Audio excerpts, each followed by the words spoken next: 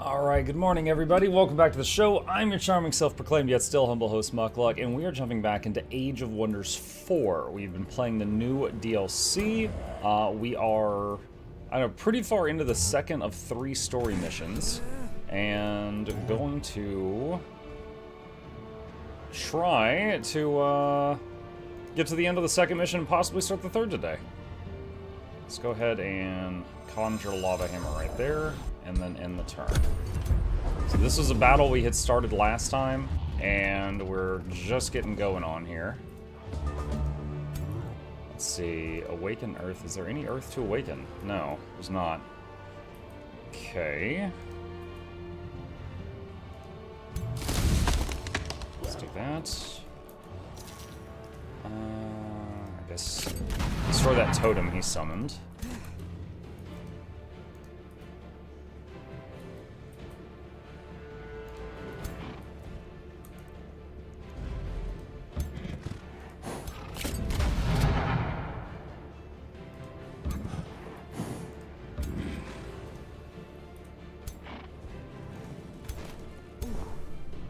Let's see.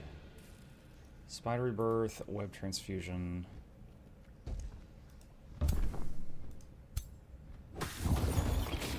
Oh, nice. I did immobilize on him. Okay.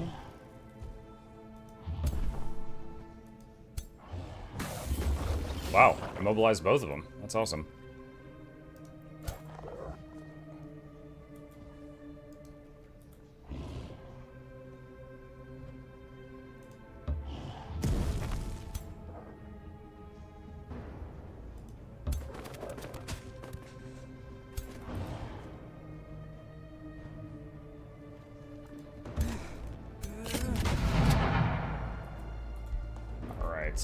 What spells do we have right now? Dreadful Bind, Suppressing Barrage.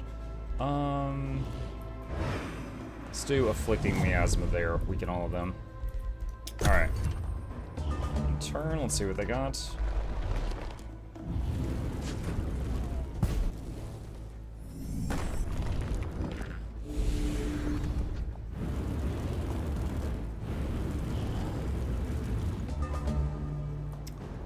Okay. Do that again.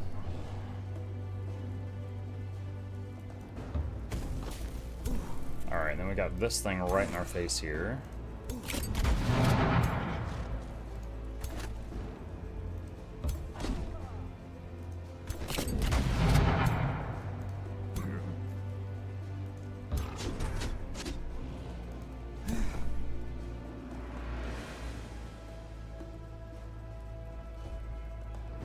See, we can use tonic to cure some negative effects. Use it on that.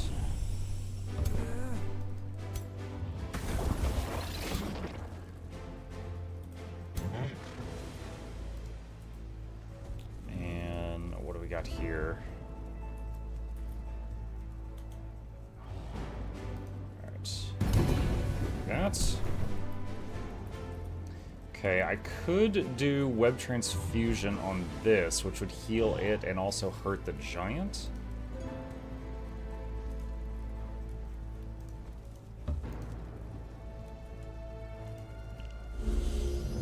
Do that. And do the miasma there also.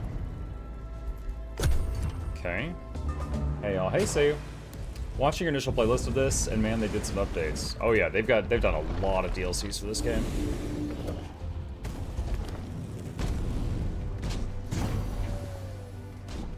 And I mean that in a good way, because they've pretty much all been quite good.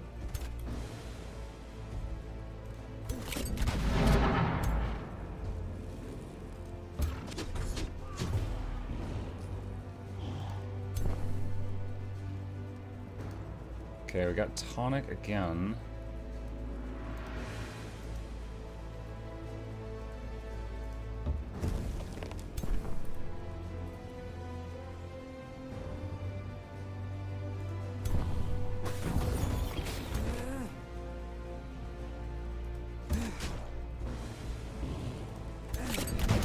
Okay, another war golem down.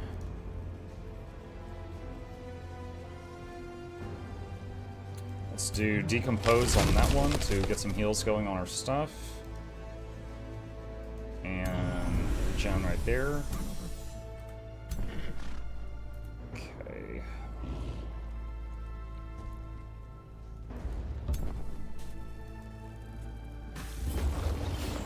Resisted most of that.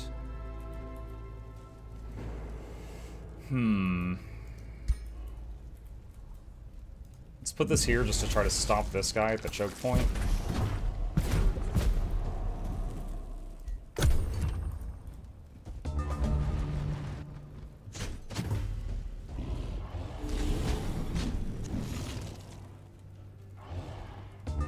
Hello to all. Hey, Blub. Welcome back.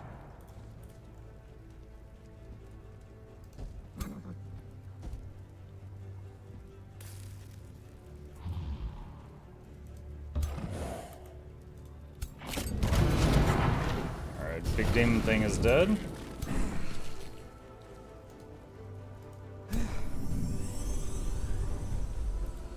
Let's see, if I use web transfusion on self, how close does the enemy have to be to take damage from it? Within 2 hexes. So if I move there and then do this, it will damage that guy.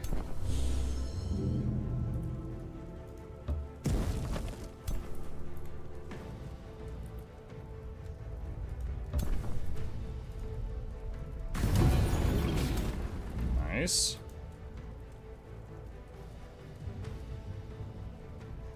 Let's see. That's 5 range, that's 6. Alright, so if I move this here, then on the next turn it can take out that totem.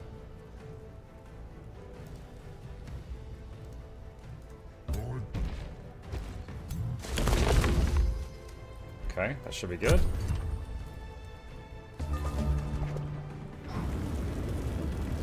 Just finished watching your last Warframe stream. Shame you had a bad time with it. Juice, you might be happy to know that I was reinstalling it last night. That last session I had was a bummer, and I needed a break from it. But I'm about at the point where I'm ready to spend more time in it. But yeah, the spoilers and all the other crap that it was having on that evening was very irritating.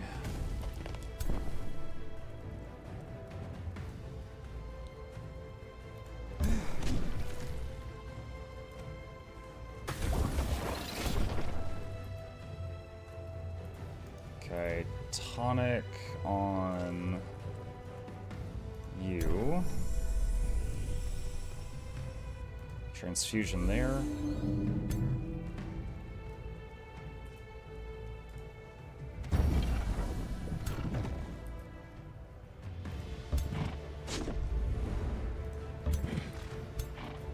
Okay. Have you figured out what a clem is? That's one of the things some people have spoiled. It's some character that shows up later on. But the way that the community seems to use it is if someone says, like, a spoiler in the chat, everybody else yells, like, Clem, Clem, Clem, and, like, drowns it out. So I think it's some kind of, like... It's become kind of like an anti-spoiler thing to say it.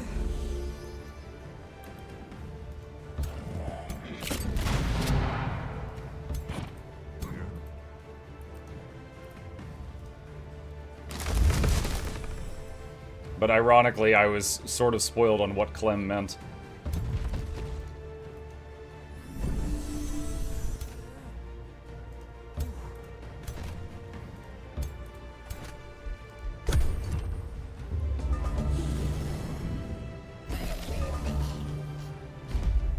Nice. That went pretty well. Okay, so we won the quest battle. Stockade of Sinners Jailbroken. With a grunt and a roar, the fiend falls over into the molten pit below, and overcome by its wounds, sinks to the fiery doom. All about you, the accursed souls of sinners wail and howl to be released. Their swelling cacophony reverberates across the crater and out into the hollow darkness beyond.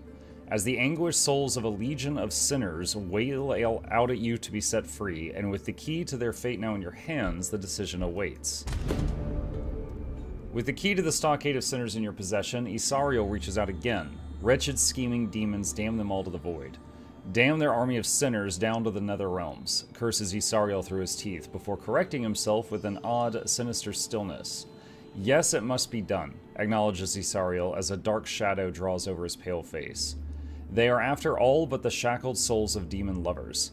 Yea, they must all be purged from the well's salvation so that they might feed the carnage and so complete the ritual. With the darkness of Obadoth dawning on him, Isariel urges you to purge all the souls. How do you proceed?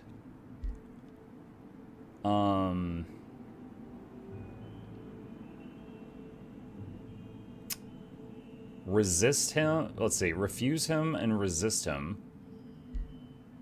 Or grant these souls salvation and send them towards the well.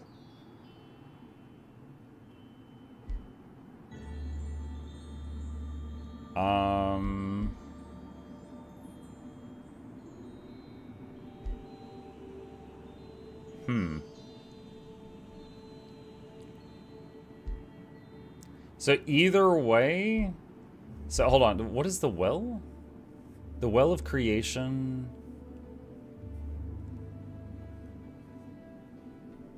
All souls of the dead are drawn to return to the well on their final journey.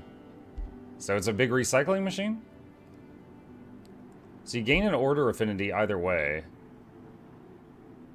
But if I send them to the well, another event pops up, which could be interesting. Alright, let's try that. Recycle them. Suddenly, a distant chorus of celestial magnificence graces your ears. As you focus upon its wordless song, a radiant sensation overcomes you wholly. Yo, Juice, thank you for the prime. Appreciate you. All the world fades into a brilliance so foreign to Obadoth that it feels utterly inconceivable, and yet it persists. With it comes a consciousness of the cosmic affinity of order, gracing your soul with arduous virtue and righteous purpose. In embracing this higher force, you know that an even greater reward is now bestowed upon you. Then you behold the celestial chorus descending from above to strengthen your virtuous quest, and with it a final boon is made available, and so you wish for... an army of 6 unicorns. Order of Knightly Oaths skill, which enhances your empire. Unlock Tome of the God Emperor. And delays the next tome unlocked by 2 research cycles.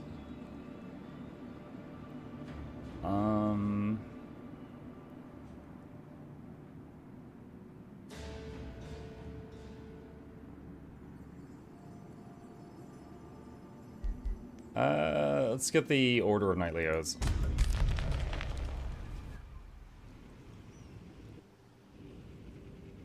Okay. 4 Crusader hosts appeared on the map. 5.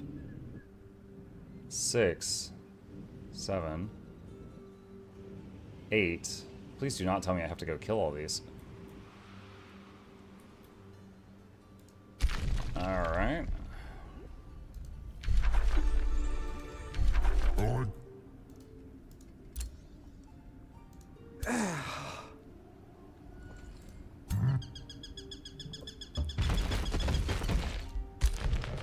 Okay, this army was gonna hit this guy. I don't really care if they live, but they did. Alright, dismiss that.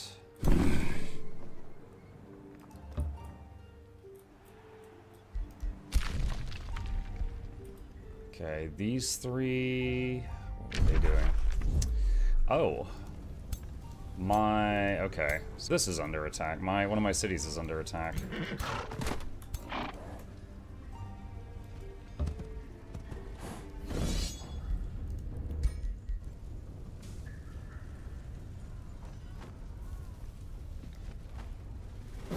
Alright. Let's see... A staff that has resurrection on it.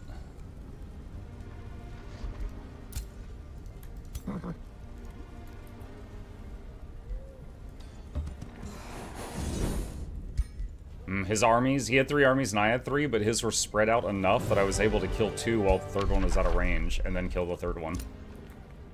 Okay, that's done.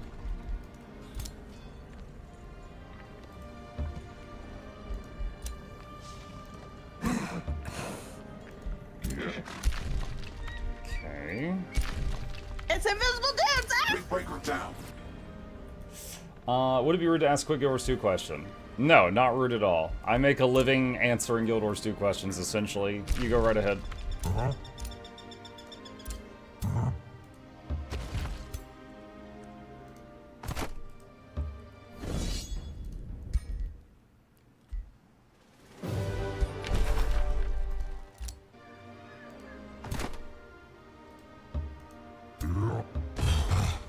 Okay, observatory is done.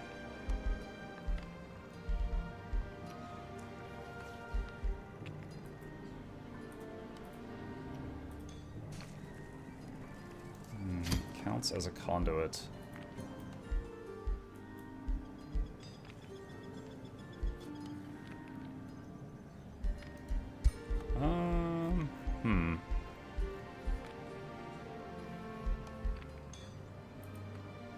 Counts as a quarry. Alright, replace this quarry with this thing. Okay. Shrine of Prosperity. Counts as a conduit. Counts as a forester.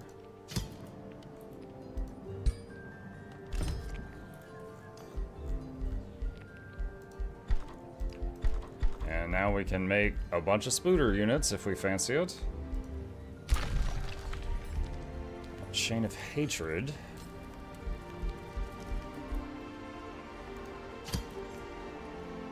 Does not... Oh, it does have a quarry over here.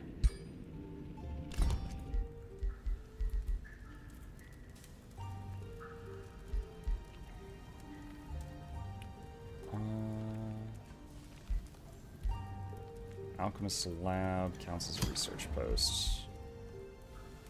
Oh wow, that's going to be huge bonuses. That's great. Okay. Let's see, we're at 305 for war trophies. It's 244.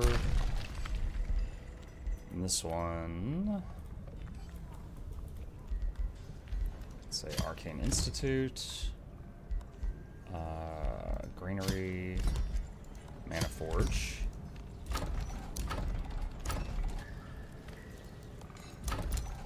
Chain of Hatred can expand. Let's take that. I'll need to deal with this infestation soon, though. Okay, Ruler leveled up. Let's see. Stoff says, I'm gearing a character for the first time. I'm looking at all the different sources for ascended gear. The build guide I'm looking at will name specific places, but can I use any piece that has the same name stats? The build guide says use the Mist Pendant with Berserker stats, but I have a Berserker amulet from the Laurel window for much cheaper. Don't want to make a mistake. Yes, any ascended amulet that has... Okay, so if you got like 2 ascended amulets and they have different names, but they both have the same stats, the numbers should be the same. You know, like if they've got power, precision, and ferocity, the numbers should be the same on the 2 of them. It's really rare that that's not the case. There's also, if you haven't done it already, the Wizard's Vault is probably the easiest way to get Ascended gear. And I have a video on a bunch of sources of Ascended gear there if you need it. Thanks. You're very welcome. Fake Growth, True Strike...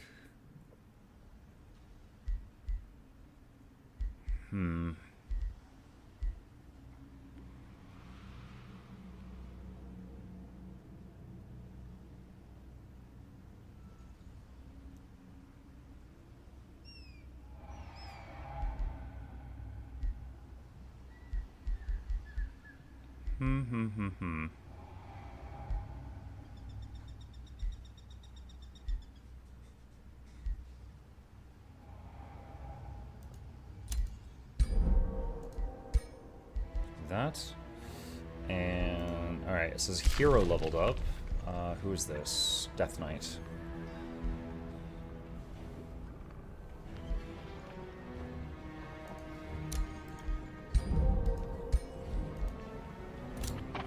signature skill is available. Let's do adaptive order to get the can't take fatal damage one time per battle. That's been really good so far.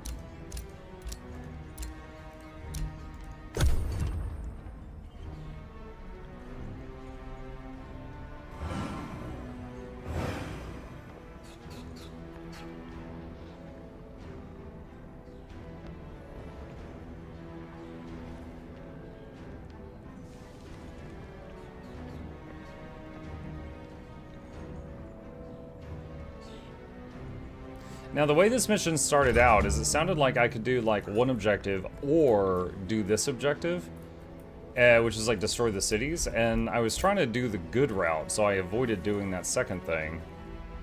But I am not sure if, if it wants me to do that now.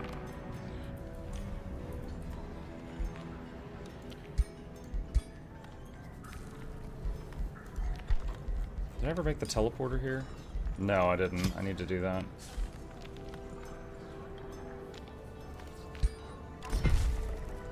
I'll go ahead and rush construction of that.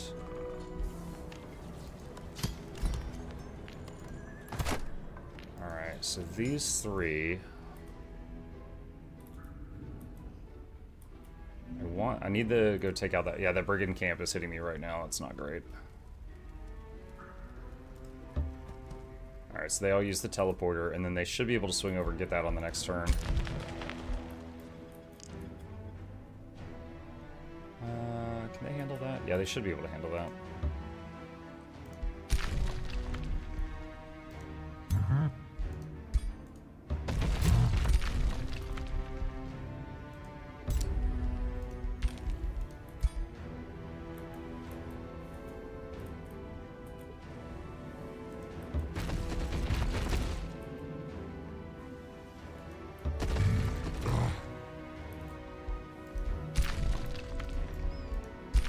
You two come join the boss man. You stay right there. That's done building.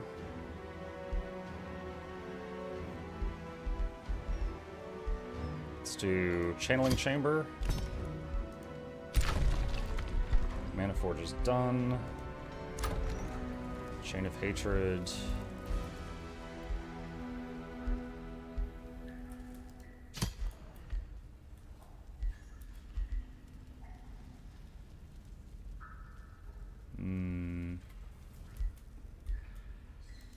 Hold off on that. Province is being pillaged. Yup. We do have an extra Whispering Orb.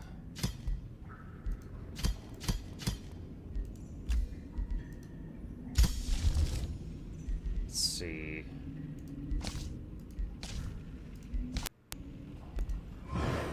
And do another Lava Stella. Do it here.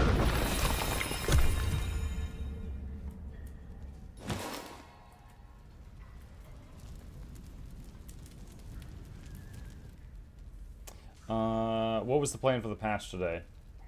The patch for Guild Wars 2 is supposed to be in about 90 minutes, according to the last forum post they did, which I will link to you now.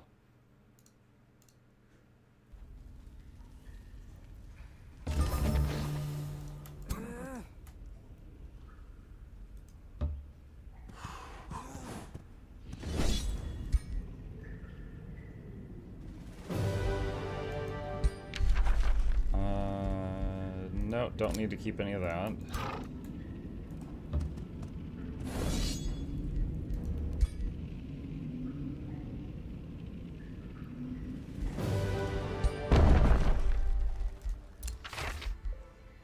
Sniping crossbow and a war mount. Lots of various goodies. Right.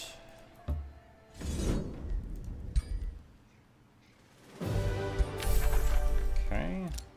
Look at that.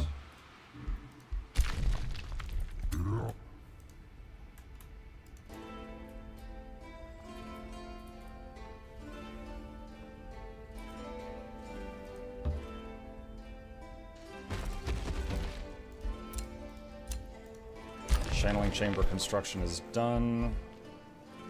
Let's do teleportation circle. Skip chain of hatred.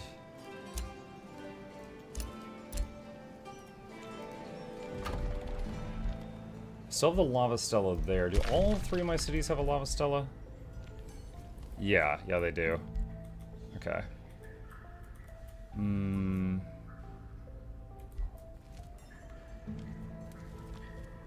Oh, these guys are creeping forward a little bit. Okay.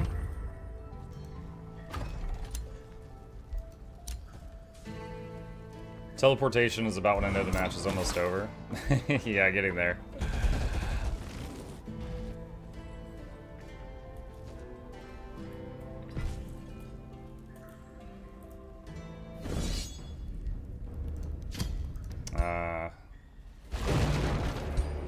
They killed a scout.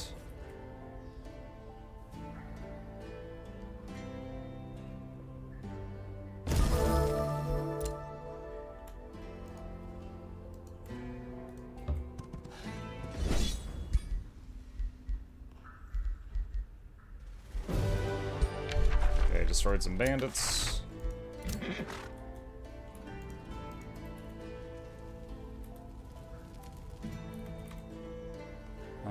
Only 2 of them can make it through the teleporter, so don't go through the teleporter yet.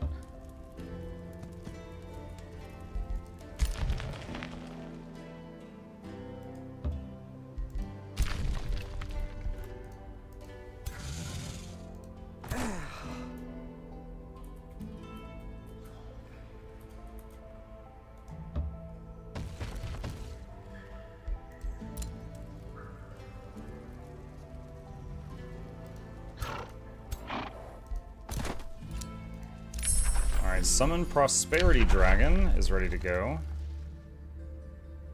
Alright, Staves of Grace. And Prosperity Dragon.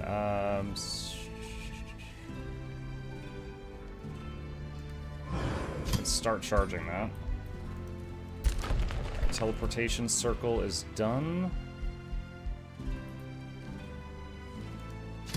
Do war trophies again.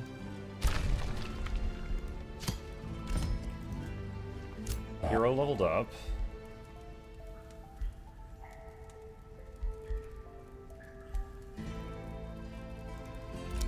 Morale drain. New Empire development skill available.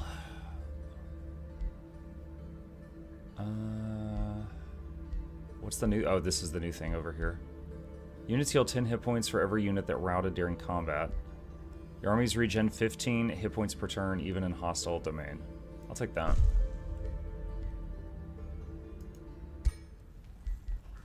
Okay.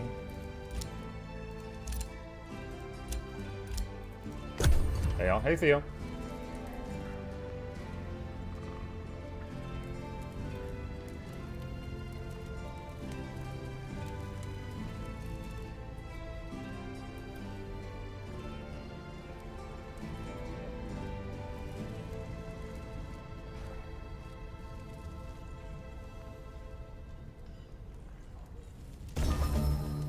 Alright, so we possibly need to go around and take out those, what were they called?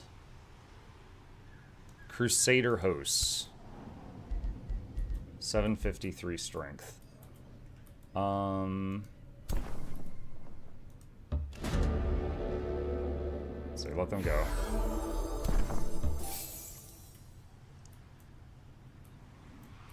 If this army is flying, it might be able to take them out.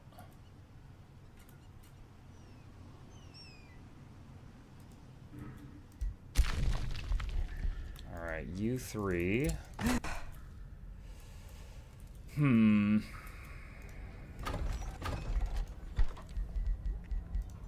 Let's see, do another observer there.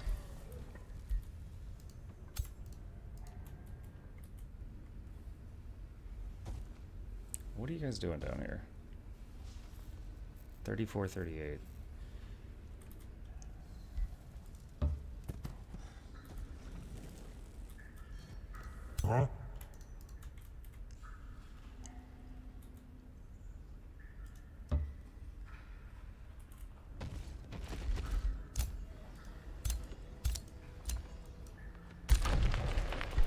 that war trophy construction is done.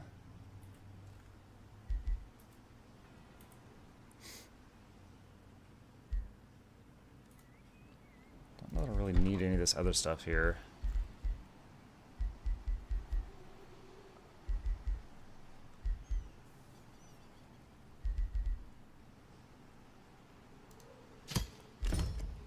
Let's start cooking up like another high tier army.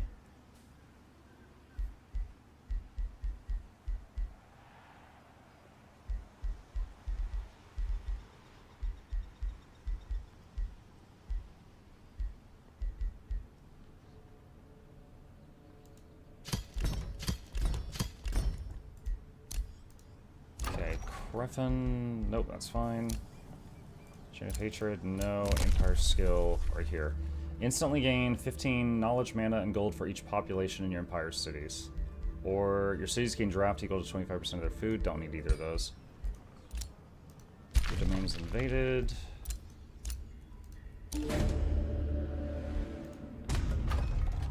Okay, we met another free city, but they hate us right now.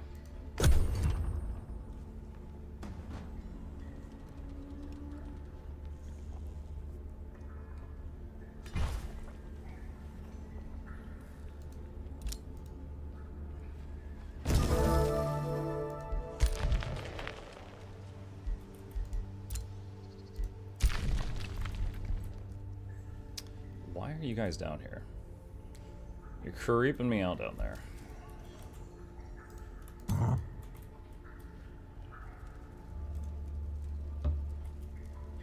Alright, so all of them have gone through the teleporter. Just keep these at home.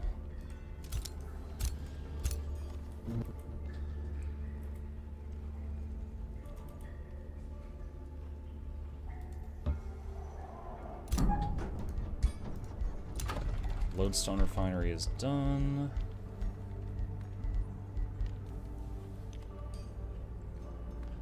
Tendril Labyrinth Tavern. Breathen can expand.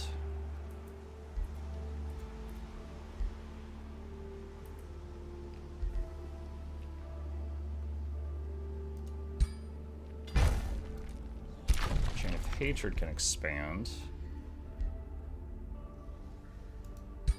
Take that. Hero leveled up. Let's put Misfortune on enemies you hit. Negotiation succeeded. Someone's in a war party. That's fine. Alright.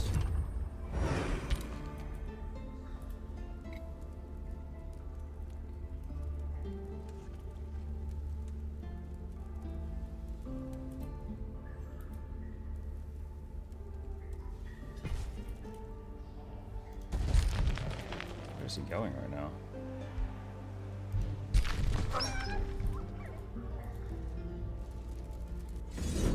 Yeah, I killed that scout. That's fine.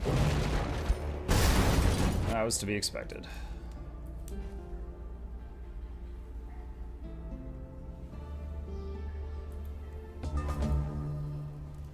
Can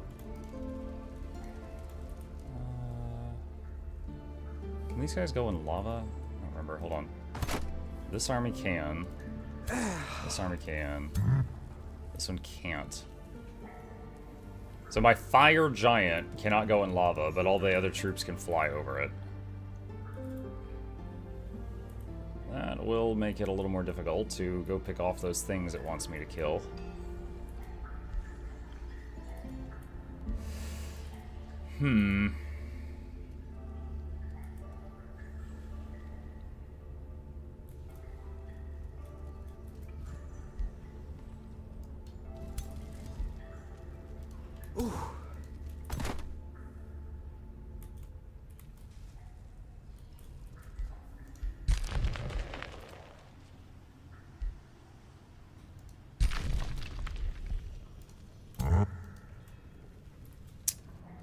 What about you three?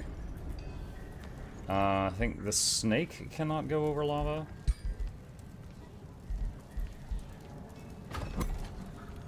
This army cannot. Why can this army not? It looks like they all have wings.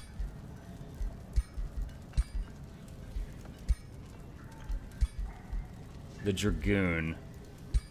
So even though he's got wings, because he's on a horse, he can't go over lava. And mage lock cannons can. Okay. Priest of the Weave can. Alright, let's go back up to the surveyor here. This is kind of annoying. Alright. Where is this right here? So cancel the Dragoons I was making. Need something with wings. Spiders are no good. Cannons no good. Fire giants, ironically, not good for this. Yeah, I could just do a full army of Priests of the Weave. Would be kind of funny.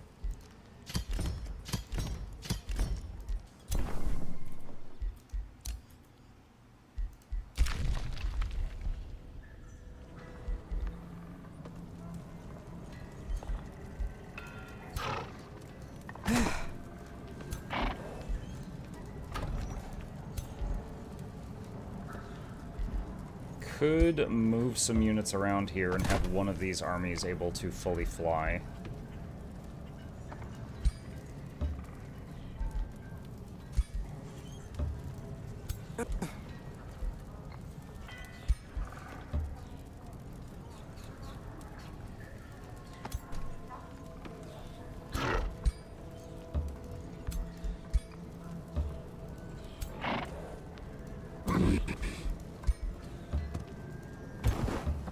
There we go. Okay, so this whole army...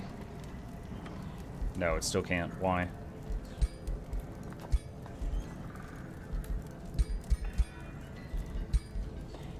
It's the hero. Okay, hold on. So, unequip the horse. Okay, there. Alright, so now this whole army can fly. Alright, so... let's have this guy... go over here. And we're going to... rush we're going to spend quite a bit of money rushing some construction here.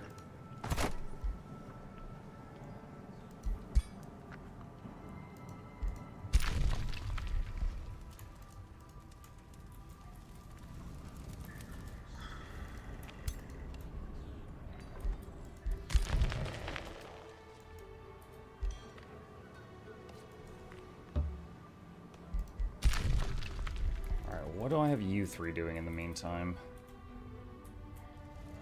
So you three just stay there, just guard this area. Alright, Staves of Grace research done. Let's see, shuffle research. I want the other grace stuff if I can get it. Blessed Armors, hell yeah. There we go. Alright, and Prosperity Dragon should be ready to go. Which can fly.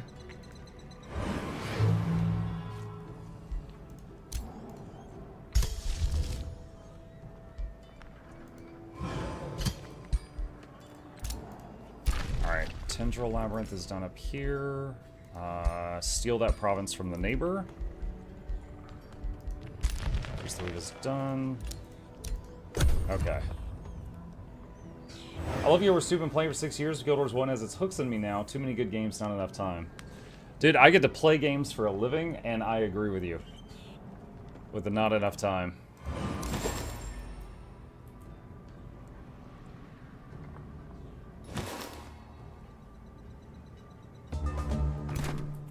Okay.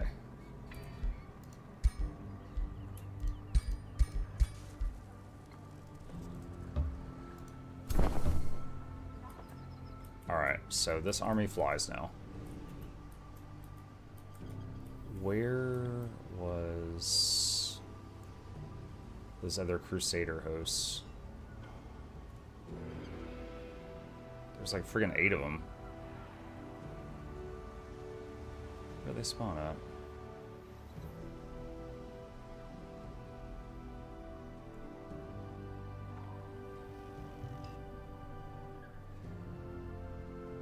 Or maybe I'm supposed to destroy this? I don't know. Oh, there's one right there. I'm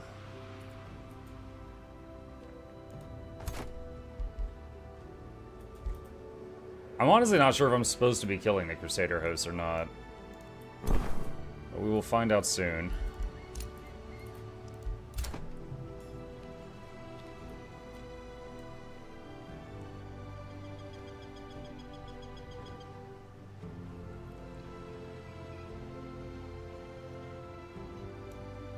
How do we get to that city? There.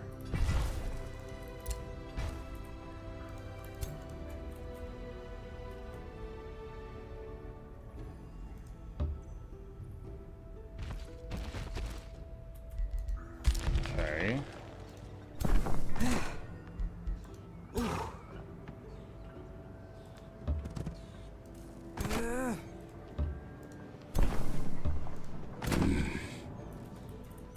Alright. Where... There's one there. We've already got an army going over here. Alright, I guess we'll send it this way.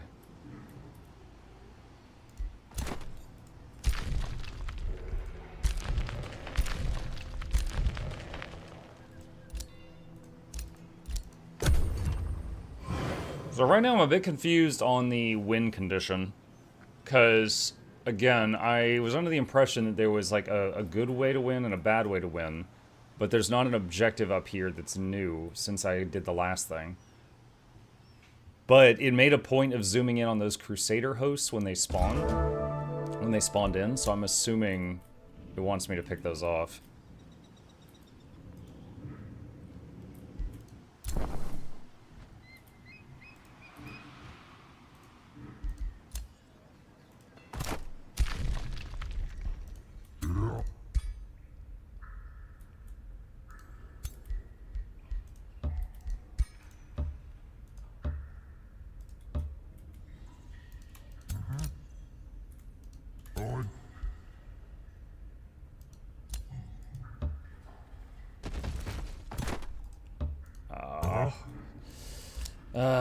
My main guy is slower than all the others.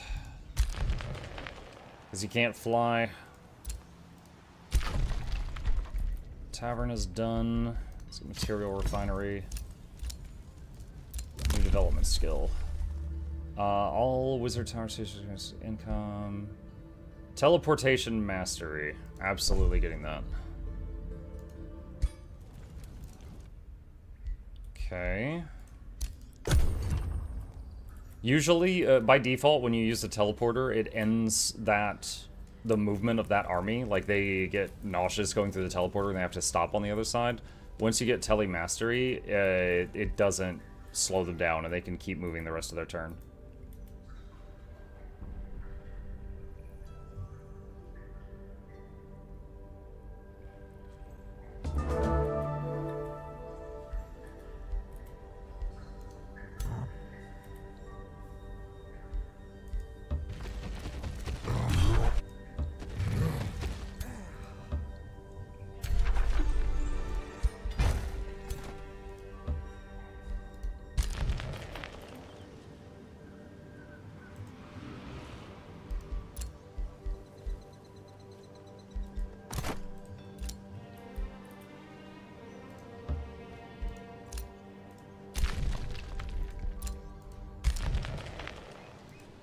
Got another priest here. You join this army. And then this one is now capable of flight. Will you read the Yorsu patch notes once they come out today? Yeah, I'm not gonna... okay, so these notes here, I already read all these, so like this stuff, I'm not gonna reread this. That'll blow my voice out again. But if there's anything new, absolutely.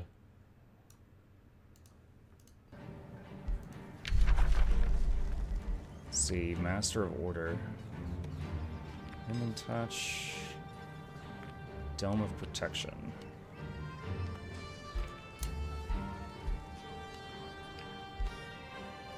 Let's do Frost Curse. Summon Prosperity Dragon is ready.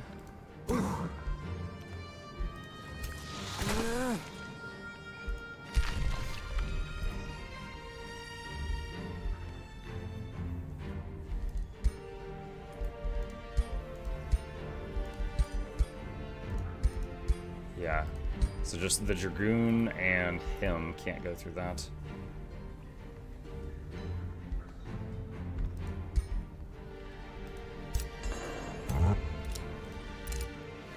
Oh, hello. Hold on, hold on.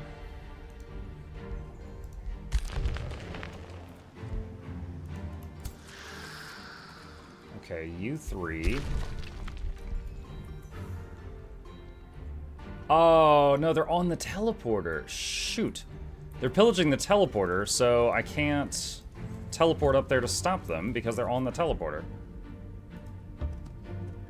So we're gonna have to run up there, which is gonna take longer.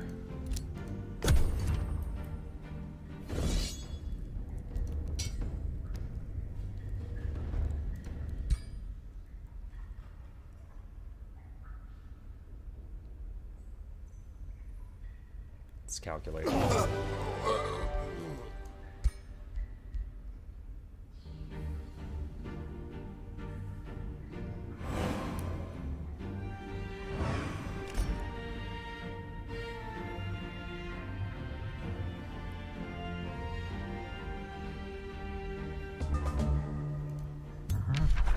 Alright, I can take a war breed from them. That's pretty strong. But, God, if it was any earlier in the game, I'd absolutely take that. But at this point, I really just don't need it.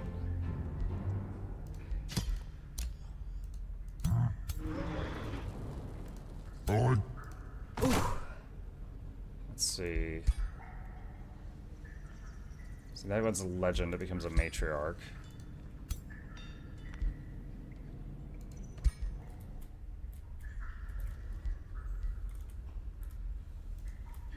Send that wisp back. Send this Dragoon here.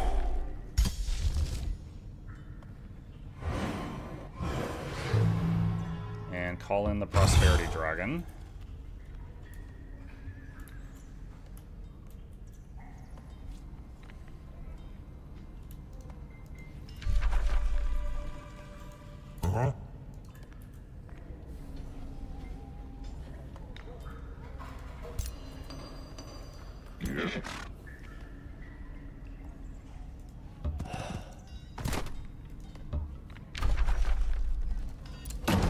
Start a siege.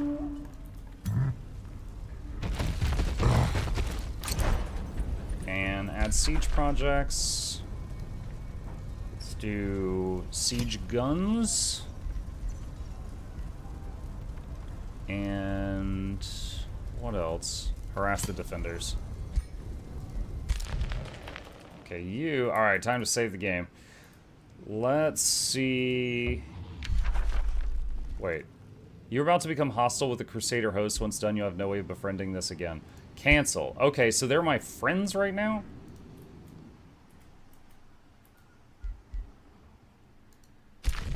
Okay, so I guess the Crusader hosts are allies.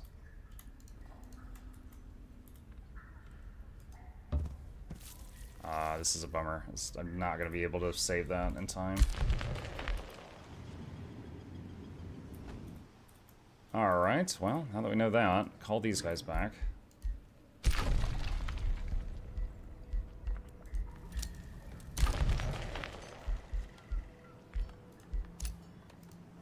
New skill available.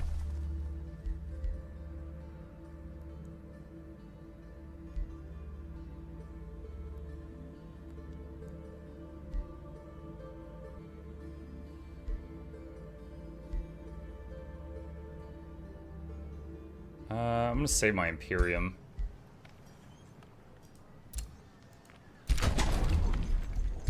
Yep, we're on our way up there right now.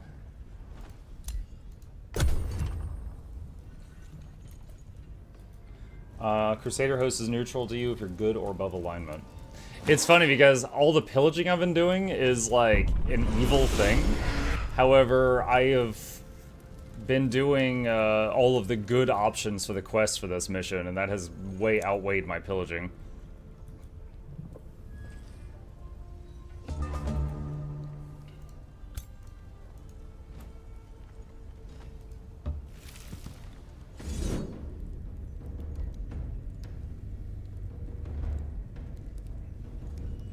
A little nervous about this one.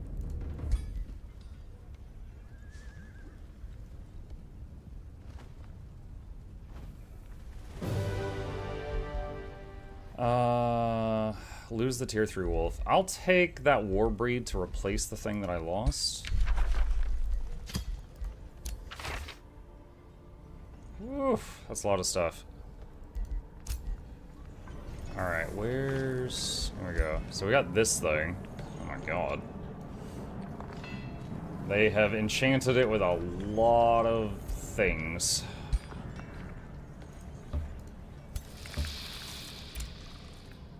Can't repair the teleporter because they are in my area right now.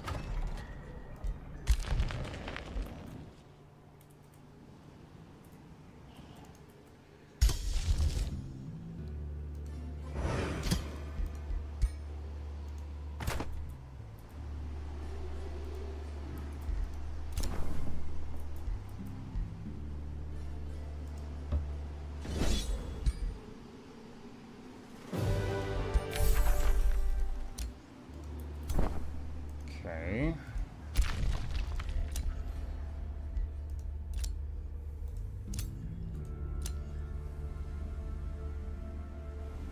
Two turns on that siege.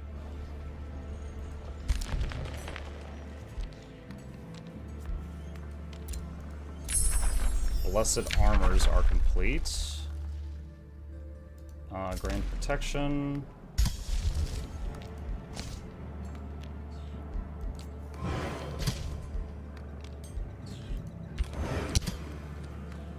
Let's put that away.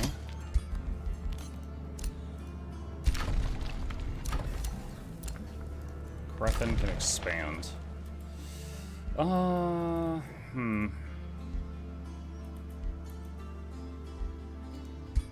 Let's do that.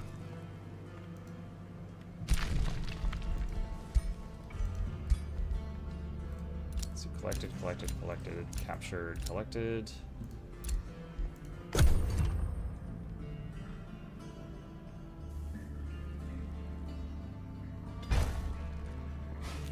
They're gonna siege that city again.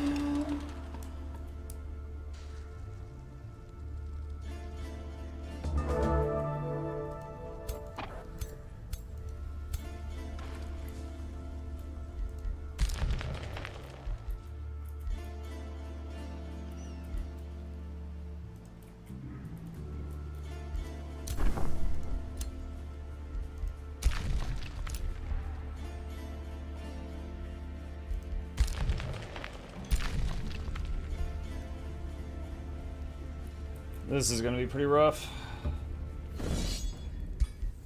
We have the defender's advantage of the, like, ballistas and stuff on the city. Actually, I don't know if the city has ballistas.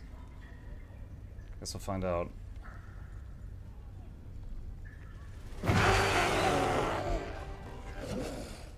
Lose the snake, and the warbreed routed, it'll come back. You know what, that's fine. I stole the snake from them earlier anyway.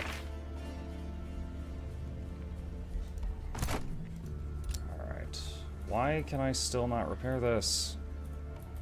Oh, there's one more dude there.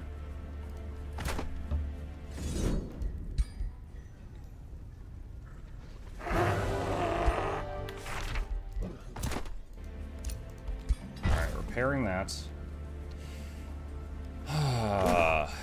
Let's see.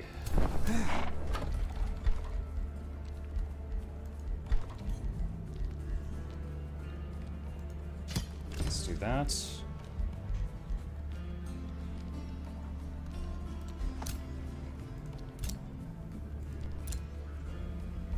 Okay, this has one more turn on it.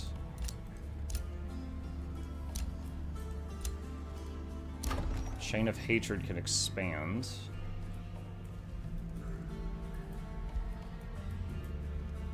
I'd like to take another thing from them if possible. Let's do make an observer, hurry recruitment, and grab this.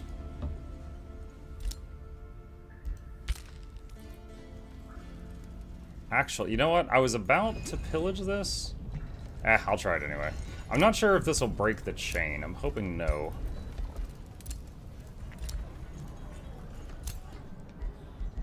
Hoping it does not.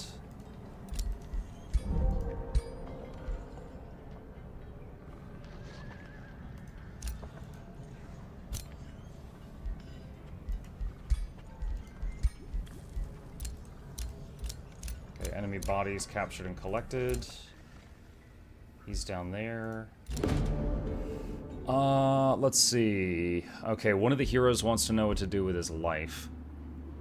Duelist, Raider. Raider is going to be the easiest one to do.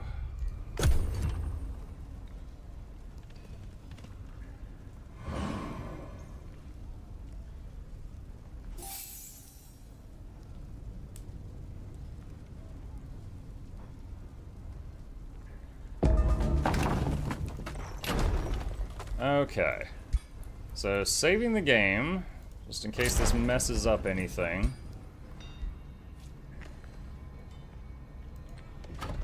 Oh, this city had no defenders, so we just got it.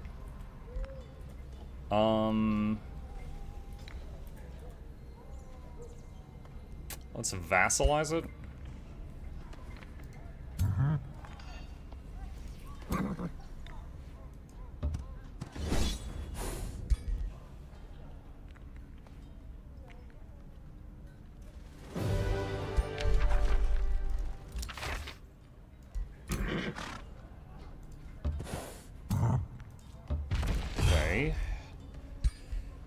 Let's take a look at equipment now. What do we got?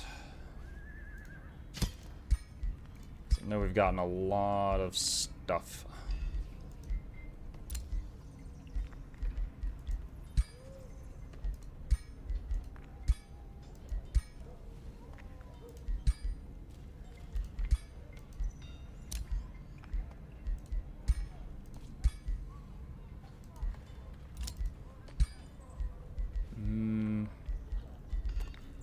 Let me see if there's anything else here I want more.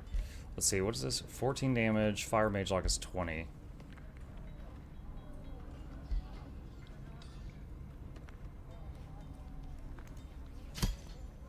Okay, this is a straight upgrade. Sword for melee, throwing dagger for range.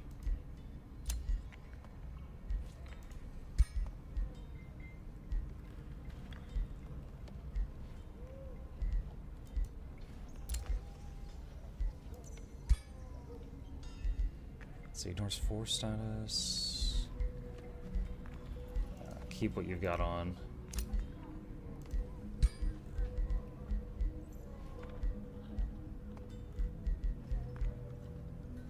I think that's fine.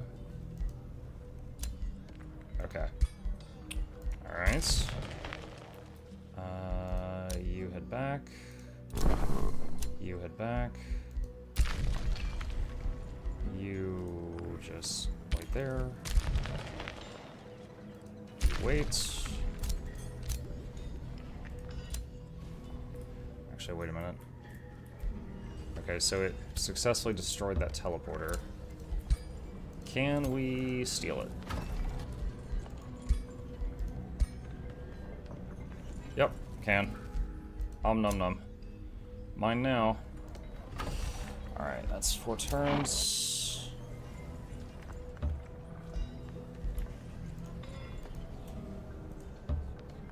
Keep them there to keep that safe. I don't want to lose it again.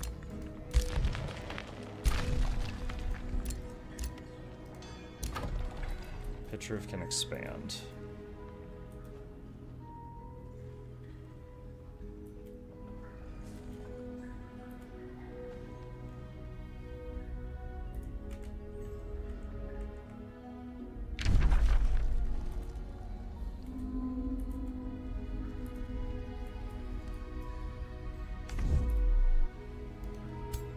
can wait a turn and then get the soul oil from them. Alright, Blessed Armors. And Staves of Grace next.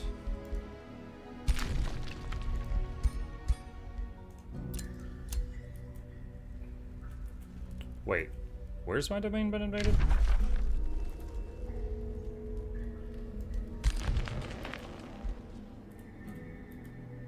I think we're fine. Dude, I just played this game out last week and I didn't think I would love it as much as I do. It's a solid game.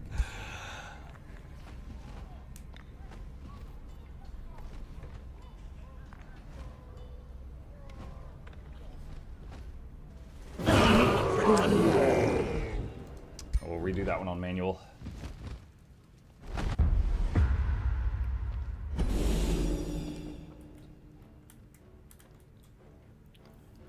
Okay.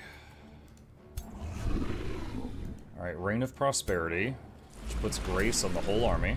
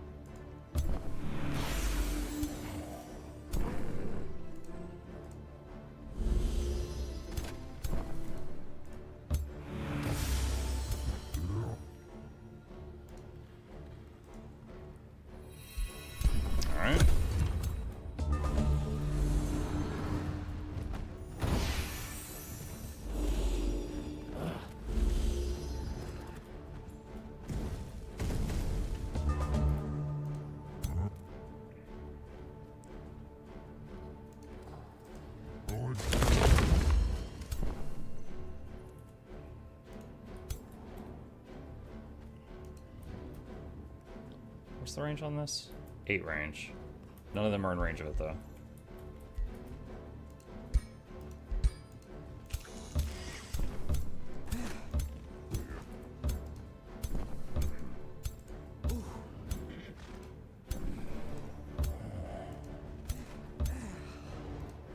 Why are we all at low morale?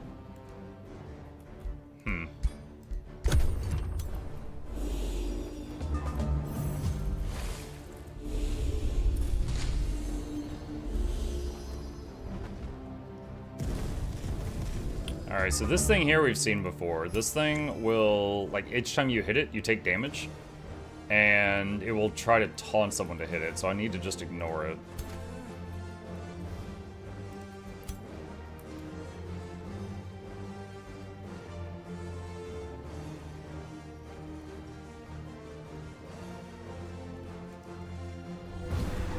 Okay, blast from the dragon.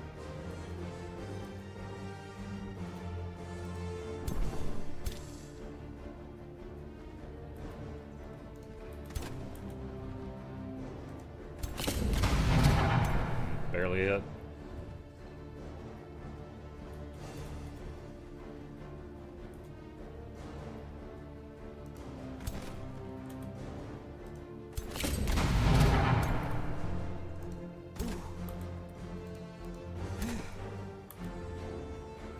Nothing in range.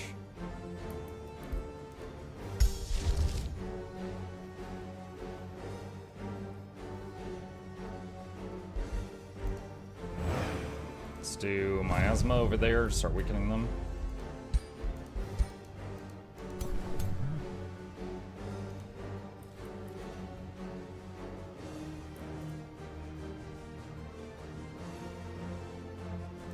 There's a tile we can use Awaken Earth on.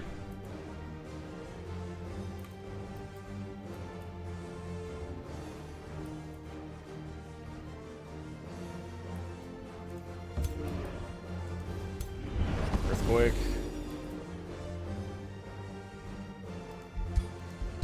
Alright, end turn.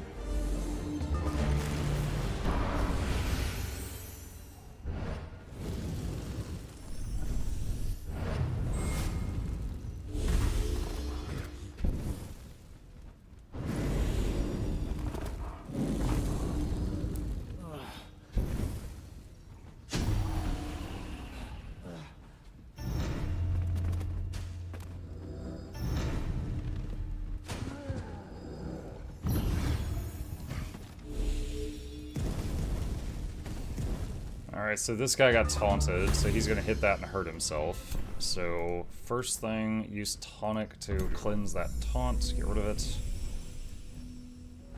Alright. Oh, chance to hit on this guy is really bad, what the heck?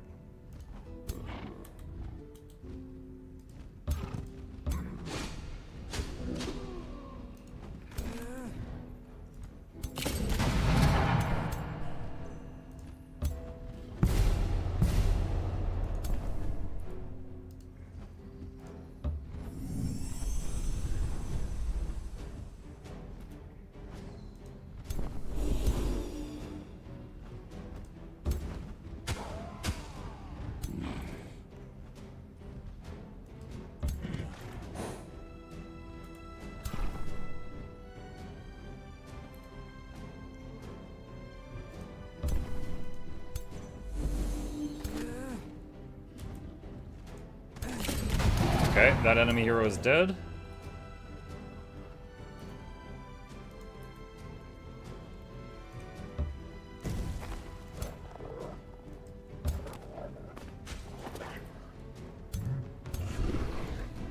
Alright, Grace on everyone again.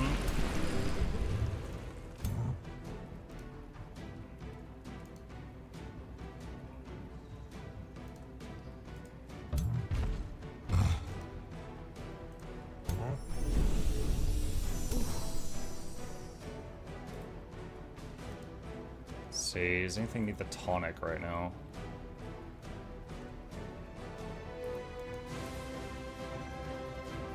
Do web transfusion there. Tonic that. Blast him.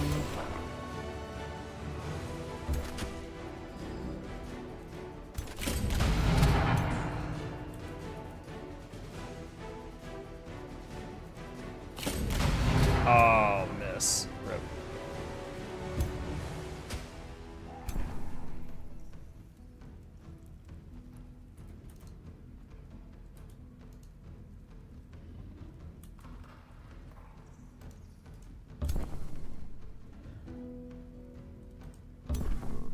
.66% chance of subduing. Okay, that unit is basically gone from the battle. I don't need to worry about it anymore.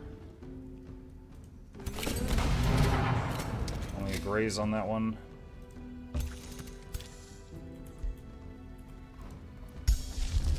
Let's do more miasma there. Keep debuffing them.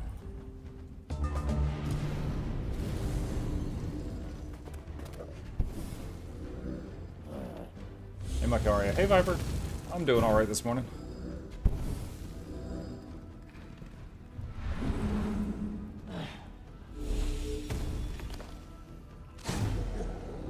Critical hit on my giant. Rip.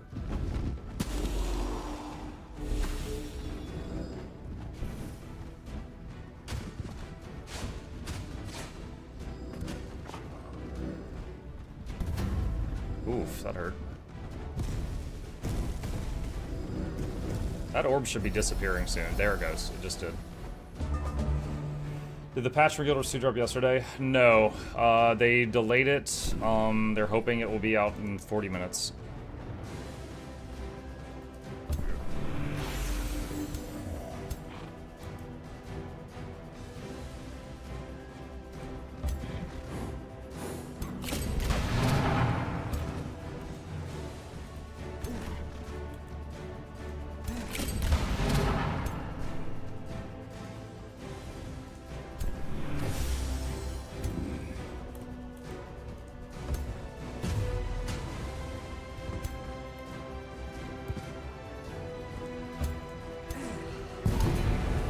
That's dead.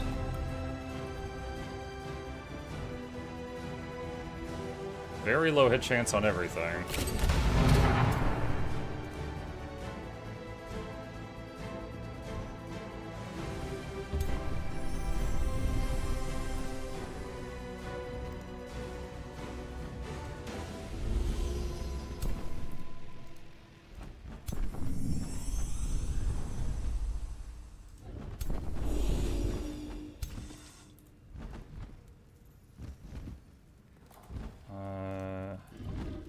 Was this the guy that subdued? No. Wait, what happened to the guy that was subdued? Although maybe they cleansed it or I killed it. I don't know. I'm not sure what happened to it.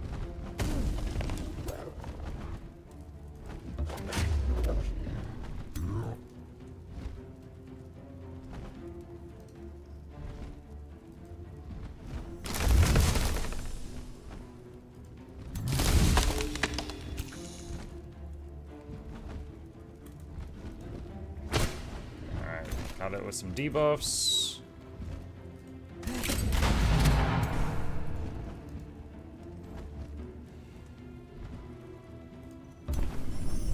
Here's some of that stuff.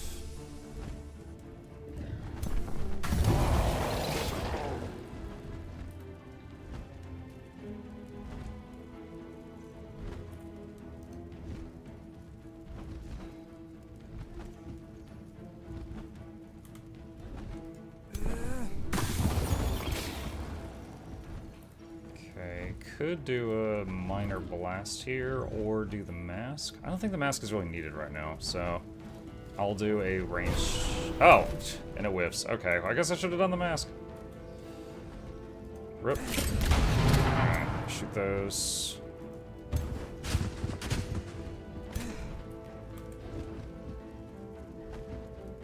Ooh, I could take a lot of his health if that connects.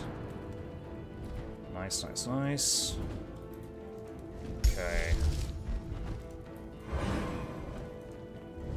More weakness on them, just keep lowering their damage.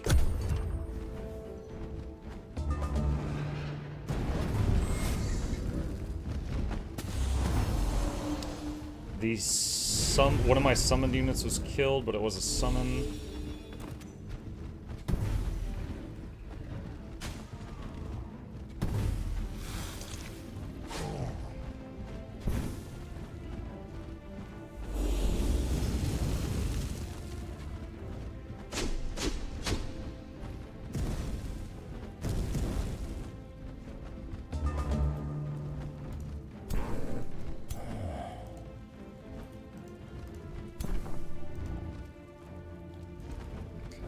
Web heal on that.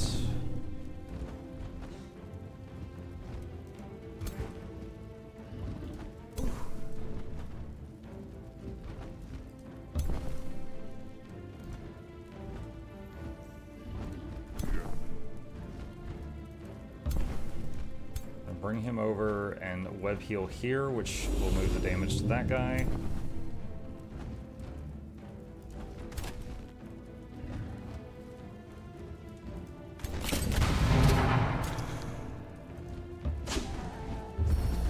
Oh, it died from retail damage. Dang it.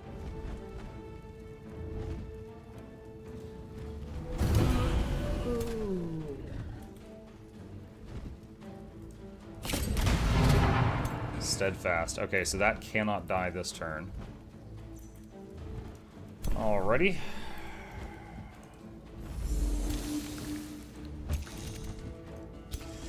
Summon Primal Spider.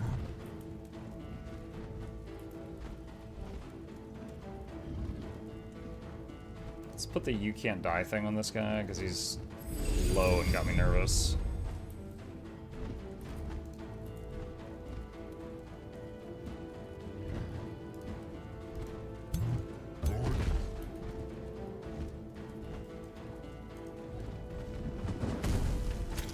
Some damage on them.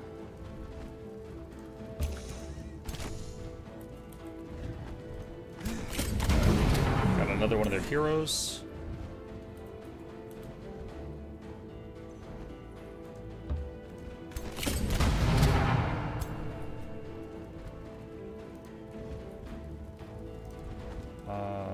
Wait, what? Who is this?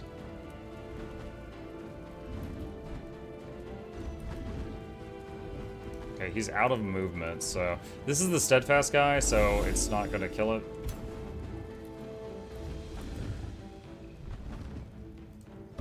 Throw net. Resist, but it did some damage.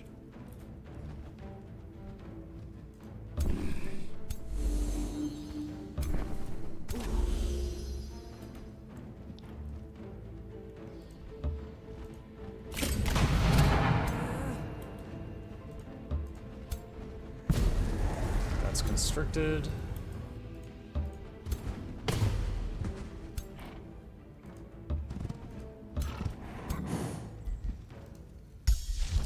Okay. And turn. Some fire stuff hits me.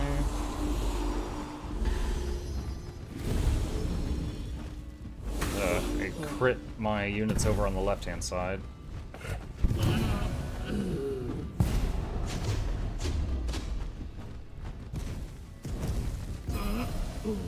Something of theirs died from dots there.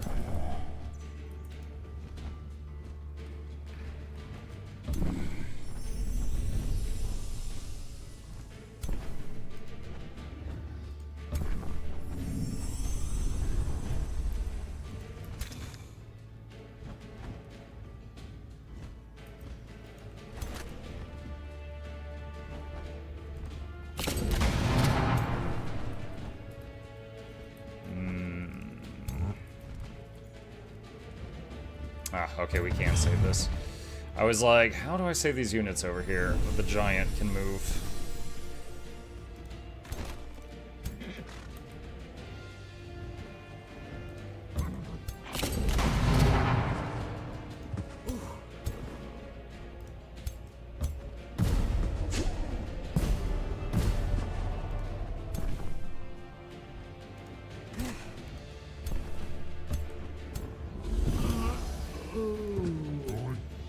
Okay.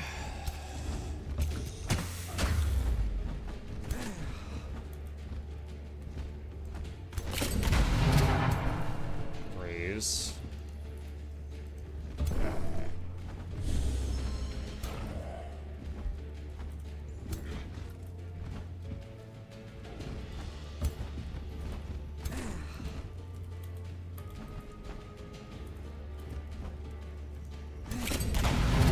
Hero dead.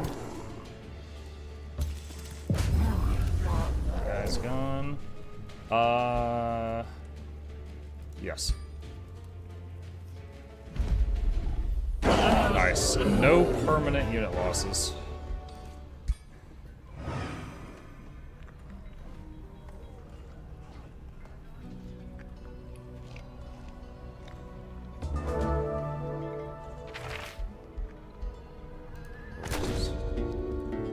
Ritual sated. With the last... Oh, so we just... One of the things was like kill 1,000 or 10,000 enemies, and I think we just hit that. With the last sacrifice of carnage made, an alien tranquility besides the Ozrun pit. While the chaotic energies of carnage paradoxically tranquilize in a strange orderly way, Isariel appears silently beside you.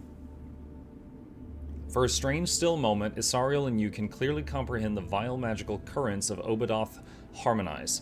In so doing, Isariel's breathing deepens into bitterness. I have not sensed such order in the pit like this for a long time, laments Isariel, with a grim sigh.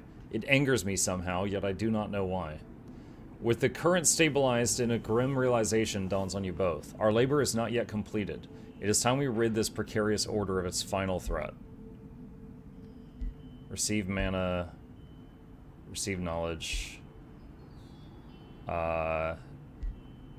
Get a Shrine of Smiting from heaven and gain order.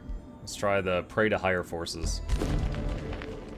Go forth, ye Paragon of Order, commands Isariel with swallowed pride. The pit still needs our blades drawn. It is the hour that we must strike the aspect of chaos. Though she might be an immortal god-ear, her defeat here shall banish her spirit from the Ozrun pit and allow us to seal her away for good.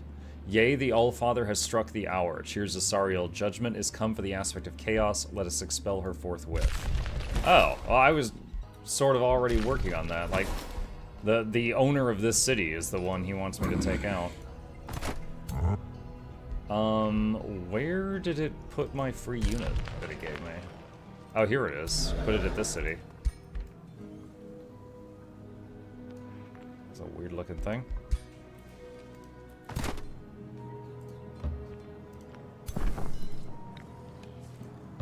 Okay.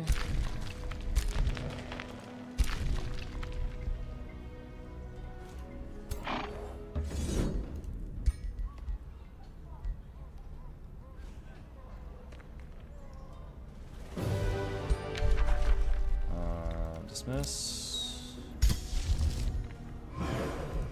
Buff all our supports.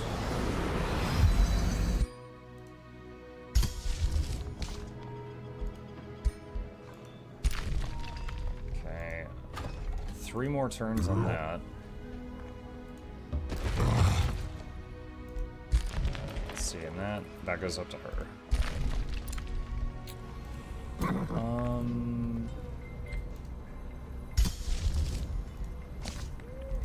Let's just get more prosperity dragons for now. Let's see. Out of curiosity, because I got that mentorship thing really early on that I told you guys about, where essentially every turn, every hero will give a unit in its army a huge XP boost, like 40 XP. And so like this guy, we've had him since like the beginning of the game, and if you look at his ranks here because of like XP, he's gone all the way down to Exalted, and then Exalted just repeats, and he's gotten Exalted twice, which is, you know, 10 additional hit points each time. So it really rewards you for keeping units alive for a long time. This guy's Exalted 4. This is a tier 1 unit. He's got 40 extra health. I do love the stuff that just keeps giving you benefits over time. Solo over. Oh, that should be able to take that now.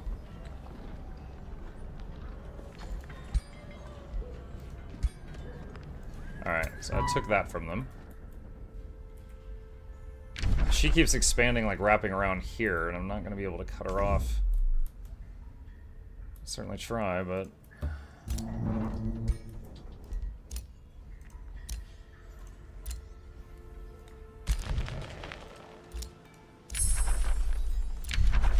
Choose a new tome.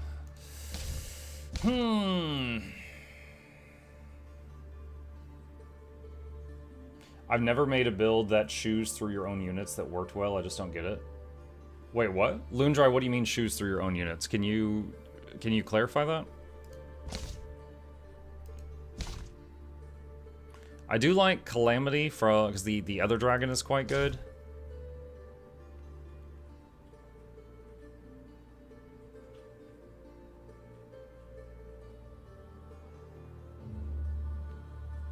Sacrificing and throwing lots of yeah, you're saying that, you know, making an army of units like fodder, it just doesn't seem worth it. Yeah, it seems like it's just being able to keep your stuff alive is just too good.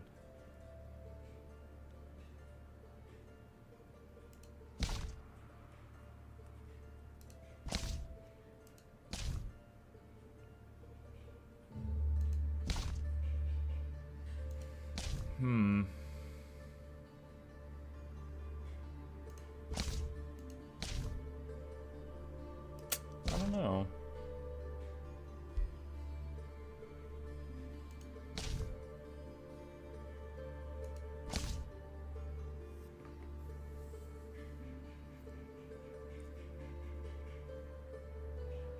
At the start of combat, gain 50 extra combat casting points, and during combat, all enemy units suffer -1 resistance. It's not bad.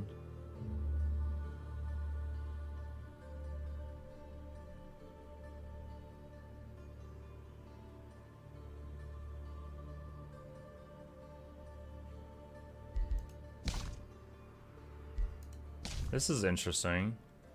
Your whole race becomes ethereal. More physical resist, less spirit resist. Immune to bleeding, disease, immobilize, and poison. It's a lot of immunities.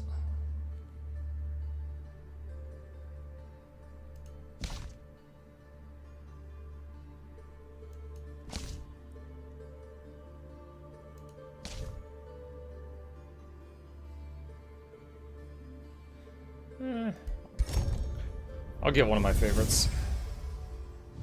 Lo, that dragon of calamity. The desolation in its name.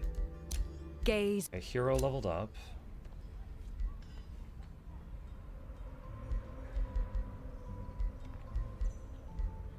Let's do plus 10% to damage.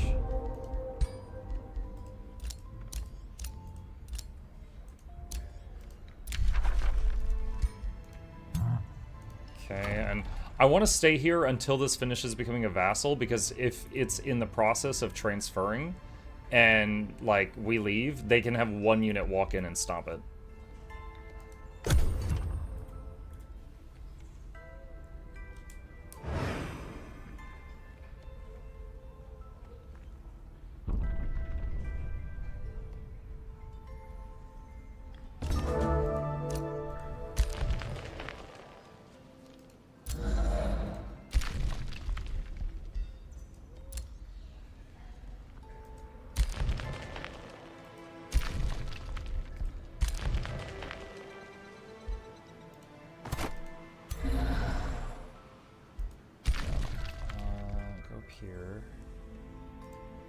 Okay, so the Shrine of Smiting and those other Priests of the Weave that we made, now that we got the teleporter back online, they've joined the second army stack, so it is more powerful now.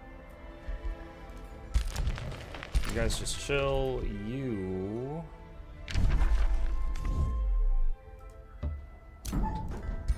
destroy that.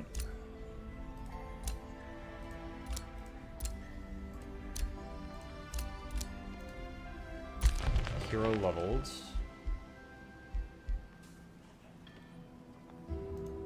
Fate magic.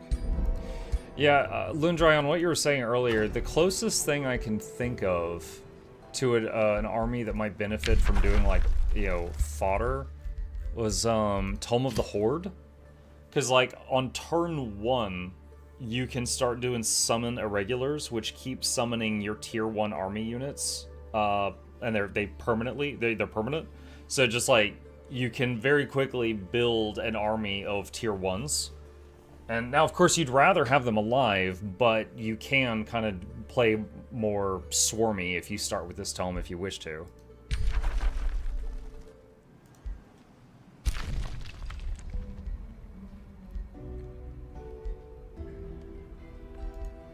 Get the AoE heal.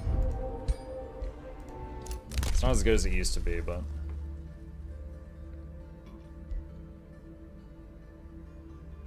After winning a battle, you can spend mana to resurrect non-hero units that died?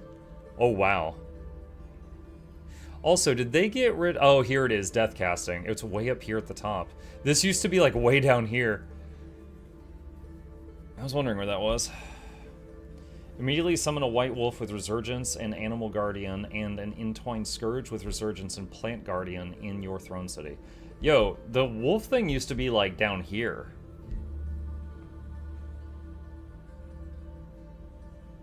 Units gain Well Supplied at the start of their turn on the world map if they're in your domain, which lasts for 5 turns outside your domain. Plus health and healing received. Let's get Unnatural Recovery.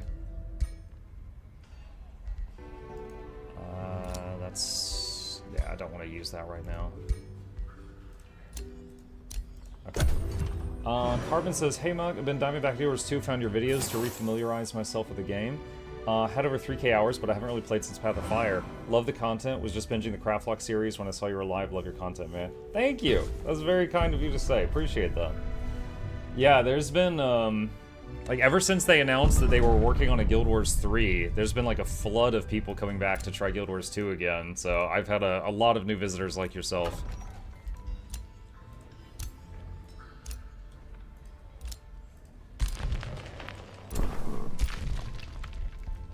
Okay, that one's done. Destroy that.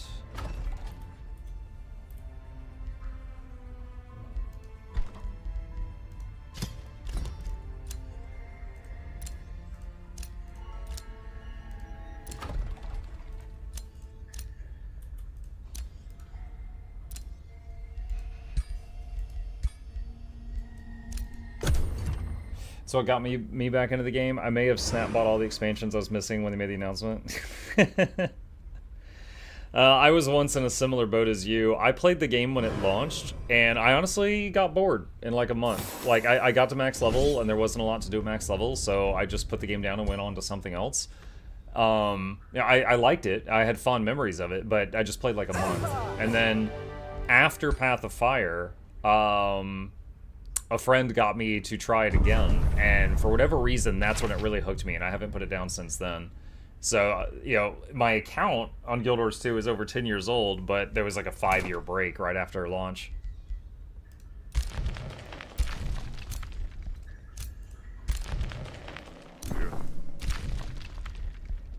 Okay. We don't want to keep pillaging too much, because if it lowers me from good to evil, then all of those other angel stacks on the map will start attacking me.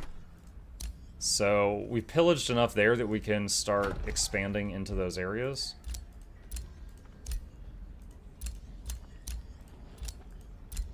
Oh, city released as a vassal. Okay, so give them Whispering Stone. Alright, so this is now a minion city of mine.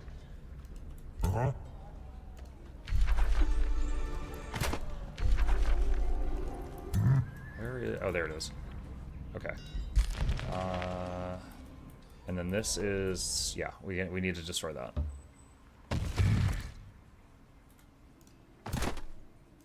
Okay, destroy the Spelljammer, because that will actually get in our way.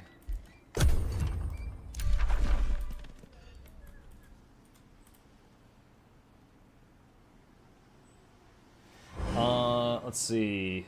Lunar Mage says the Dark Cult of Death is the best for more sacrificial builds.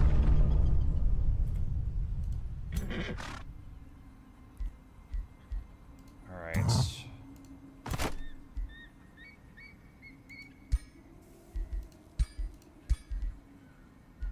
Okay, this spider, we're gonna send it back here.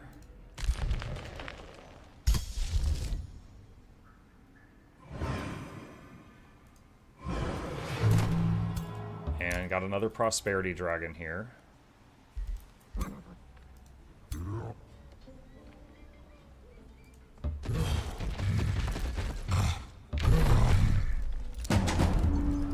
Siege, make siege guns.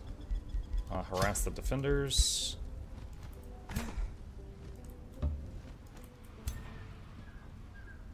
I'll say again though, is like we played Reavers just because someone in chat was just like, "Oh, do this," and I was like, "Yeah, okay." It's been a lot more fun than I thought it was going to be. The Overseers, I don't like love the Harriers, but they have good synergy with the Overseers. They can immobilize something with a net, and then they can subdue an immobilized unit and just remove it from the battle. And the Mage Locks are really good. Where are they? Right here. There's the rifles.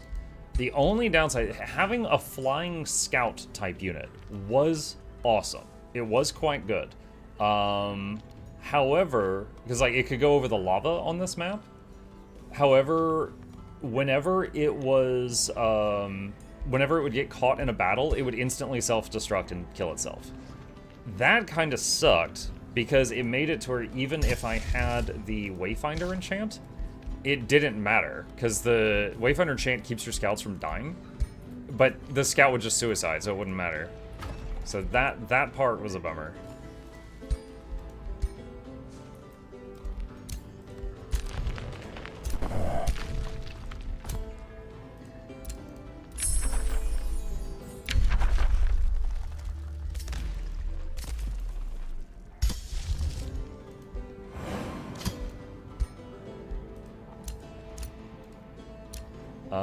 Respond to a hero's offer to join.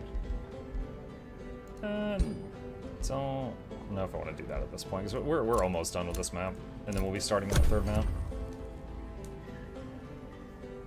I was an OG player too. I was pretty big in Guild Wars 1 and have been playing that again since Reforged. I was in a guild before Guild Wars 2 even launched. Still friends with some of those people today. Initial lack of endgame didn't bug me at launch since I'm an altaholic. Probably going to make a new character to level to really dive back into Guild Wars 2, even though I already have 12 characters. Yeah, I have one character of each class, but if I wasn't a content creator, I don't know if I would have, because, like, I love my Ranger. Like, I've got, like, 10,000 hours in the game, and, like, 7K of them are on Ranger. And then second and third are Necro and Engineer, and then the other 6 classes I honestly hardly ever play. Like, if I'm doing a video on one of them, like a spotlighting some unique thing, I'll pull them up, but that's pretty much the only reason I take those toys off the shelf.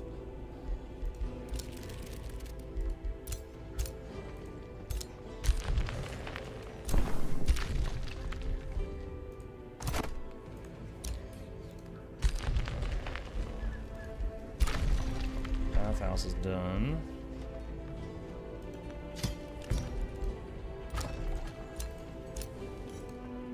Breathen can expand.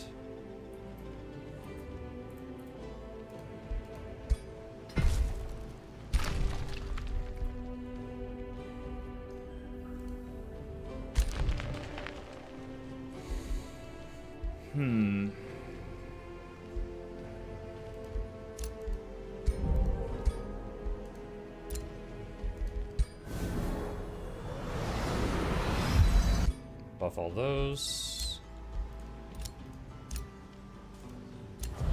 Trade proposal. One of the cities wants to make truce?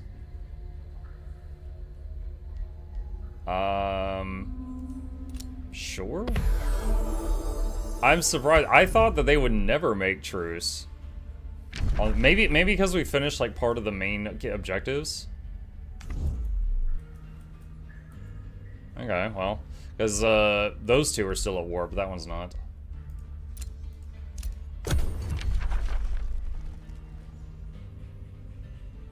What?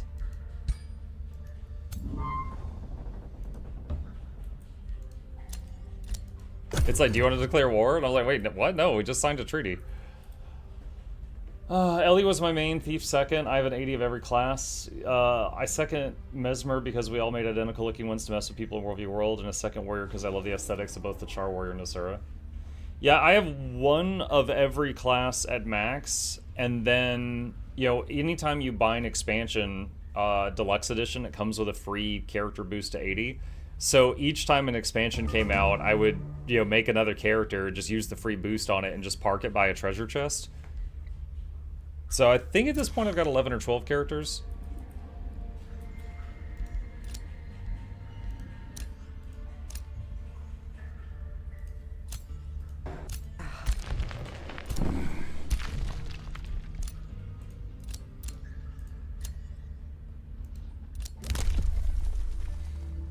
Spells can now be cast on the first turn of combat. When an enemy player casts a spell while in combat with you, you gain 15 combat casting points and 60 mana. I'm going to take that one.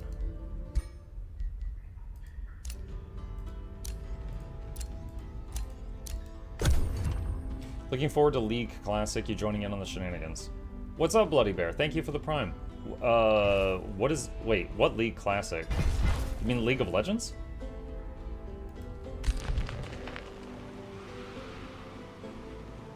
Or something else?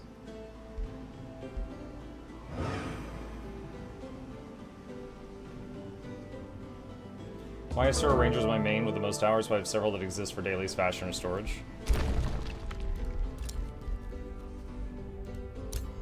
Look at, they're rebuilding all these ruins that I pestered them about.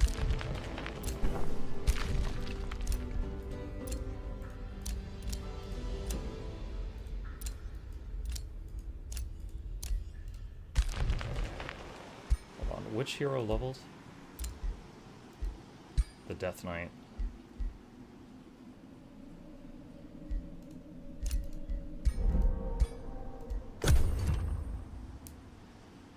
Anyway, enough about that. Don't know anything about Age of Wonders, loving the art style.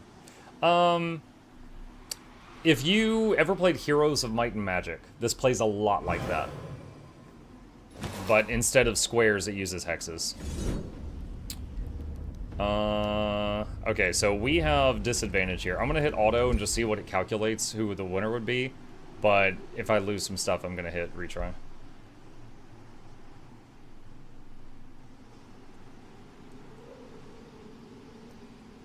Yeah, essentially there's... Oh, it says I won't lose a single unit. Okay, sure. Yeah, there's... You know, like the battle screen and then the world map. We're on the world map right now. We're near the end of a long game that we've been doing. And this city should finish it. But at this point, this army is so strong, they just steamroll. There it is. As the Old Order returns to the Azrun Pit, Isariel, Orbiter of Obadoth, presents himself before you with a solemn frown and a curious twitch in his cheek. Mukluk begins, I was wrong about you. You did what I could not. Resist the pull of evil, persist against all odds, and thus establish a virtuous order upon a realm bound by malicious chaos. Isariel pauses for a moment to swallow his pride in swelling tears. You have indeed come to deliver us all from evil, and for this I am ever grateful, and as I am sure all the worlds within will be. Go, tell them of your victory here today. I shall continue my solemn watch over the Azrun Pit as its throne. With that, he reaches out his hand and regards you with reverence. Order has been restored on Obadoth. So we got the good end of this one.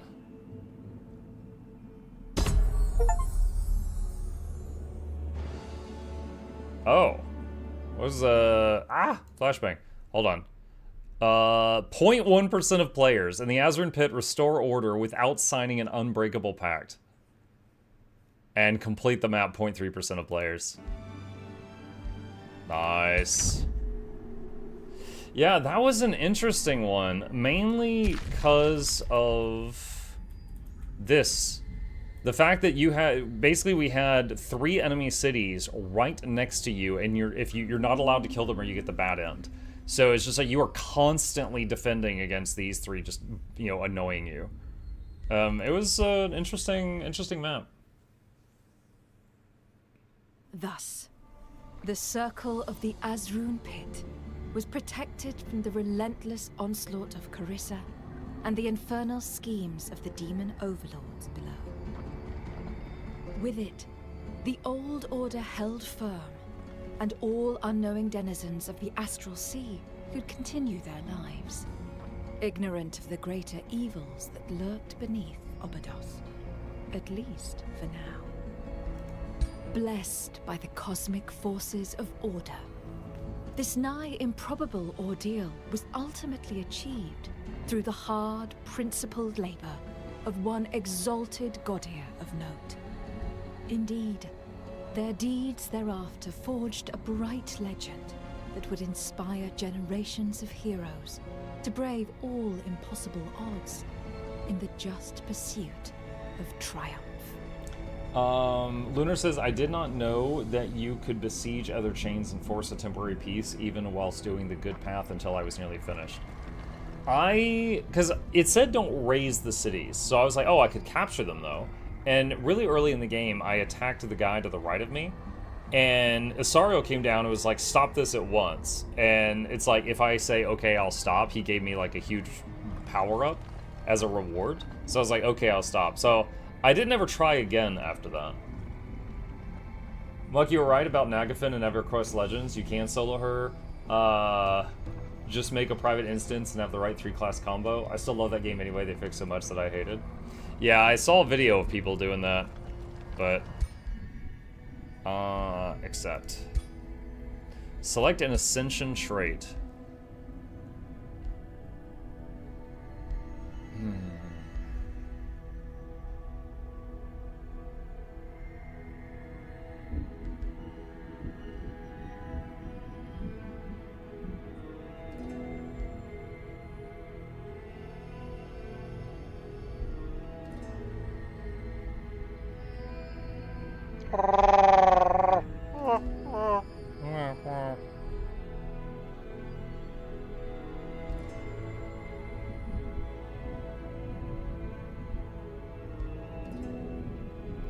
Secret spell Carissa.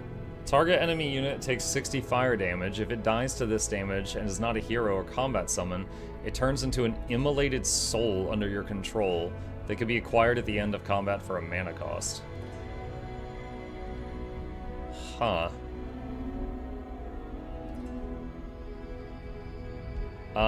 Secret spell Isariel. Target race is infused with fallen angels, gaining celestial flying and frenzy. Guess I'll take Carissa for him. I don't know if I'll play him again, but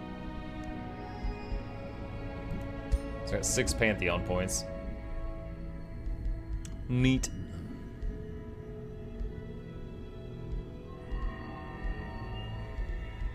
Don't know if there is anything else here that affects gameplay.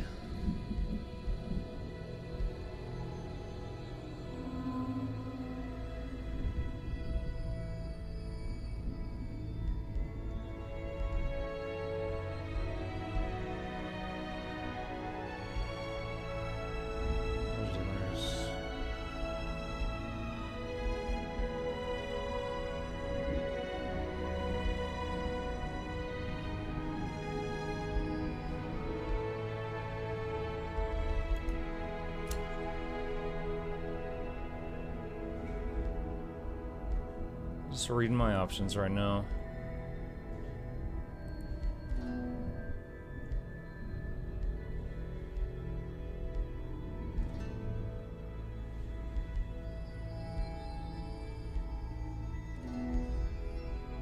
Okay.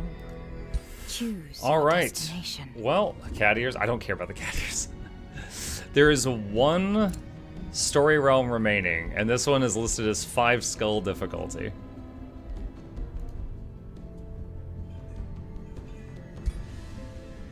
Let's see. Devastated Pangaea. This realm consists of a single connected landmass shaken by cataclysm. Free cities are absent. Okay, so don't take anything that buffs free cities. Hostile climes such as Desolate are common. Ruins and Ruined Wonders are common. Mana crystals grow more easily in this realm, making them unusually abundant, so lots of mana. Mortals of this realm are infused with magic, releasing it on their deaths. Units grant 10 combat casting points on death. Unbound Tomes. Tomes have no affinity requirements? Huh. That's new. Shrouded Isles. Ancient gates are scattered throughout the realm. They lead to floating isles in a mysterious dimension where powerful Gaudier hid away their most prized secrets. A new shrouded... Okay, that's the same as the last one. Small underground. Your journey starts here. Okay. What All right. is your people's form? I need a minute, chat. I am going to take a bathroom break and get a drink. I will be right back.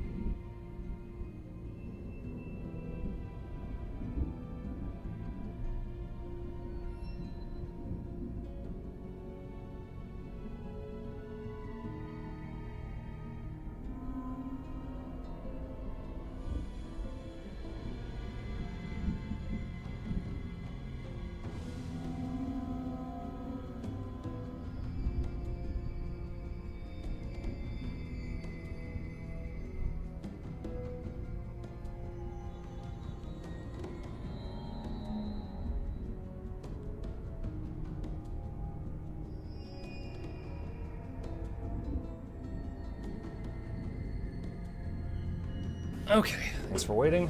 Let's figure this out. New build available for Guilders too. Oh, did they do the patch? Okay. Main thing I'm wondering is, did they undo any of the changes that they said they were gonna make?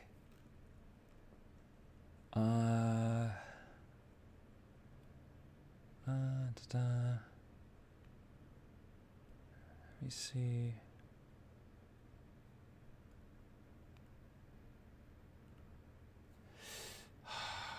Because, like, this right here was the original patch notes. This massive, massive thing.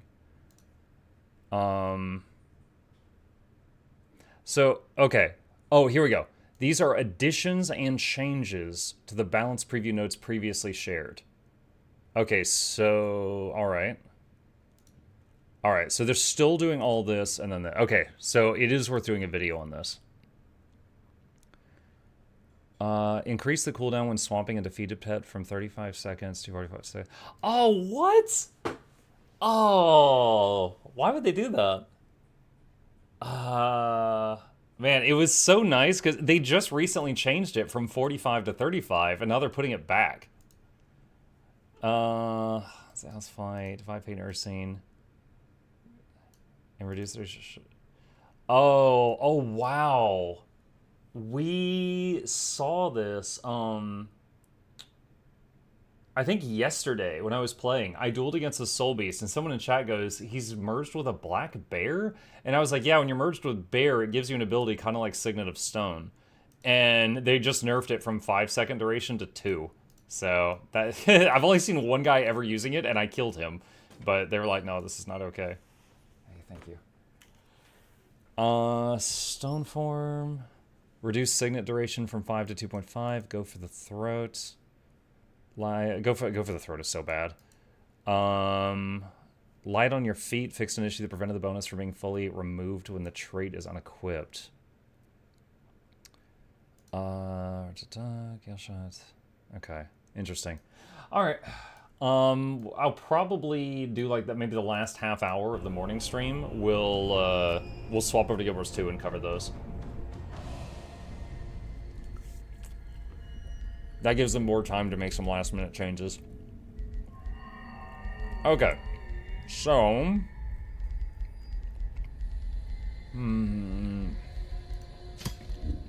This is basically just cosmetic. And we've already tried the new race, the Owls. So I'm just gonna go with the Ancients, because I like them. Let's see...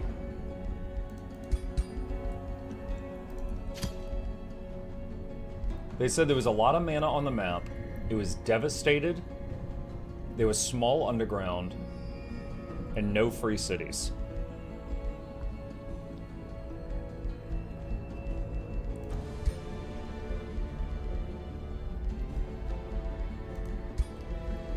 What was the light-footed? This was it, where they could like move. You could move through your own units. This was really nice. Who knew dehydration was a race? I don't know, they make me think of like Warhammer's Necrons or like WoW's Undead. I don't know, I just think they're neat.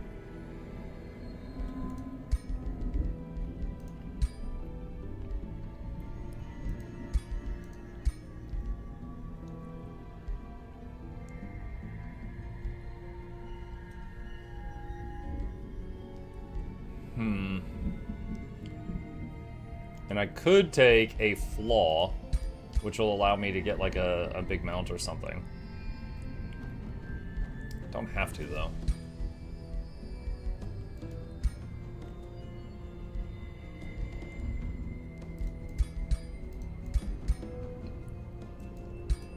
There is Desolate adaptation. Increase world map movement speed on Ashlands.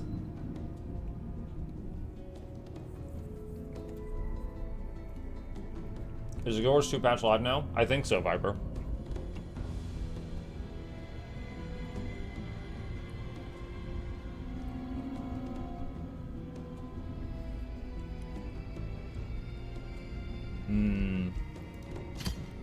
Pretty sure. Let's do that. I'll hover Desolate adaptation for now. Culture?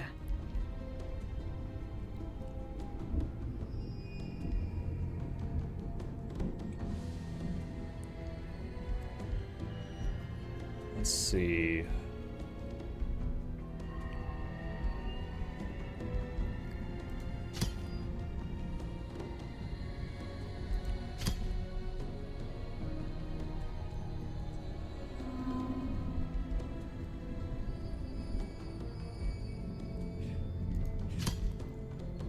So, we did Mystic earlier, and then we did Reaver. I've played all of them, so it's just like, what am I in the mood for right now?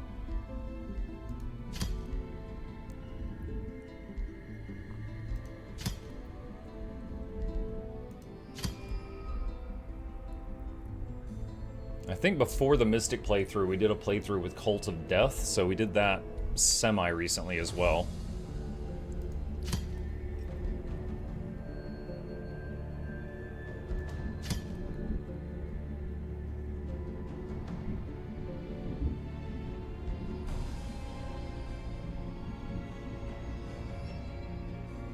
Do you like this game? Yeah, I do. I've got 475 hours in this game. They have done a lot of DLCs, and I think all of them are quite good, and pretty much every time they release a new DLC, we return to this game and, you know, try it out.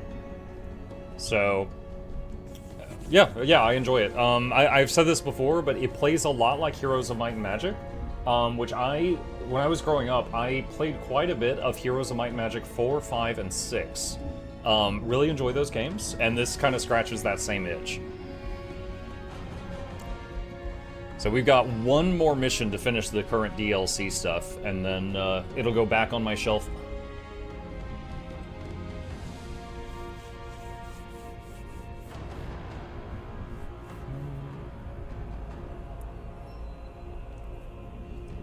Does this game DLC feel as predatory as Total War? In my opinion, no. Because okay, I have purchased every single DLC for this game, and there are a lot of them. And I have never regretted it. But I will also say that usually when the DLC is coming out, they have a thing called an like expansion pass. Hold on a moment, let me see if I can find it. Let me go to the store page here. Okay. Expansion Pass 3. And this has 5 DLCs. So usually if you get an expansion pass, that it is a cheaper way of getting all the DLCs for that year. And so if you buy each of them when they're not on sale at full price, it's a bit pricey because they're all like 20 bucks. And there's a lot of them. But again, I have never regretted a purchase with them. Every one of them adds new maps, new win conditions, new story, new cultures, new races, new tomes of magic. It's many new ways of playing the game. But, you know, you could definitely wait for a sale, because it adds up quick.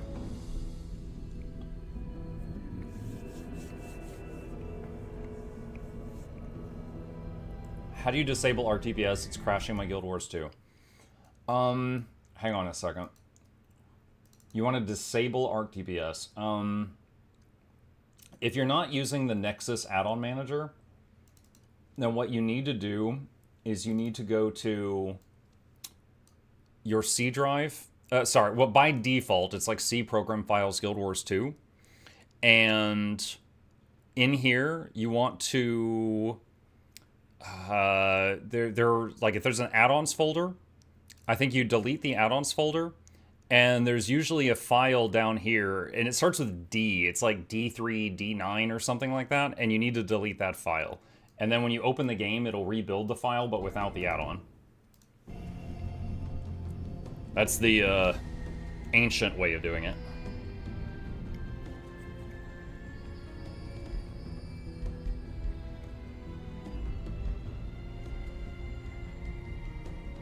Chance of Warrior's Soul. Hey, look, it's the Tree of Birds. How are you today? Hello, Birdtree. Yes, yeah, Bird. I was notified. I'm gonna do a video on that near the end of the stream.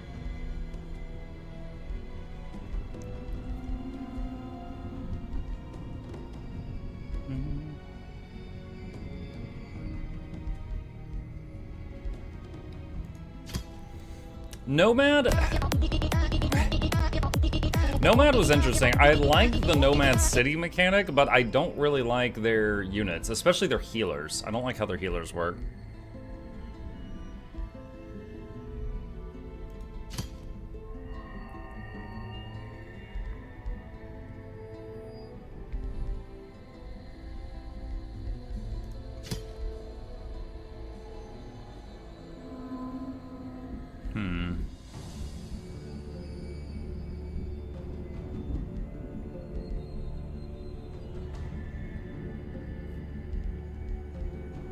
In certain ones, like for example, Oathsworn Harmony is going to be kind of stupid because there's no free cities on this map we're about to play. So that doesn't matter.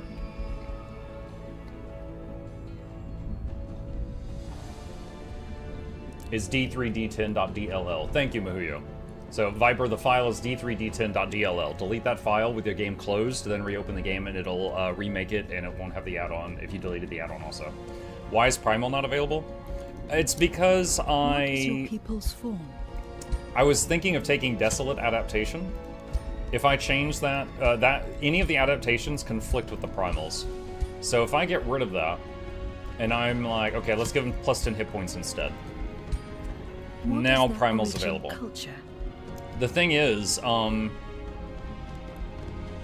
don't think any of these are Desolate.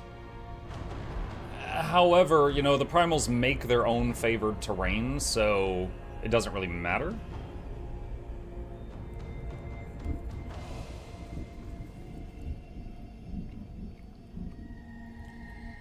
Have you tried recreating Total War fantasy factions on Age of Wonders? Yeah, I made an army of rat people and I called them Skaven in one run. Made some goblins, called them Greenskins. Yeah, we've done some silly runs like that.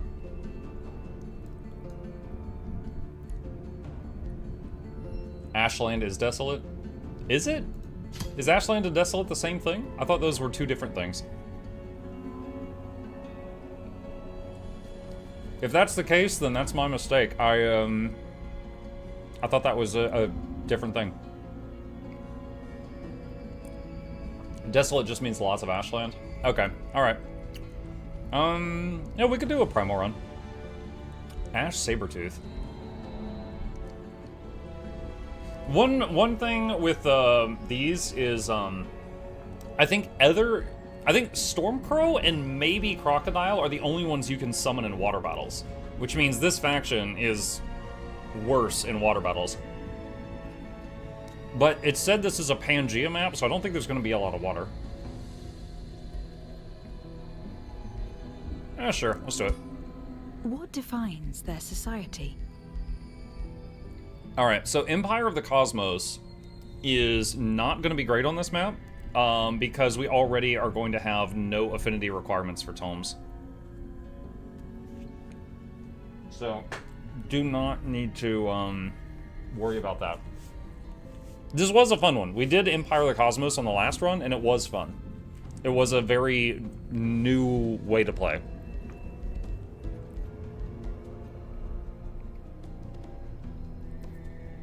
Alright, Fabled Hunters is one of my go-tos, always. It's really solid. You start with an extra ranged unit, helps in the early game. Your units heal more health every turn that passes, so it helps with sustain and recovery. And you get way more resources and money whenever you clear a, like, bandit camp or something. So, it's just solid all around, no matter who you're playing. Second one... Devious Watchers I like. It just more vision range and your scouts are hidden. This is just nice the whole game.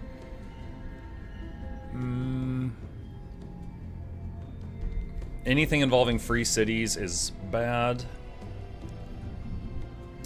This one, just to share a quick story, I tried this once on one of my own runs, like, you know, not streaming. This one is tricky to make work. Basically, every structure you make takes twice as long, but every structure you make increases city stability and gold income. And you start with an extra tier 3 unit. So on turn 1, you're way stronger than everybody else because of that tier 3 unit, but everyone else skyrockets past you in terms of, like, you know, teching up. It's really hard to kind of catch up with this because of the, you know, everything takes twice as much production. For a while, there was a thing where, you know, if you just made outposts on the map, every outpost would give you plus 5 gold because it counted as a city structure. But I think they nerfed that because the way to play Perfectionist Artisans was literally just cover the map in outposts, and I think they got rid of that interaction.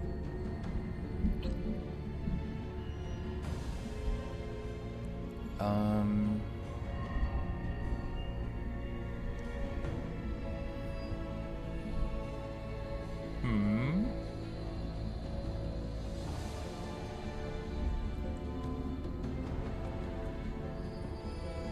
had a perfectionist artisan with aristocratic feudal, which exploded production at the end game. Let's see, Apex Predators.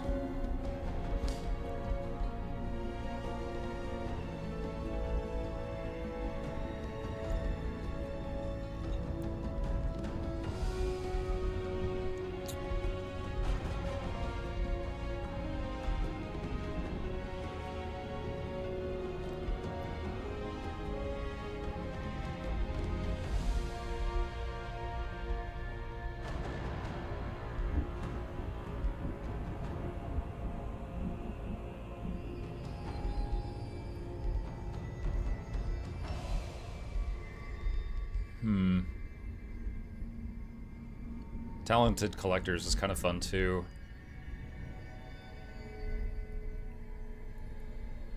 Start with Item Forge and some stuff to craft with.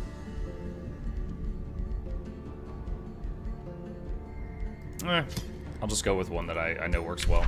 Choose your first tome. Okay, so there's no tome affinity requirements on this map. So literally every single tier 1 tome is an option. And affinity is only going to matter for going up that tech tree thing. Tentacle is one I've often started with just because Conjure Tentacle is very good in early fights. Sprite was alright. Was the sprites were, you know, decent strength, and they would tech up to like, or not tech up, sorry, they like evolve to a tier 3 unit. They evolve from tier 1 to tier 3 when they max out. Any chance you're going to play Dino Blade? Hello, K-Crit, what's up? I'm not familiar with Dino Blade. I would have to like watch a trailer or something to see what it's like. I don't know what that is at this time. Warband is solid. This is supposed to be a 5-skull map, so I don't want to go too memey because I don't know how tough it's going to be. So I think what I'm going to do is start with something that I know is a solid start. I'll start with the tentacle spell, and then we'll branch out from there. Okay. What is our lord going to be? We're starting in Ashlands. There's definitely some synergy with the Fire Giant, but I honestly just did a run with Fire Giant, and I don't wish to do that again right now. I could be a vampire. Champion. I actually do enjoy the champion. A champion is nice because when you do enchantments on your people, it affects your lord also. So, like, you know, in that last run, we had, like, you know, the angelic thing on our people, but my giant couldn't fly, so the leader army could not cross lava. So champion is nice. Dragon is always nice. I think Dragon has the best synergy with the industry people. Eldritch is freaky. Eldritch is spooky. You know what? We recently unlocked the Grimoire weapon. I'm wondering if a ritualist can start with that. Reveal yourself. Like if I did Rit. It can, yeah. Usually I start with a Druid Staff because it can cast Sap Strength for free in battle. This is just to show, we did that in the first story mission of this campaign, but the Grimoires are new.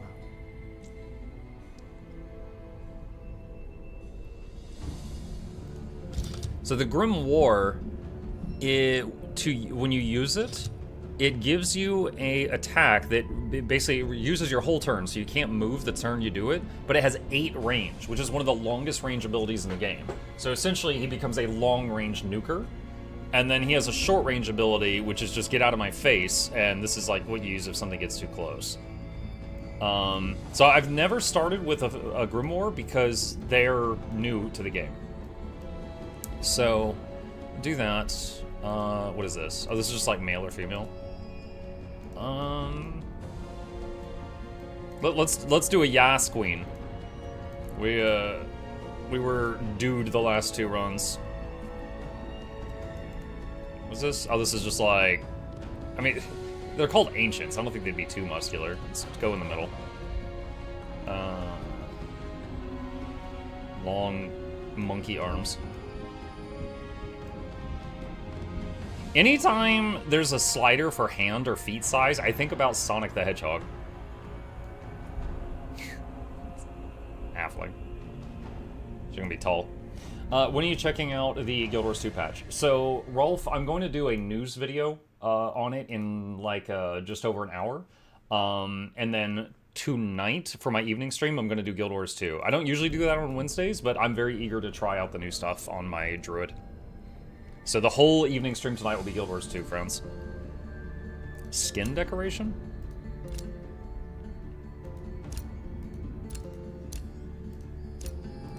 I'll come back to this. Let's see.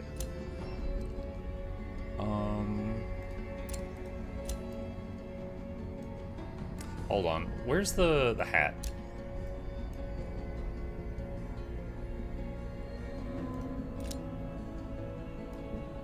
I think these right here with like the skulls, these are primal specific. I like that one. Dynablade. Remember Red Wolf from Elden Ring? Imagine that, but dinosaurs. You play as a dinosaur with a sword in its mouth. Also, isn't Fire Giant allowed to wade through lava? Apparently not. I thought all the giants had bonus terrain mobility in their own element like that. Apparently not. Because, I mean, if you rewind, you can see it in the VOD, but I tried it. Like, I selected individual units in an army, and the Dragoons, although the Dragoons were guys on horseback and the guys had wings because they were with the horse, they couldn't go through lava, and the giant couldn't go through lava. New Grim Dawn expansion next week? Yeah. I need to finish, so either Age of Wonders 4 or, what is the evening game right now? I'm freaking blank. Oh, Assassin's Creed Black Flag. Once I finish one of those, maybe we'll do Grim Dawn. This mask, this makes me think of Kindred from League of Legends. I know it's not the same, but it's similar. It just reminds me of it. I like it.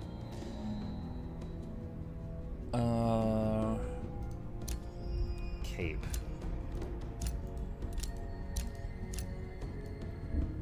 Oh, that looks kind of sick. Wait, where's the, what are the outfit options? So this is the Lady Primal outfits. It looks like this one, like the texture hasn't loaded. This is the one where she's got the weird, like, angel legs. I think I like that one. Okay. So yeah, gonna start Rit. I know I started Rit the last 2 times. It's too freaking good in the early game. Because the ability to, like, start a fight with your whole army at half health and then heal your troops before the enemy reaches you, it just gives you so much more options in the early game.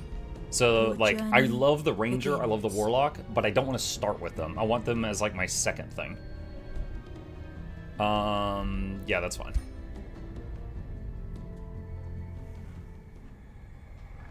When the prophecy of Anon had been fulfilled, and Merlin wrested from Urath's control, the Godia of Mage Haven rejoiced, hoping Merlin with Merlin's the tentacles. powers and knowledge of the enemy would turn the tide in the great Umbral War.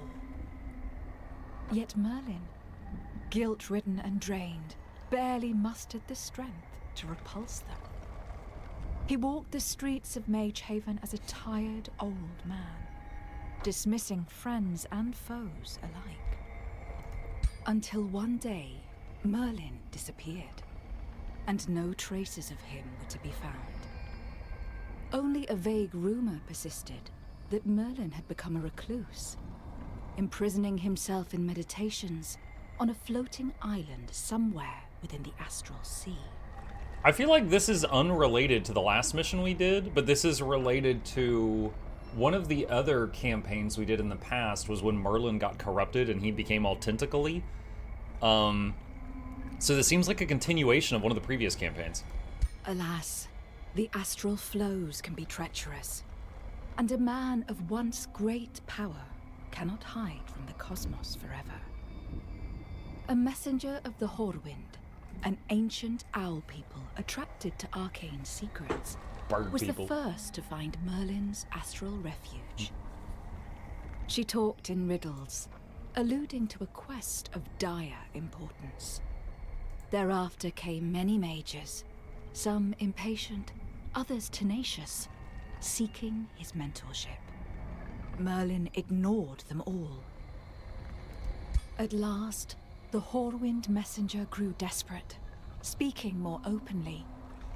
Her people had sensed rippling echoes in the astral flows, signs of unusually strong magic activity, leading back. I will in like to an hour, Evermore. Crimson. Evermore. Hearing that name roused Merlin from his meditations. He looked at the messenger and the one Godier who had outlasted all other aspirants. Then he conceded. This is the tale of their return to Athla's broken wizard's throne. The 3 story realms of Secrets of the Archmages focus on the circle of mages that exist across multiple realms. Now you're going back to the one people know the most about from AoW2. AoW4 is the only Age of Wonders I've ever played. And I've never really felt like I had to have played the previous games to understand them, but there was some previous campaigns in this game, in Age of Wonders 4, that involved trying to save or stop Cthulhu Merlin. So this seems related to that. Especially since that first picture that loaded in was, you know, him with tentacles.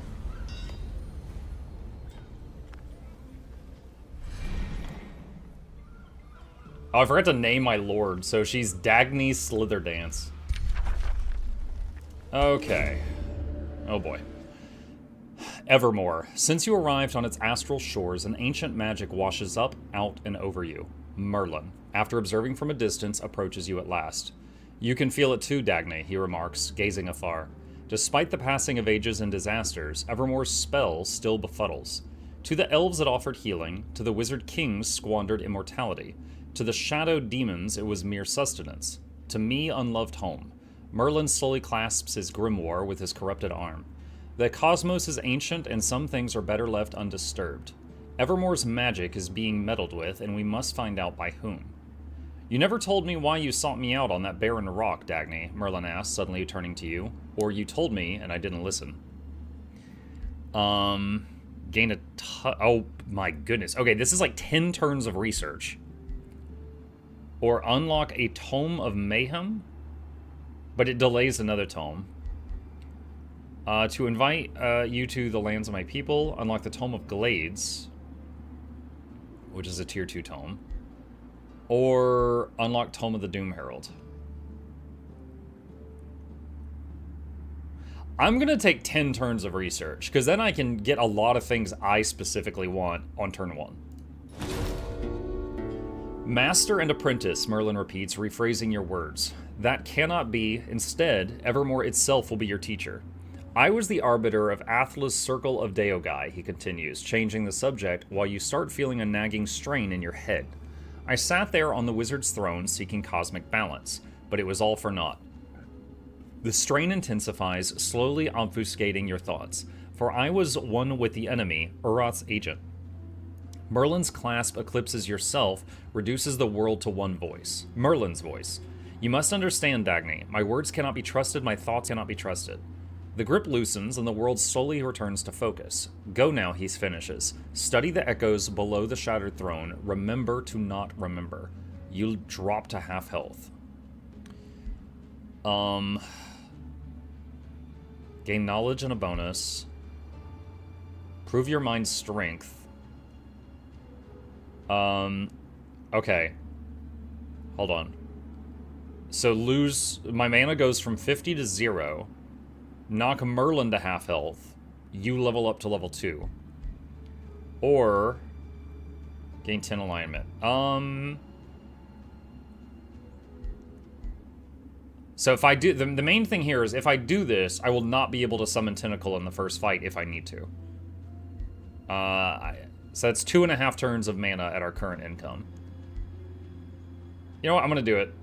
Alright. Strike back at Merlin. Prove your mind strength. Spend 50 mana. Merlin drops to half health. You level up.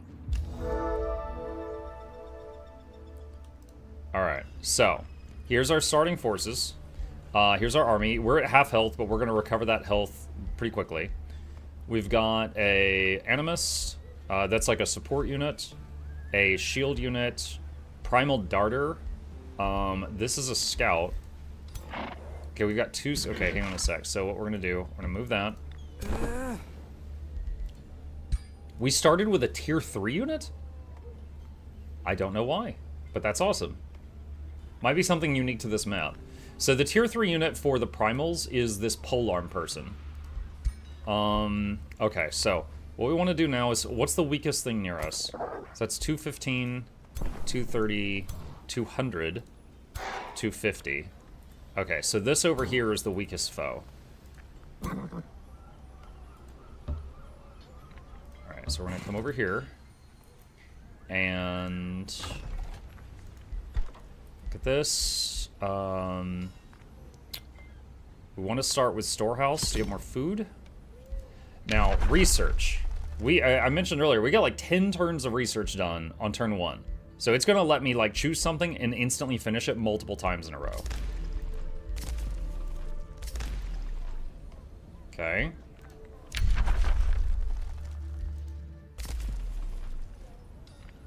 Alright. It's not going to be able to use any mana. Alright, let's do a manual combat and see what tools we're working with. It's been a little bit since I played Primals.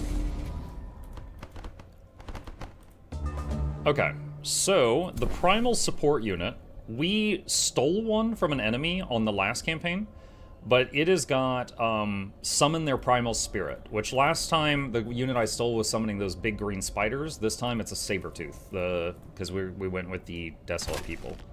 We've got 2 primal darters, which is like they use like a blow dart gun, but it's basically like the archer for this thing. And we've got a defender and the polearm thing. So here's our hero. She's at level, after the first level up. Oh, I should have done it before the battle. I could have had her hit level 2 before the battle, and then I would have been able to cast a heal on turn 1 here, but I'm not used to having a level up before we even start. Alright, so we're just going to move her there. These guys can do spiritual healing, so we'll just do a little bit of heal there, and then we'll just let them get closer. Okay, these units coming at us, they are ranged. Okay. Wait, no, are they? Hold on. No. No, they have, like, burning claws. Okay, it's a melee range thing. Alright, so we're going to...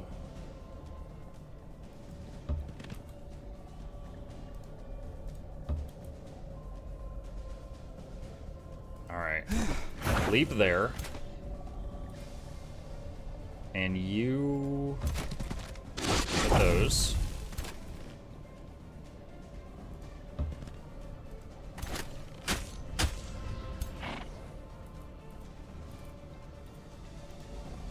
Can give someone an extra turn, or I can blast. Alright, summon the Sabertooth. So this is the Sabertooth spirit. It has Pounce, Melee Strike, it does fire damage, can set enemies on fire.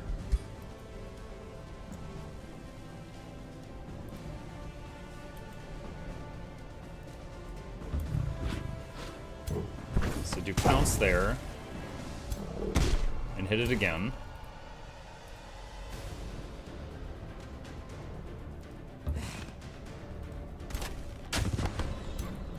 Alright, so what's going to do more damage?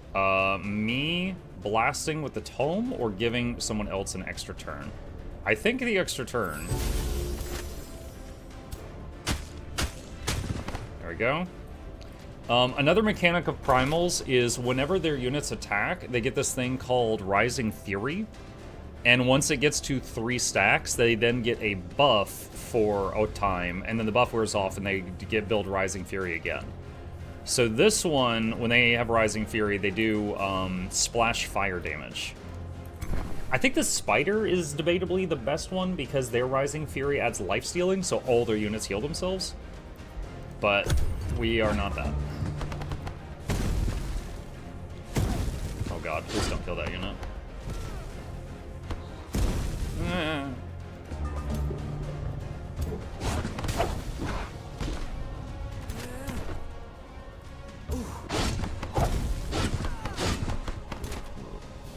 Alright, we're gonna move this over here. Actually, hold on, Control Z. We're gonna move this over here, and then use Primal Renewal, which heals him a bit and goes into defense mode. Alright, you will also heal. Alright. Use the Grimoire and blast that. Okay, one of them died. Oh, the splash. So she just hit that one, but because she had the splash damage, it finished off that one back there also. That's excellent.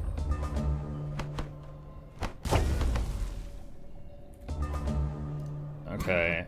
So Frost Rebuke is the Grimoire close range thing.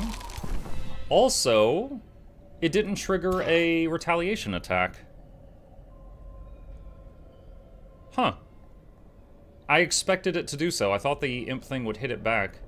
I'll have to keep an eye on that.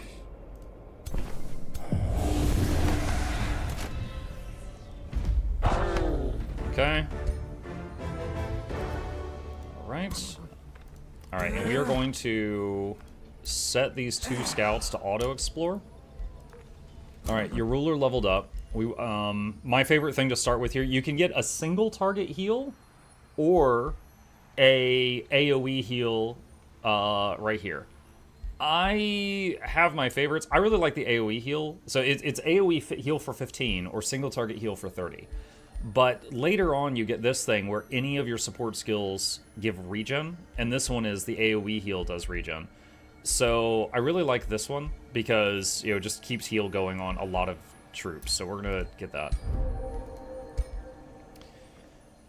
And I think... Okay, so we have finished 2 researches and we need to start another one. Let's do Tendril Labyrinth. Oh, I forgot to start training another unit. Done. That's a mistake on my part. I'm not gonna reload the game over that though. I won't save scum that. But what I should have done there is start training a new unit on turn 1. So I'll be 1 turn behind on that. Okay, this pops up every time you play the primals. There's always a thing nearby that's like your spirit calls to you and you want to go talk to it. Okay, an ancient agreement. While your people still build up their foothold at Evermore's shores, you find yourself summoned to a meeting with Merlin and the Messenger of the Horwind.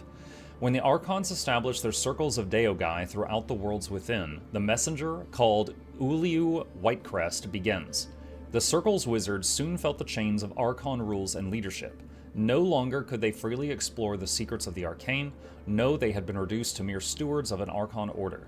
Uliu Whitecrest pauses, as if she's expecting Merlin to interrupt her monologue. Then, she continues. My people have a long tradition of preserving and guarding magical secrets. They made an offer to the most ambitious Gaudir of the Circles. Together, Uliu Whitecrest ends her talk. Gaudir and Horwind created the Shrouded Isles, isolated pockets within the Astral Sea hidden from the Archons. To summarize, Merlin at last responds, your people came to Athla, conjured secret islands with Evermore's wizards, and none of this was found out thereafter. Remarkable. We know how to keep our secrets, Uliu replies, raising plumy eyebrows. As for the Wizard Kings, our agreement ensured their own mortal discretion. Nevertheless, nothing is safe forever. They unfold a map and point at various marked locations. These are the shrouded gates leading to the isles hidden beyond Evermore. Someone has started to plunder the arcane secrets guarded within those shrouded isles. Soon thereafter, the astral disturbances on Evermore began. And if we explore the shrouded isles, Merlin concludes Uliu's words, we may find the source of the astral disturbances. Dagny, are you ready to comb through Evermore's most well-guarded secrets? Agree. Lose Imperium. Demand a pawn. You gain Astral Heart. No. Inquire about the Shrouded Gates, their surroundings. For 6 turns, you will lose knowledge, but you explore the map areas around all Shrouded Gates. I'll just agree to it. Okay. So, this right here, we need to interact with this for the spirit thing. Like I said, primals always have that. This spirit location is always near a primal starting point, and what it wants you to do is make this megalith, I believe, that will essentially start making the area around your city the terrain that you like if you don't already have it there. Okay, let's start making that here. Okay, we could just auto that one. Easy. And we're out of movement. Storehouse completed because our reward from that battle was a ton of production. Let's go Woodcarver's Workshop, and then end the turn. How long does a match of AoW4 usually take you? Reshiux, it depends on the map. Like, for example, this, I don't know, this is probably a medium or a large map, but you can make some that are even larger than this. And it depends on what factors you have on it. But I would say 4 to 8 hours for like a medium one. But if you want to have like an epic campaign that you play for weeks, you can easily do that. You know, if you just have like a lot of players on just the largest possible map, it will take a while. And then you can also set different win conditions. You can have win condition where you have to like beat everyone with military, or win condition the first to cast this spell wins, and so on and so on. There's you can have it like the game ends on turn 100 and whoever has the highest score wins at that time. You know, whatever you like. Okay. 255. All right, so that's the next weakest one. So we're gonna go over here, and our troops will heal to full at the end of that turn.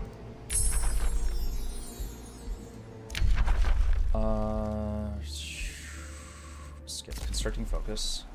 Ruler leveled up. Okay, so right here, friendly units will get +1 regen for 3 turns. So now this is an AoE heal that will do AoE regen, which is huge, and the main reason I start Ritualist on most of my games.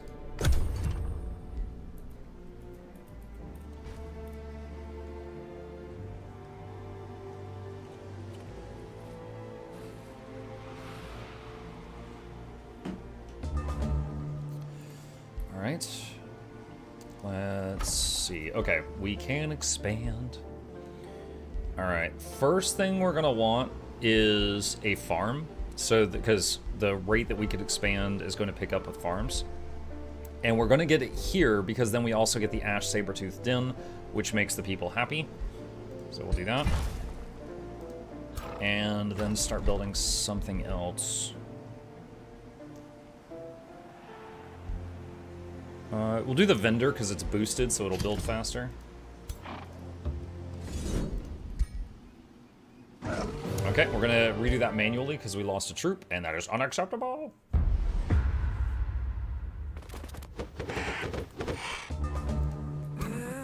Alright, let's see. So I think these birds have a ranged attack? No, they don't. Okay, they get into melee range. And the warg is tier 2.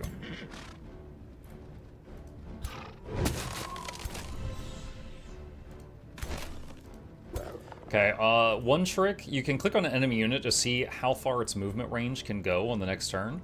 So I can see that it will reach these ranged units. And if I do that, it won't. So we're gonna back those up a tile. Oh, Control Z. If you move a unit and it didn't trigger any attacks, you are allowed to Control Z and undo it.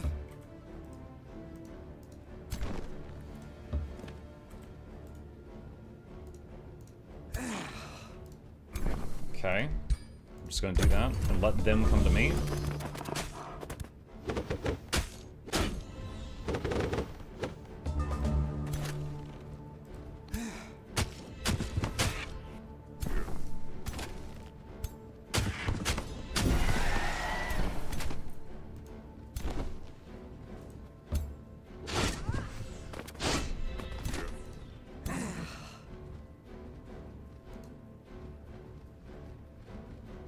Actually, I want to give him an extra turn, which should be able to kill this.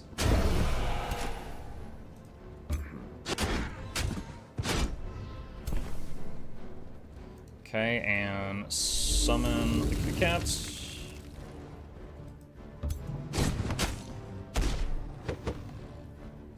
Alright, and turn. Oh, yikes. Okay.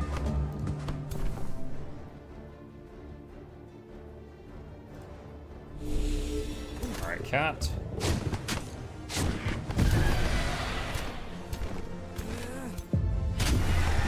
Okay, so the defender, he survived, just barely. Stinking Rotbringer. 2-inch sword. Rituals can't use that, so just throw it in storage for now.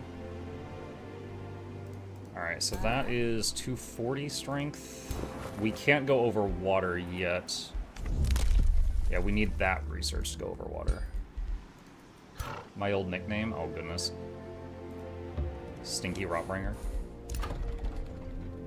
Okay, turn.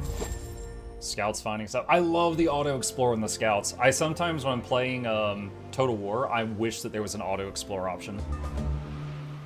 Just make a few scouts and have them start running around the map. But, 'tis not the case. Let's see. What was this quest? Wizard's Throne explored. You know, I'm not going to do that right now. I'm just going to keep working on what's right around me for the moment. Because there's always the possibility that if I go and do that, it will trigger some timed event or something. Okay. They've got a support unit in the back, and all these are melee. Okay. So I'm going to move here and put regeneration on these units. And I'll give it a bundle heal there.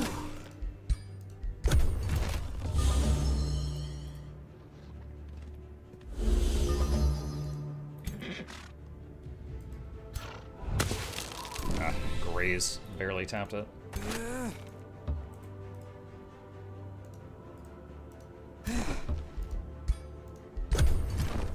I don't want to summon the cat yet because it only lasts 3 turns, so I want to do it when they get closer.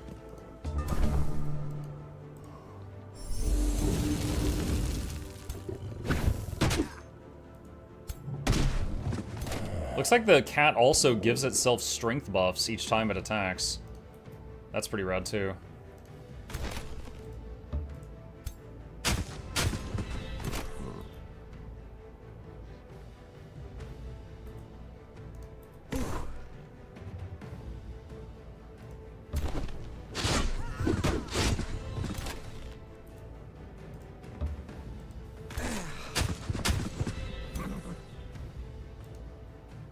Let's give the tier 3 unit an extra turn and have it attack again. There we go.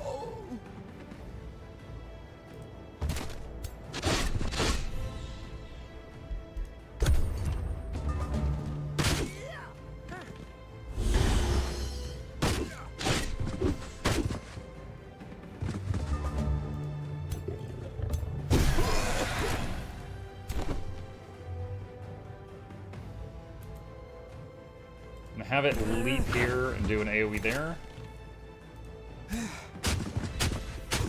So that's interesting. When these things were hitting that guy, this unit, which was 2 tiles away, also was taking splash damage.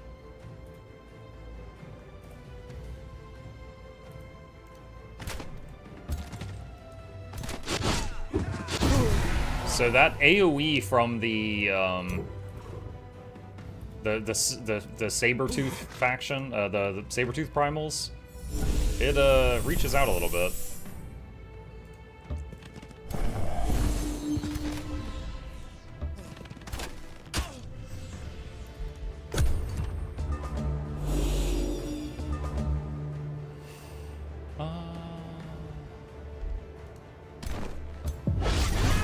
Monk, I'd like to tell you that ANET announced a collab between Guild Wars 2 and Power World in both games along with the patch notes, but I won't because I'd be lying. Yeah, I was sincerely doubtful. You notice I didn't, like, have a spike of excitement or anything partway through that story, because I was like, I don't know. Don't know about that. Okay, we can expand again.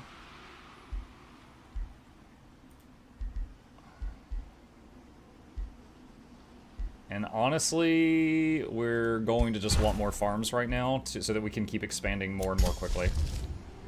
Alright, start doing Enchanted Crow Companion spell.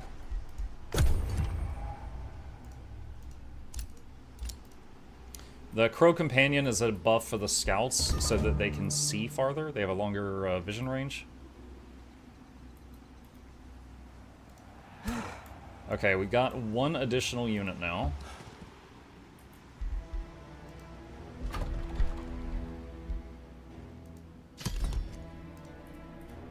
And we can expand again. What the heck? That was quick. Oh, I didn't see this. This tile has pastures, the sheep icon, so it gives twice as much food as normal. So get that.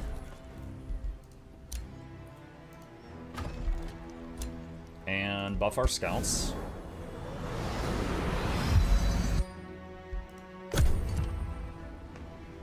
Is Guild Wars 2 patch live? Barry, I believe so.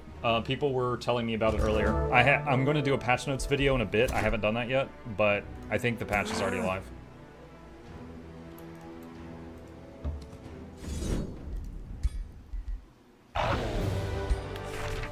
Okay, we'll just accept the auto for that. Okay, we got a beetle mount.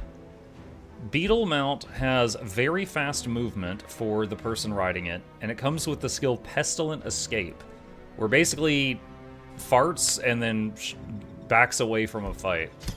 So we'll give that to her. Alright, next I want to get Protective Wild Growth. And...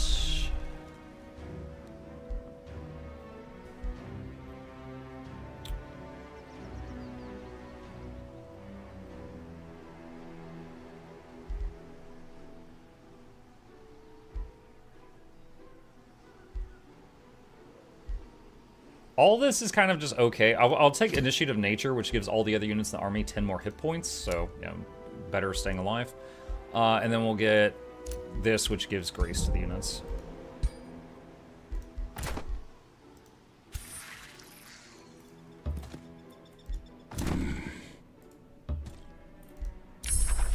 That is done.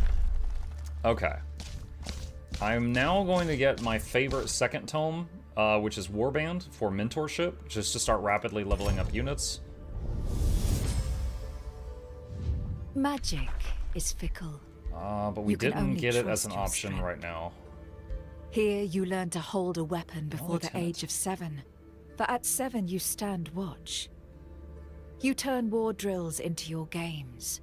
Your pastimes are hunting your own food and winning pit fights.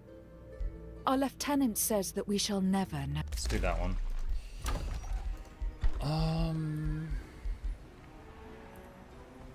Stone Stella is boosted. We'll get that. Oh, there's the Ash Sabertooth Temple. We're gonna want that at some point, but it doesn't have to be now. Actually, do I want that now? Provinces within a radius equal to the city tier grant +5 mana. That would be a lot of mana pretty quick. You know what? I'm gonna put that in front. Is it +5 mana for each province that's Ash nearby? Is like just 1, 2, 3. That's gonna almost double my income.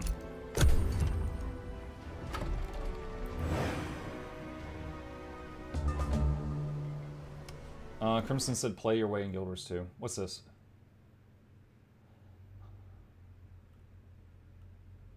Huh? Hold on. What is this? Also, why is it not dark mode? I thought I had their whole website in dark mode.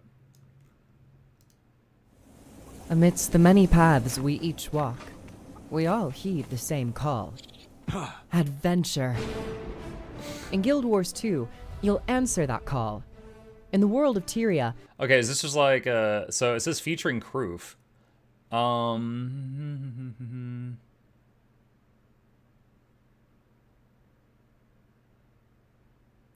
Okay, so I guess this is like How a you basically a play. video You might to find a try reward to convince people to download and and try that's the game. after sets and decoration patterns of the game in endgame PvE. All right, that's cool. I don't think I need to cover that in a news video though, but that is neat. All right, do. Okay, got close enough to the quest thing. Exposed to the devouring winds blowing from the ruins of Dulsmere, you are joined by Merlin.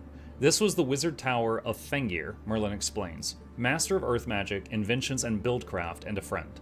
He stood against the conspirator wizards of Evermore during the Second Age and again on Grexolus when they called themselves Shadrai. Long ago are the days when he would drop the use of magic in fear of the shadow demons. Now, Fengir molds the astral flows, binding the light of the stars in enchanted ruins. The secret gate of Fengir lies near, Merlin concludes. Now that its concealing spell has been broken, it is hidden in plain sight. Prepare to enter. Okay. Alright. We're probably doing okay on, let's see, 10 and 7, 315. Alright. Let's get a research post.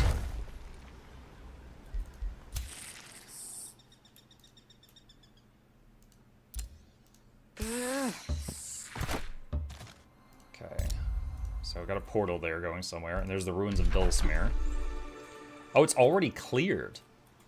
Interesting. So usually, you know, you have to send an army inside these things to do a fight to clear it. This one's already cleared. So if I'm able to expand over there and absorb it, I would get the benefits of it. All right, enter. Cutting through the webs surrounding the ruins, your troops are aided by Merlin. Spiders, of course, he calls out, incinerating the remaining webs with some well-placed fire. Though it would be a deadly mistake to reduce Arachna to her affinity for spiders, just like her eight-legged denizens, Arachna loves to lure unwary god-ears into her traps. As I heard, even Meander fell victim to her woven enchantments back on Oldweald. You should move with caution, Merlin warns. The unnatural mist near Arachna's gate does not bode well.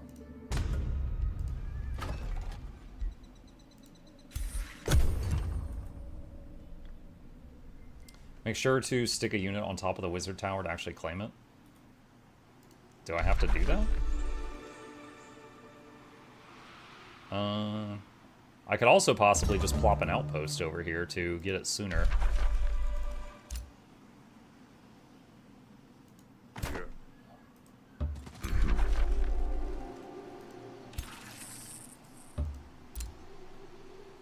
Let's do that. I'll build an outpost there, and then I can claim this from the outpost. Arriving at Shrouded Gate, Uliu searches the area for traces of her people. We Horwind have a long tradition of devising and inscribing magical ciphers, Uliu explains, while she inspects the various stone formations surrounding the portal. It is always fascinating to find a message written in a system we stopped using ages ago. Ah, yes, Uliu calls out at last, halting an eroded rock. The portal guardians left us a clue, though it isn't much. A secret is buried beneath this island. Uliu reads out the ciphers, deeper than what we guard. Memorize. Okay,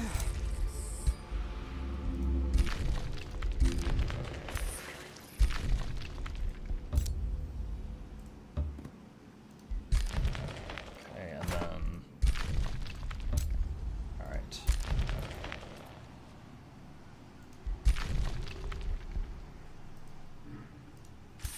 Okay, that's done. Do I have enough gold for more troops? Yes, I do. Got another darter.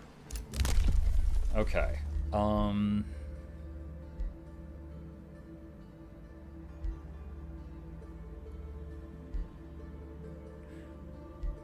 Let's get basic seafaring so our scouts can go over water. And I'm gonna get resources from pickups increased by 50%, because that's really only going to be in the early game. Because the map is covered in pickups, like this right here is a pile of something, in the early game, but once they're all picked up, you know, they're all picked up. I don't believe they respawn. So we're going to get that now because it's going to be just less useful the more time that passes. Drawn to the brim of an enormous crater, you gaze at a desolation of floating ruins, broken wards, and a shattered tower piercing the sky, the broken throne of Evermore. Even now, millennia later, the fractures in the astral flows echo the destruction liberated from within the wizard's wizard's throne when Merlin cast the spell that activated the seals on Athla. However, within the turmoil of flickering magic and mana-draining pulls, you can sense a vast presence, intangible yet overpowering. Could this be the voice of Athla calling to you through her dreams? Reaching out to the presence beyond the broken throne, you gain knowledge, gain a Watcher unit, tier 3. Tap into the currents, receive, basically double my current mana, or gain Cosmic Resonance trait. When a spell is cast in combat, gain +2 protection according to the affinities of the spell. I'm gonna take the tier 3 unit. He's an eyeball. Okay. I was hoping the tier 3 unit was going to appear next to my troops, but it appeared way over here. So, let's see. You discovered the broken throne. Woo! Okay, so... Wow, what? Provinces adjacent to this landmark grant bonus knowledge. A city with 3 provinces adjacent to this landmark gain... Enemy spells have a chance of backfiring. Okay, lots of cool stuff there. That's my favorite unit in the whole game. Why is that box? Whoa. Carrying the scent of pestilence and decay, long lines of Evermore Whites stage the arrival of the Grim Master, Necron Almighty. Oh, this game has Necrons. Death to all, and death specifically to you, Merlin. He declares with a cold grin. You may have denied me my triumph in the Second Age, old man, but even then you were always one step behind. You didn't realize why the All-Devourer liberated the Wizard Kings of the Circle, nor did you find the marks of Urath I placed on the Archon necropolises throughout Athla. Now behold my latest creation, a late gift to the fading lineage of House Eniok. Necron has become an eldritch sovereign, channeling his necromantic powers to raise the deceased elves of the First Age. I see you haven't changed your ways at one bit, Necron, Merlin replies calmly, though his corrupt hand appears to be restrained with great force. But you bring no news to one who was the broken pawn of the enemy. Twitching tentacles attempt to crawl out of Merlin's robe, but immediately flinch as if struck by a flame. In the reflection of the pitiless void, everyone is a puppet, Necron. Urath's magic cannot be wielded without succumbing to its corruption. If only you brought true death, Necron, Merlin says with a sigh, but you merely deny the dead their peaceful end. Oh my god. Your weakness is not my concern, Merlin, Necron retorts. Where you succumbed, I triumph. What about you, Dagny? Necron asks, suddenly addressing you. Why would you follow a broken pawn? Don't mistake me for a servant of Urath. A master of death can bestow eternal gifts of his own, and knows many friends throughout the worlds within, weaving a new dominion. Let's not waste our time here, Merlin cuts off Necron. Dagny, this is the one shrouded isle less to explore, for you heard what to expect from Necron Almighty. There's a simple way to learn if Evermore's disturbances are Necron's doing. Merlin concludes, staring at you. Will you return the Evermore Whites to rest? Vow to take him down. You are now at war with him. You gain 10 Imperium income. Or wait to see how it unfolds. Yeah, we'll go to war.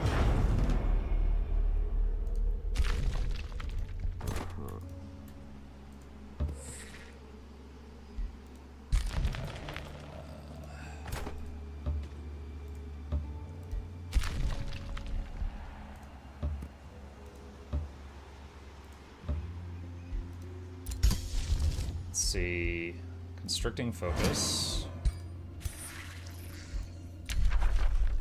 Other ruler's gone to war. That's still going. There's a bunch of ruined notes here too. There's another Ash Sabertooth Den. Can we build stuff in here? Hold on. No, it doesn't look like it.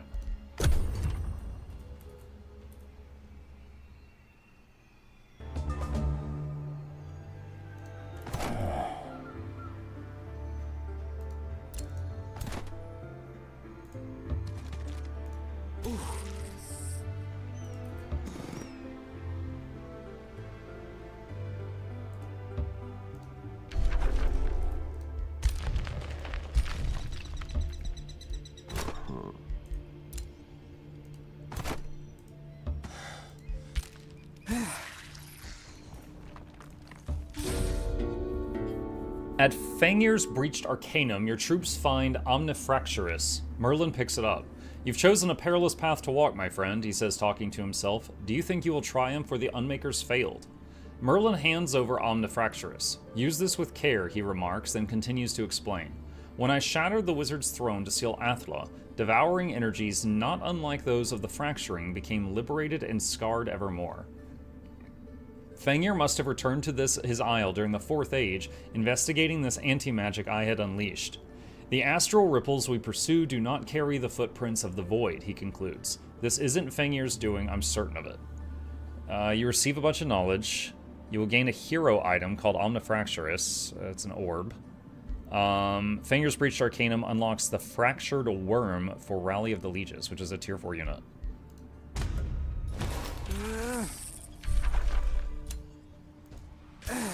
Okay. So Bread for War is done. Oh man, I want all of these. These are all really good.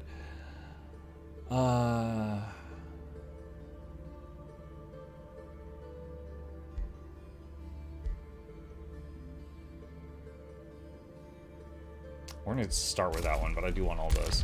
Our outpost is done. Do I want to make this a city?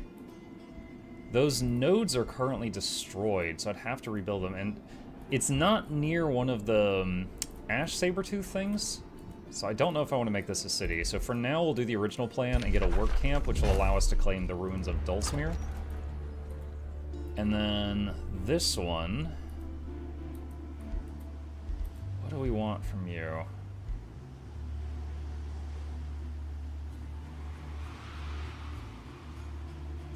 Big production, so we build faster. Alright, constricting focus, so all these units can now immobilize enemies when they attack. Heroes offer to join. None of these are... Okay, we've already got a Writ. Battle Saint is extremely similar to Writ. Hang on. I mean, I did just get that powerful orb, so I could take it. Yeah, let's do that. So I'll take him, and I'll give him that powerful orb we got. And... Hold on, can we change his outfit? I don't like that he's barefoot. Give this man some shoes.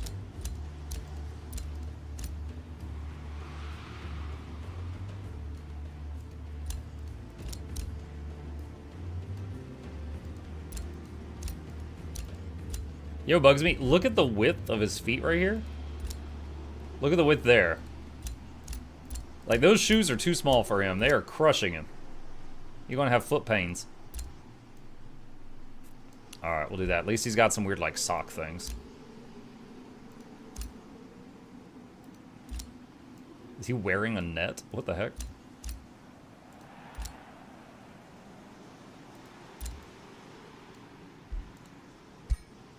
Do that. Alright. He doesn't start with any talents. So usually with Battle Saint, I go down the left side, which gives it the most, like, healing abilities. Maybe since he's going to be running around with our Ritualist, which is a healer, I can try a different build with it and get something else. For now, though, let's see. I think we want to make a city up here. Is this Merlin? Yeah, that's Merlin. Okay. Oh, I just remembered. So we've got a Whispering Orb not in use, so let's put it in our own city just to make them happy. Nice. Scout found some gold. At Mukluk. What's up, Cygnus? Did you see that Kroof got a 12-minute feature on the Guild Wars YouTube channel about an hour ago? I did. Yeah, someone sent me that a few minutes ago. It's pretty cool. Are you next? No, I didn't get contacted about anything like that. But not too long ago, when the last major patch came out for Visions of Eternity, I did 5 sponsored YouTube shorts for them. And then not long before that, they sponsored me to do that video where I taught a WoW veteran how to play Guild Wars 2. And that one's continuing to do well. That one recently passed 100,000 views. So they've thrown plenty of work my way recently, but no, I'm not involved in the whatever the current marketing thing is. While you and your allies still search for the source of the astral disturbances, you come to witness their material impact. Ruins crumble, clefts spread through the barren soil, and mountains groan as the entire island of Evermore begins to shake. An otherworldly sound pulses from below, sometimes deep as the ocean, sometimes sharp as a razor, then again whistling in an almost melodic fashion. After a while, the tremors subside and a dead silence ensues. Whatever is happening to Evermore, it shakes the foundations of what is left of the broken island. A province near Memento is hit by the cosmic wake spell. So cosmic wake just destroys whatever that tile is. Time to hurry up. Okay, so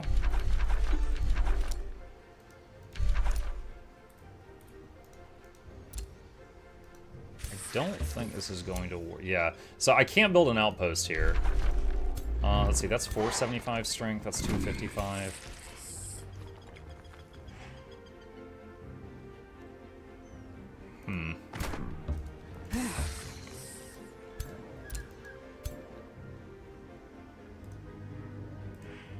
Alright, save game. Let's... Oh, here we go. Hold on. Use food to lure some of the creatures away and recruit it. So your city will lose growth for 1 turn, but you get a tier 3 Thunderbird. That's pretty sick. What is its upkeep? It doesn't say. Has ranged lightning bolts and thunderclap. I'm gonna hit that. Where is it?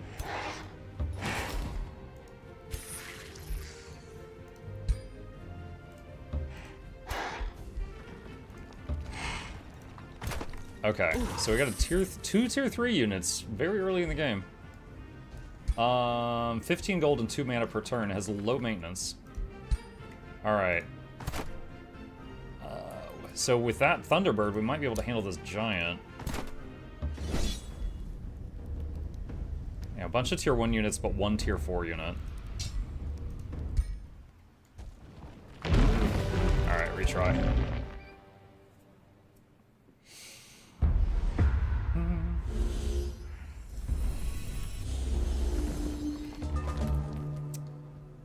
Okay.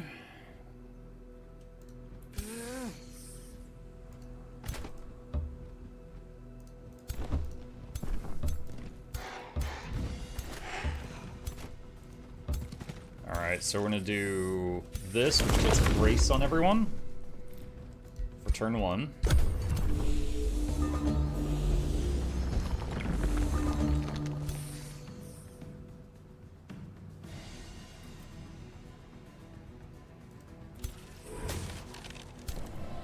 Yes. Okay, so this right here, this is a tier 1 healer unit, and what it does is it connects to another thing, and any damage dealt to this unit is transferred to this unit and slightly reduced, but then on top of that, this unit naturally heals over time. So it basically will counter small amounts of damage, but if you, of course, hit this unit hard, then this thing will just explode.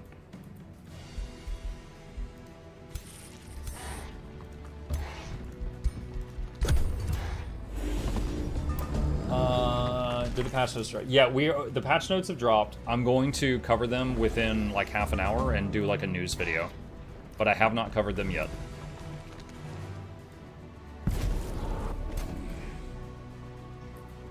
Wait, that interrupted the link?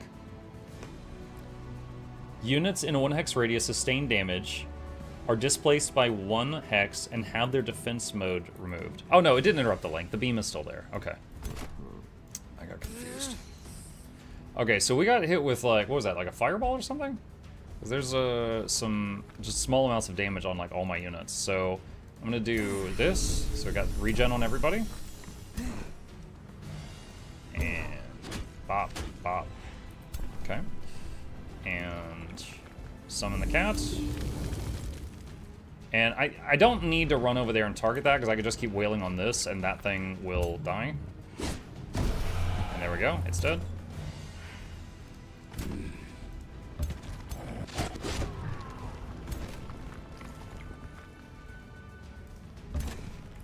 Actually, hold on. Alright, yeah, we'll just go there.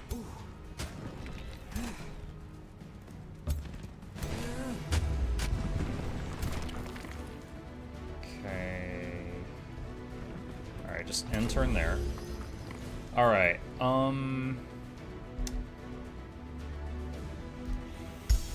could summon a tentacle to distract that, but for now, I'll just end the turn. Bonk, mucking ow. Alright.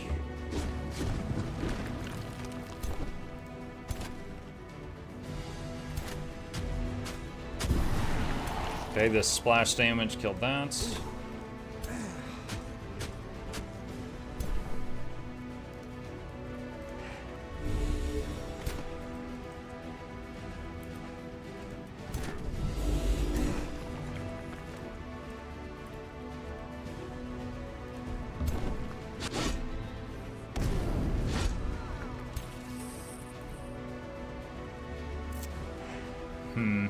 Got a couple of options here. So I could give someone an extra turn to get more damage on the giant, or do Grace. I think Grace would be better. So I'll move a tile and do this. And then have you... Zap, zap, zap. Honestly, after seeing how hard that bird hit him, if I'd given the bird an extra turn, he'd probably be near dead, but not dead. So he's still going to hit us again on the next turn.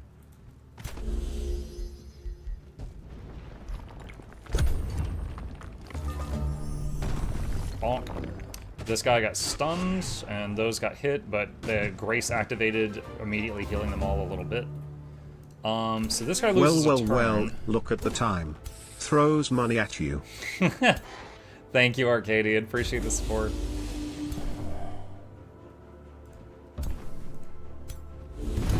Alright, giant is down. Okay, just have the kitty go crazy there. Just have them heal themselves.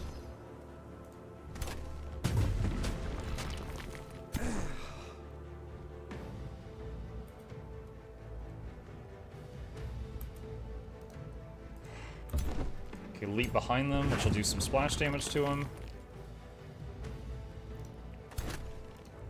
I want to see something. Okay, so when you have max stacks of Fury of the Ash Sabertooth, each attack will do fire damage to another unit that's up to 2 hexes away. Okay, 2 hexes is the limit. Okay, regen kicks in, get a bit of health. What just hit us? Arcanium Tremors. Every 2 turns, all non-floating, non-flying units take 20 damage. Oh my god, okay. Well, the fight's almost over, but I did not realize that was on the battlefield.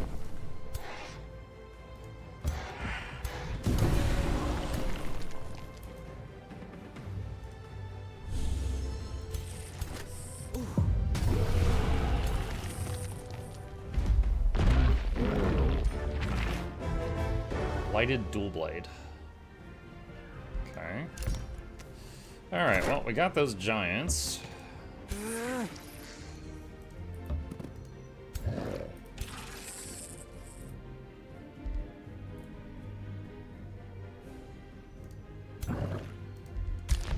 Okay, and you are going to build... don't put there. No. Shoot. If I do it there, I can build it this turn. But we really want to have it on the Sabertooth den. I'll just wait a turn. Alright, you go start to join them. Maybe get one more scout. Alright, let's do Clan Lodge. Okay, we got the Sabertooth Den. Do Stone Stella, new Empire development skill. Nope, skip all that. For now, at least. What are the yellow dots on the minimap? Those are like, it's like a chalice, and basically they're related to these quests over here. They're like markers for, like, this is a quest location.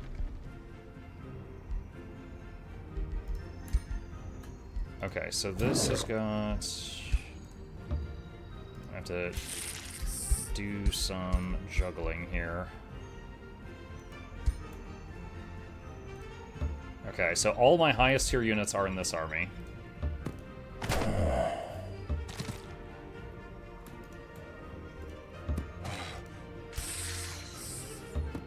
Alright.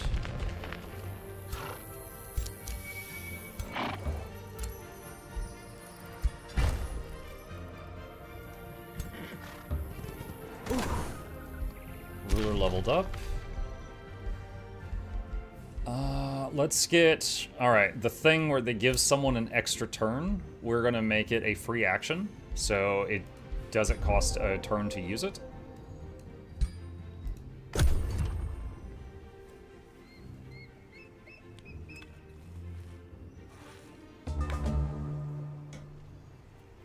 Hold on, so the eyeball thing, is this ranged?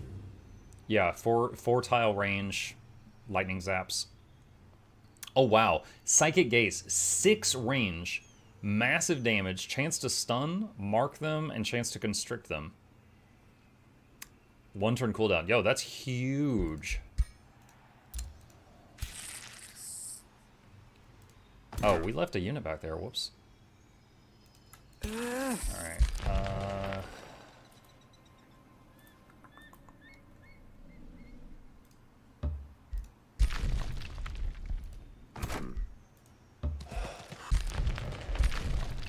don't know what's over there yet. It's like, there's a thing there. So, find 3... Alright, that's a primal thing. Explore the Shrouded Isles, 2 out of 12, and defeat Necron. Who's over there?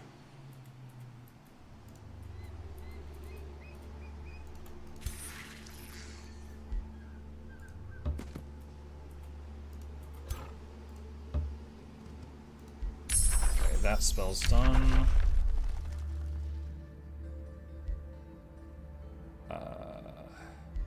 Shuffle. Mentorship. Okay, so here we go. So now we can claim Fractured Tower. This is pretty massive. Plus 32 knowledge income. We've got 67 right now. So this is like a 50% increase and 10 Imperium. Alright, next let's build walls on it. Alright, this can expand. Let's get the gold vein.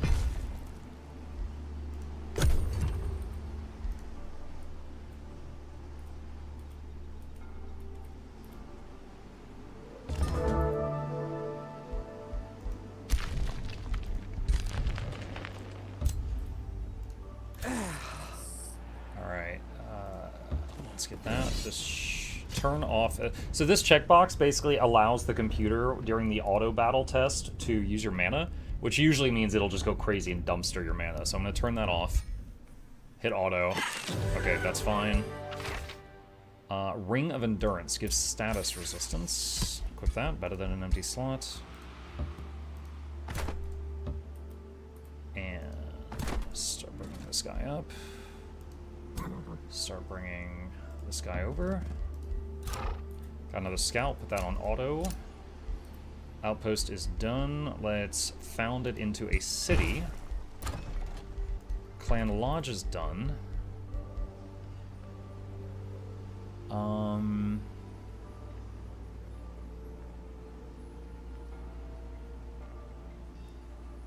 Mana is +1 right now.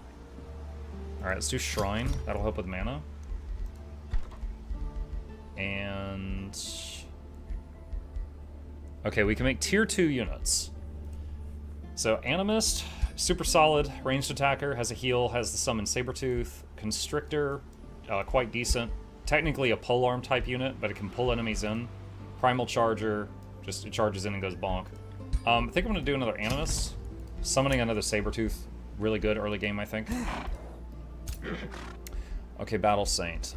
First we're gonna give other stuff in the army XP every turn.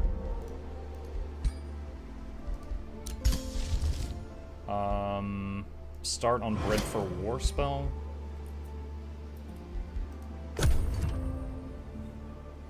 What are they again? Sorry, I was being harassed by ads. They're quest related. They're markers related to quests. It's like a golden chalice, and it matches these things over here. For example, this one is an enemy I need to defeat. But it's just a quest marker.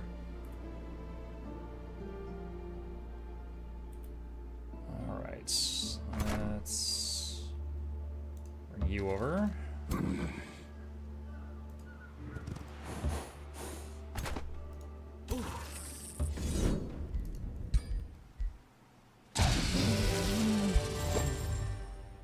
Got some mana. Alright, Haunted Graveyard, 326. Now, one of the things we started with for our city, which I often start with because I just think it's really good, is... Where is it? Where are you? Fabled Hunters. Plus 75% resources from clearing stuff. And this is stuff. So if we get that, we will get almost double the rewards, which is awesome. Head over there. This guy's got to catch up. That's fine. Okay, that's done. Let's do market next. Do I want any of this? Mana city structures cost less gold in production. Conduits gain production of food. Road building. Okay. Let's get road building.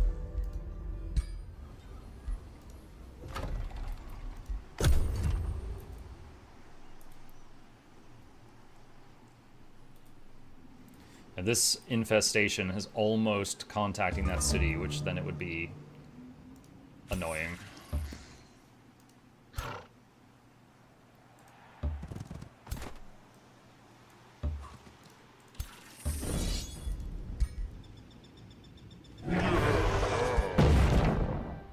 Dread Spider Mount. Ooh, that's actually pretty good. And knowledge. Okay, so... She's got the beetle. Let's go to this one. Get the spider. Spider Mount has the web ability, which is quite powerful, so we'll give that to him. It's better. It's better than the horse. Okay. There's something down there. Palisade walls is done. Again, I could upgrade this into a city, but there's no primal thing near it, so it would not be great. So I think we just leave that as is. Alright, Bread for War is done. So whole race gets a little bit larger, 10% more health.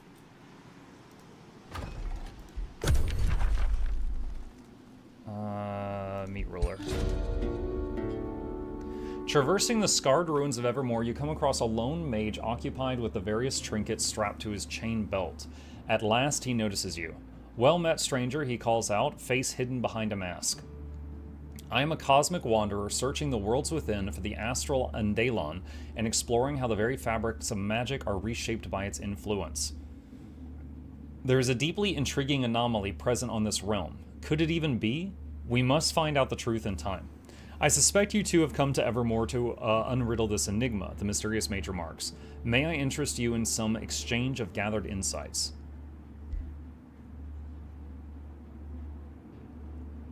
Share knowledge, so you both gain a bunch of knowledge, and relations with him are positive.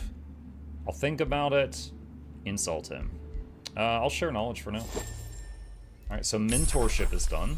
And you don't even have to spend money on that, it just goes. Alright, like that. Okay, so that happened before the end of the turn, so the turn hasn't ended yet. Come from the money for a funny video with the Waffle House, just copy paste. Yeah. What's your consensus on Outpost? How many and often, and what's the benefit? I never put any down. Okay, so Outpost, one, they take 10 gold per turn to have them running. But they can claim one tile next to them. So there's two, in my mind, there's two reasons to build one. Reason number one is it's profitable. For example, if you put an outpost on a gold vein, this gives 10 gold a turn, and the outpost consumes 10 gold a turn, so it cancels it out and it's free, and then you can claim a tile next to it and get something else. So in this case, it's profitable because I claimed this thing. I'm losing 10 gold a turn, but gaining lots of knowledge and Imperium, totally worth it. The second reason that you might build one is after you've unlocked teleporters, when you build an outpost and they claim one thing next to it, it can build a teleporter on that thing next to it. So if you're on a really large map, you're going to want to put outposts with teleporters around the map so that you can get around easier. So that's it. Either profit or movement, basically.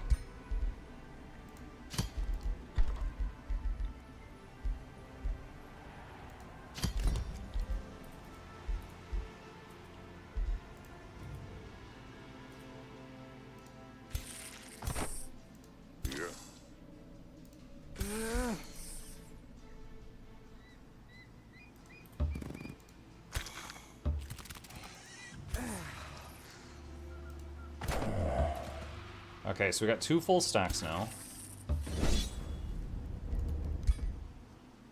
Okay, easy. And they're out of movement. Sabertooth Primal Communion. So this gives all of your units that aren't part of your racial stuff the Rising Fury ability. Alright.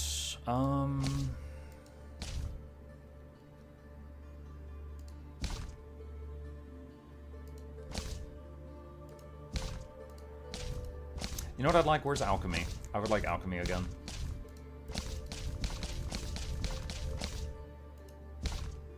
Oh, I think it's a tier 1 tome. These are tier 2, so I have to actually use the menu. When you're cycling through them, it just shows you the highest tier stuff you have available. It doesn't show you the lower ones.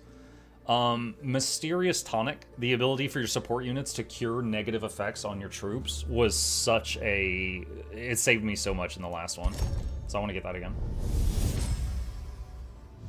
The perfect alchemical formula. There it is.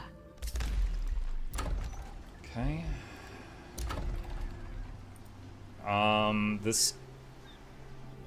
This neutral sea monster army I've got to take out, otherwise they're blocking that.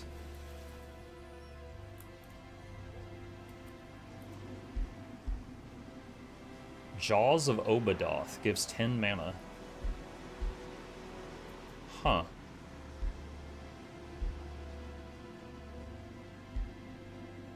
Sure. So anything next to this gives 10 mana per turn.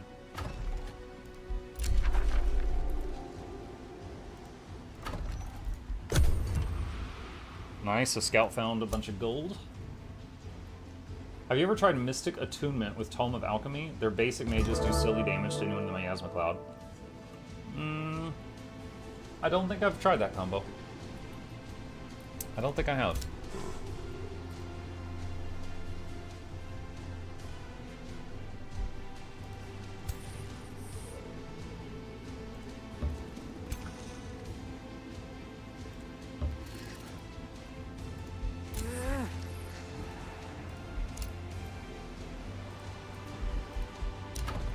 Market is done.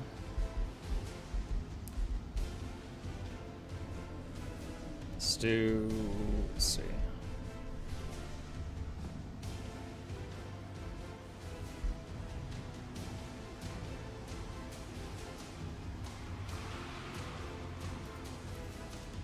If I do an Ash Megalith. Look at that. -5 food, plus 42 gold per turn. So it's every tile touching this that is Ashlands gives you gold. Put that there. And another Animist. Ruler leveled up. Alright, XP per turn to all my troops. Oh, wow. 101, 101. Also, Muck, I've been trying to say this for a while, and of course, always forgetting. Try and check out how to pronounce mana. What is it, like Mayne or something? Mayonnaise?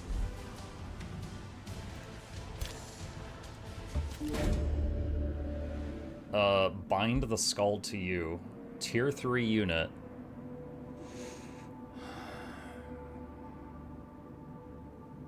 Spend 129 mana to get a tier 3 unit. Yeah, I'll take it.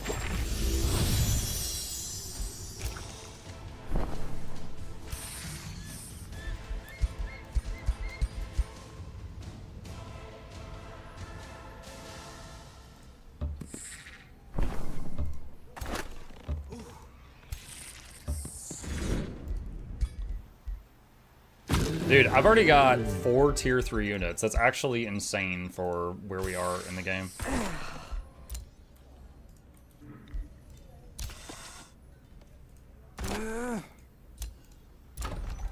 Okay, this is going to need a farm desperately. I don't think there's any pastures in range of it.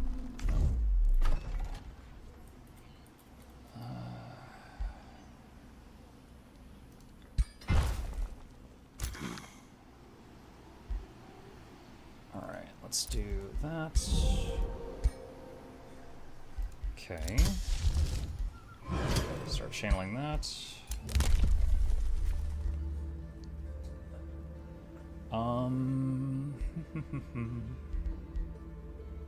Farms grant more gold and city stability. Gain a Whispering Orb. Don't need it. Alright, I guess we'll take the farms grant gold and stability. And it's about that time to cover that Guild Wars news. So going to let this turn play out.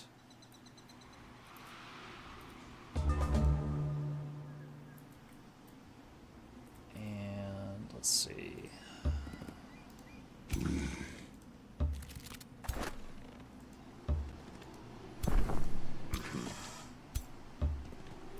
So we're going to want to take that out because it's really close to this city on the next turn. Also, I didn't realize there's an underground entrance here, so I have to keep an eye on that. Can annex another province.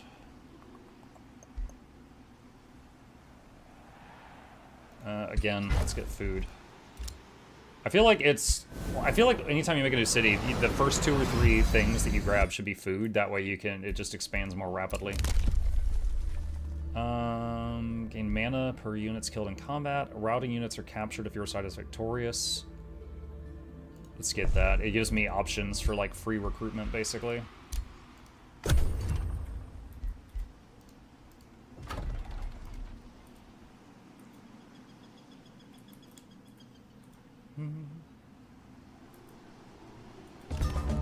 Okay. Shoot. New life sprouts and blooms on Evermore's desolate soil as a dignified draconian druid approaches you. May peace be upon you, foreign mages, the druid calls out, endowing you with a white lotus as a token of friendship. I'm Reskar Scape Shaper, emissary of the Root Seeker Draconians. The distant heritage of my people has led us to these troubled shores. We seek the echoes of a forgotten age when Evermore was still an ingrained part of Athla. Suddenly, Reskar recedes a step. "Is that you, Merlin?" he shouts, clasping his ornate staff more firmly. Await Merlin's reaction. "Reskar," Merlin speaks out with solemnity. "It is I indeed, and your vigilance is well appropriate, for the gloom of the enemy still poisons my veins." "Tell me, Reskar," Merlin then asks, "how did things fare for you during the incursions of the Fourth Age? I am pleased to see you still alive." "The mountains beyond Ralikesh are vast," Reskar gives his vague response. "After the umbral eclipse, my tribe became blessed by the sudden attendance of the Great Mother. She showed me visions of a distant past when her children, our ancestors, throve on all Athla." "Samuskira the Grove Tender visited you," Merlin repeats. "Good. I got an outstanding, albeit painful, impression of that dragon." Remind the two of the disturbance.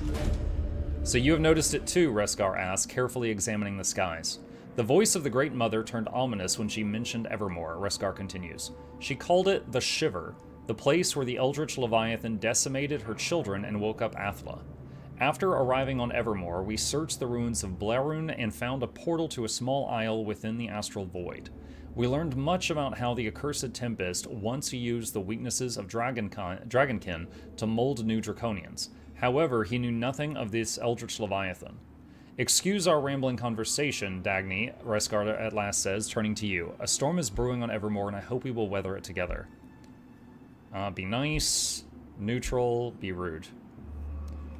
Be nice. There's no reason to make an enemy of him.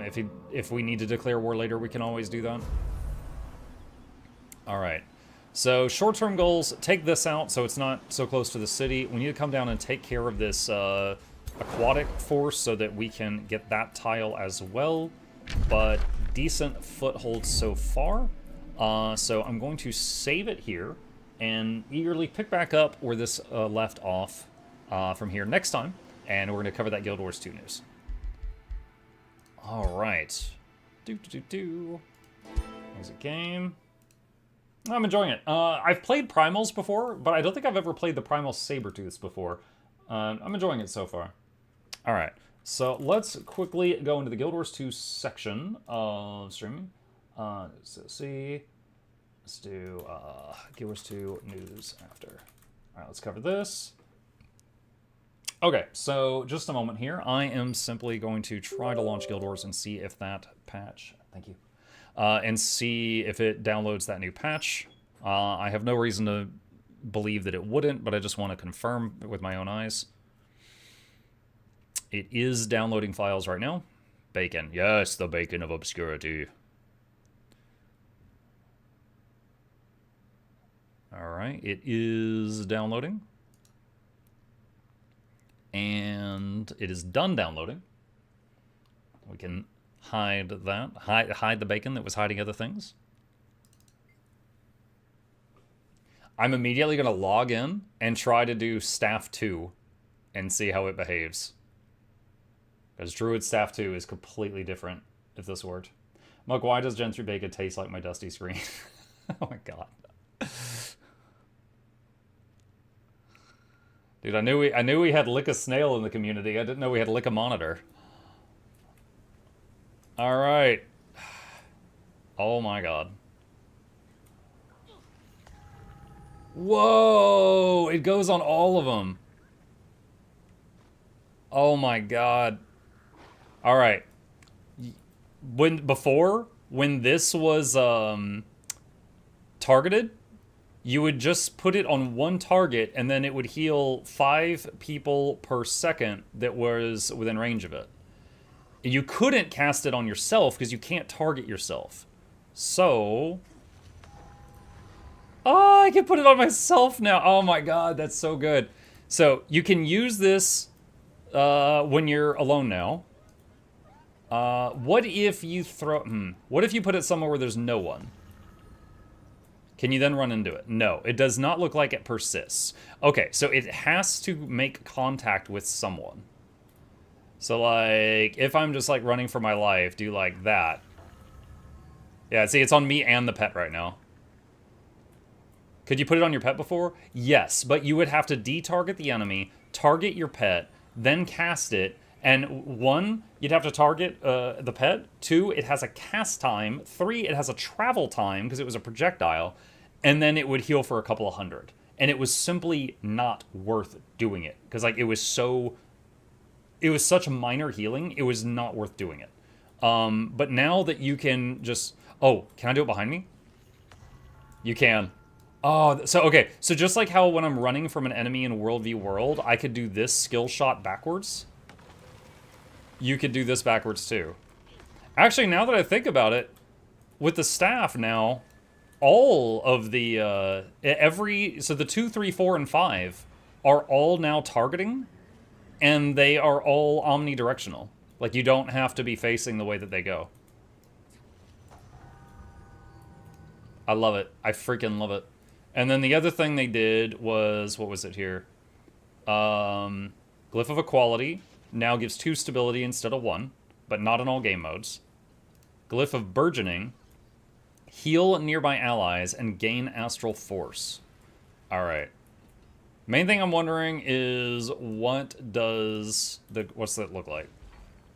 Okay, it's just like a little spiral of leaves or something. Okay.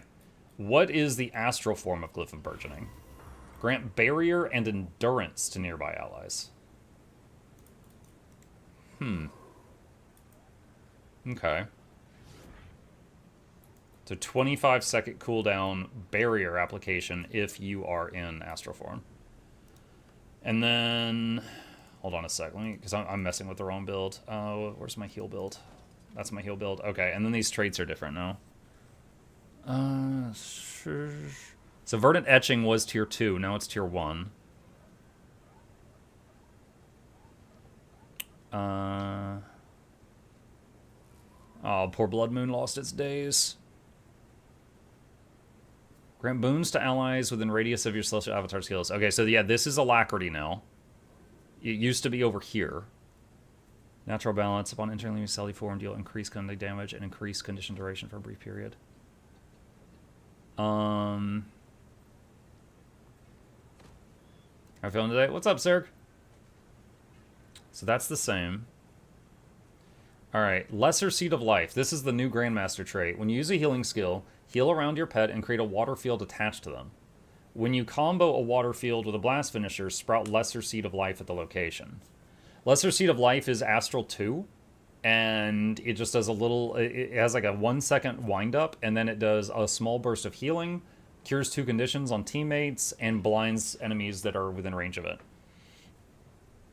So, if... Alright, so I'm just going to do like Healing Spring. So there's the water field on the pet, and it moves with it. Okay. So you take that. So every time you do a Water Blast Finisher, you sprout a Lesser Seed of Life. Water Blast Finisher would be if you do like a combo in the water field from the pet. If I have a Healing Spring out, which is a water field, I could Staff 3 into it, or Warhorn 5 in it for a Blast Finisher, which is a bit more healing and Condi Cleanse. Eclipse is still for Condi Druids. I mean, this is for Condi Druids, and these two are the choices for heal now. Lingering Light is anytime you heal an ally while you're in Avatar, you reduce the cooldown of Avatar. And maximum, you reduce it from 10 seconds down to 5-second cooldown, allowing you to go back into Avatar more quickly. So, Avatar, more uptime on Avatar, or sporadic healing and sporadic healing and cleansing added into your rotation. Oh! Rejuvenating Tides, alright. Okay, so you just... There it is. Alright, so the new Tides, it has a cast bar, but after you do it... Okay, after you finish the cast bar, you're free to do other things while it keeps ticking for a couple of seconds. Also, if you leave Astral Form while it's on you, it still keeps going. I think they made it faster, though. It looked like the duration was shorter.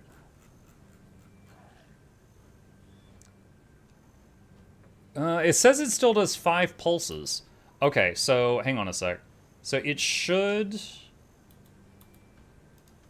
Does it still give might? Yeah, so I should get 5 stacks of might and 5 applications of alacrity when I do this.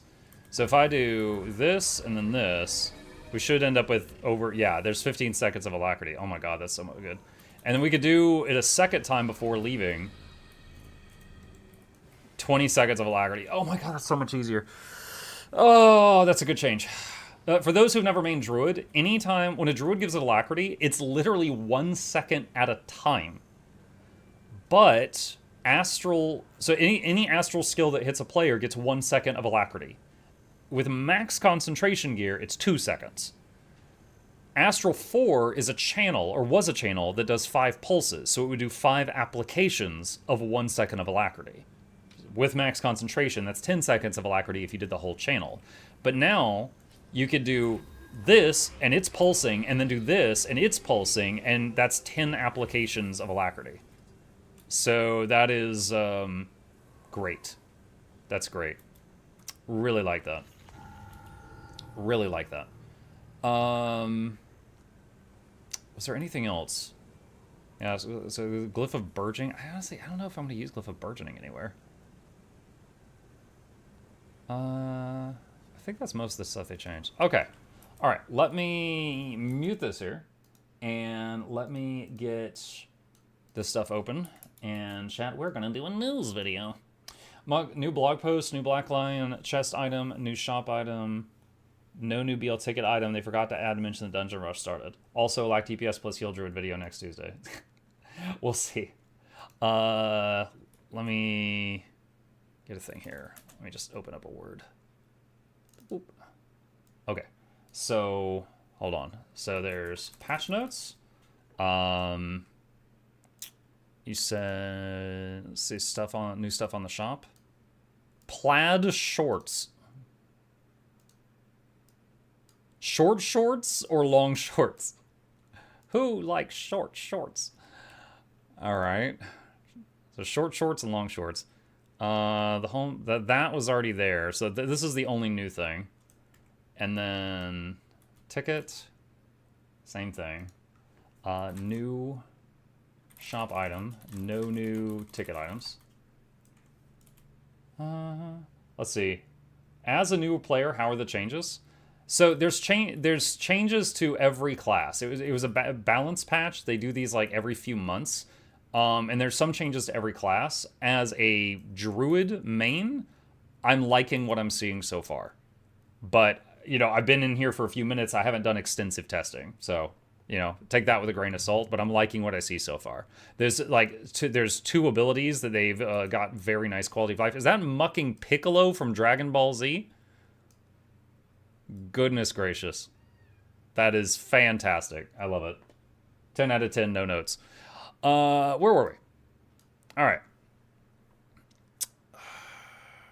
Black Lion chest.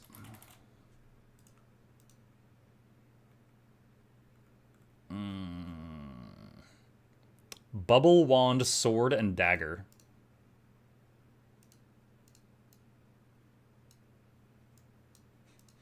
Wait. It makes bubbles. It's got a bubble wand in the blade. Wow, that's an idea. That's creative.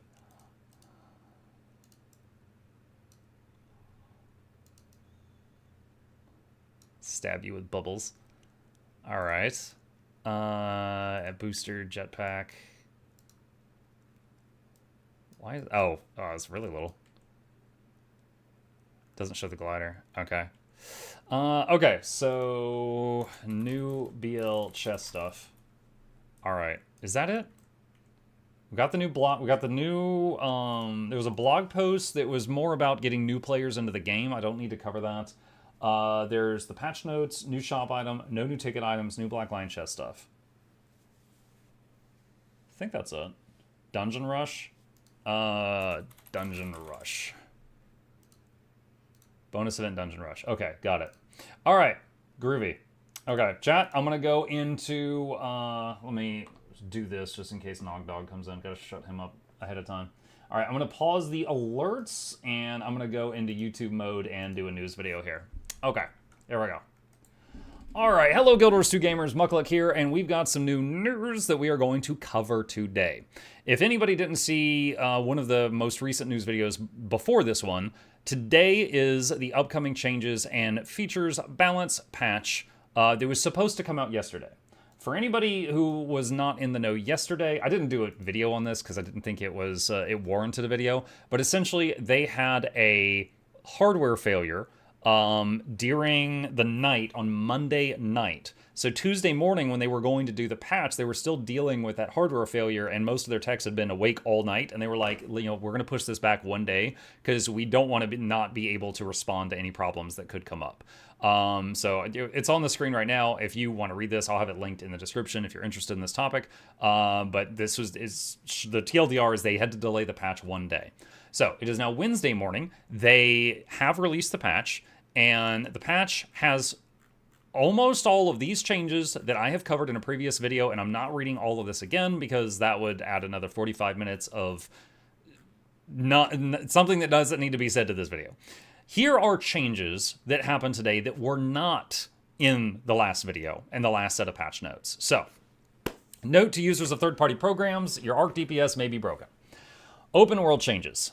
Cats and other pets associated with the Extra Life charity donation have appeared in the new sanctuary as well as across Tyria, visible only while under the effects of the Chatoyant Elixir, Infusion, or Lens, which are April Fool's items.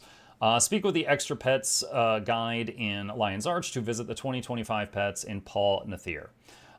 Essentially, when they do the Extra Life stuff, if you make a donation to charity during that and you fill out a special form with a certain person, then you can get a dog or cat in game to be somewhere in the world that has got the name of whatever you want. So a lot of people have put pets, both present and past, in the game with this system. So if you've done that, that is there somewhere. The new Extra Pets Guide NPC in Lion's Arch can provide Chatoyant items and help you instantly travel to the common pet locations from this year and previous years. Visit them outside of the Guild Incentive Headquarters and the Guild Bluff Waypoint. Fixed an issue that caused the defeat to Quaddle the Sunless or complete events in Sparkfly Fen objective in the Wizard's Vault to show incorrect locations. Fixed an issue that caused some Asura gate markers to use a lower resolution icon when viewed in the game environment. All right, below are additions and changes to the balance preview notes we previously shared. These supersede the preview notes, and these were the preview notes here. I'll include a link to those down below if you want them. Elementalist. Blazing Barrage, Seethe, Fissure, and Haboob have all had their power coefficients nerfed in World v World only. Evoker. Rejuvenate, increase the cooldown from 20 to 25 seconds in World v World. Hair's Agility, increase the cooldown from 25 to 30 seconds and reduced blur duration from 2 seconds to 1 in World v World. Zap, reduce the power coefficient from 0.29 to 0.11 in World v World. Familiar's Prowess and Focus, reduce the strike damage from 10% to 5 in World v World for Prowess and from 20% to 12 in World v World for Focus. Now, I've been playing almost exclusively World v World the past couple of weeks. The Evoker changes, not super surprised by them. Maybe just a very tiny bit. There's really two types of Evokers I see in World v World as a solo roaming player.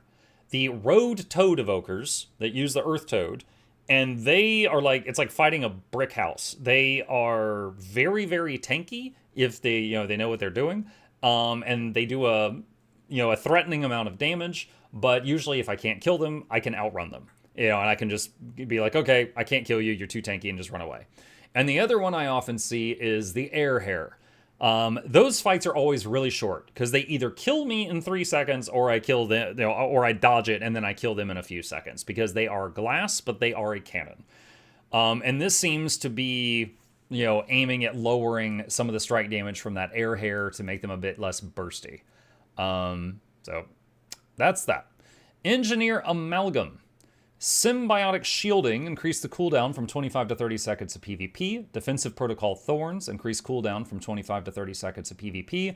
And Hybrid Vigor, reduce the base barrier from 783 to 623 in PvP. Honestly, I'm surprised they're not doing more changes to that, but that, again, that is in addition to the stuff that is already in here. So we'll see where that puts Amalgam. It is my opinion that Amalgam is the most overpowered thing in PvP or World v World for 1 versus 1 engagements at this time. As always, take it with a grain of salt. This is coming from the perspective of a Ranger main, but I feel like a good Amalgam, they're constantly doing lots of damage, lots of mobility. They've got most of the boons in the game, lots of cleansing, plenty of stun breaks. They are generating barrier at a rate that while they're killing you, it is tough to even get them below 120% base health. Because you can't even get them down to 100% base hit points. Now, that's the good ones. They're not all good. But I feel like the good ones are... It feels like the most imba thing at this time. Again, just my opinion. All right. Guardian. Advancing Strike, increase the power coefficient per strike from 1.25 to 1.75 in PvE. Reduce the cooldown from 20 seconds to 18 in PvE. Necro. Life Siphon skill now inflicts bleeding on yourself on the initial cast and no longer has increased healing effectiveness while you are bleeding. Increase the base healing coefficient from 0.0684 to 0.082 in PvE. Increase the base healing coefficient from 0.03 to 0.036 in PvP and World v World. Blood Bank trait will no longer trigger while in shrouds that replace health. So I believe that is targeted toward Ritualist, which can fill their health bar while they're in shroud. There are, others, of course, but Ritualist, I think, would be the primary reason that they're doing that. Augury of Death fixed an issue that caused this trait to grant You Are All Weaklings a cooldown reduction on hit. I didn't know about that one. Ranger. Increase the cooldown when swapping a defeated pet from 35 to 45 seconds in World v World. Oh, man. It wasn't that long ago they changed it from 45 to 35. Or was it like 1 minute down to 35? And so now they're turning it back up. I guess they feel they did it too much. As a Ranger main, this kind of thing just encourages me to never use the glass pets, like the birds, the cats, the iboga, things like that in World v World, unless it's like just for a very specific reason. Now, obviously, Soul Beast merged with a bird, they have tons of movement, and they don't care if the pet dies because when they merge, it revives it. Iboga's great for like pulling people off of walls if you know how to use it, but if a Willbender like teleports on you and then does their burst, they will kill your pet without even meaning to. Like, they are targeting you and your pet will just die because it's within 10 feet. So stuff like this makes it just like, even more unlikely that I'm going to use the glassy pets. So I don't like that change, but obviously I'm a Ranger main, so. Owl's Flight reduced the power coefficient from 1.65 to 1.35 in World v World. I believe that's the Spear 3, where you throw the spear. Defy Pain Ursine. Is that when you merge with a black bear? Sorry, give me just a second here. I think that's the black bear. Oh, that's the whole bear family. So when you are Soul Beast merged with a black bear, or any bear, this is one of the skills you get, and it is basically Stone Signet. You activate it, and for a few seconds, you are immune to incoming power damage. Conditions can still hurt you. So Defy Pain Ursine, increase the cooldown from 30 to 45 seconds, and reduce duration from 5 seconds to 2 in World v World. I think I've seen one Ranger that was merged with a bear in the last 2 weeks of doing World v World, and I killed him.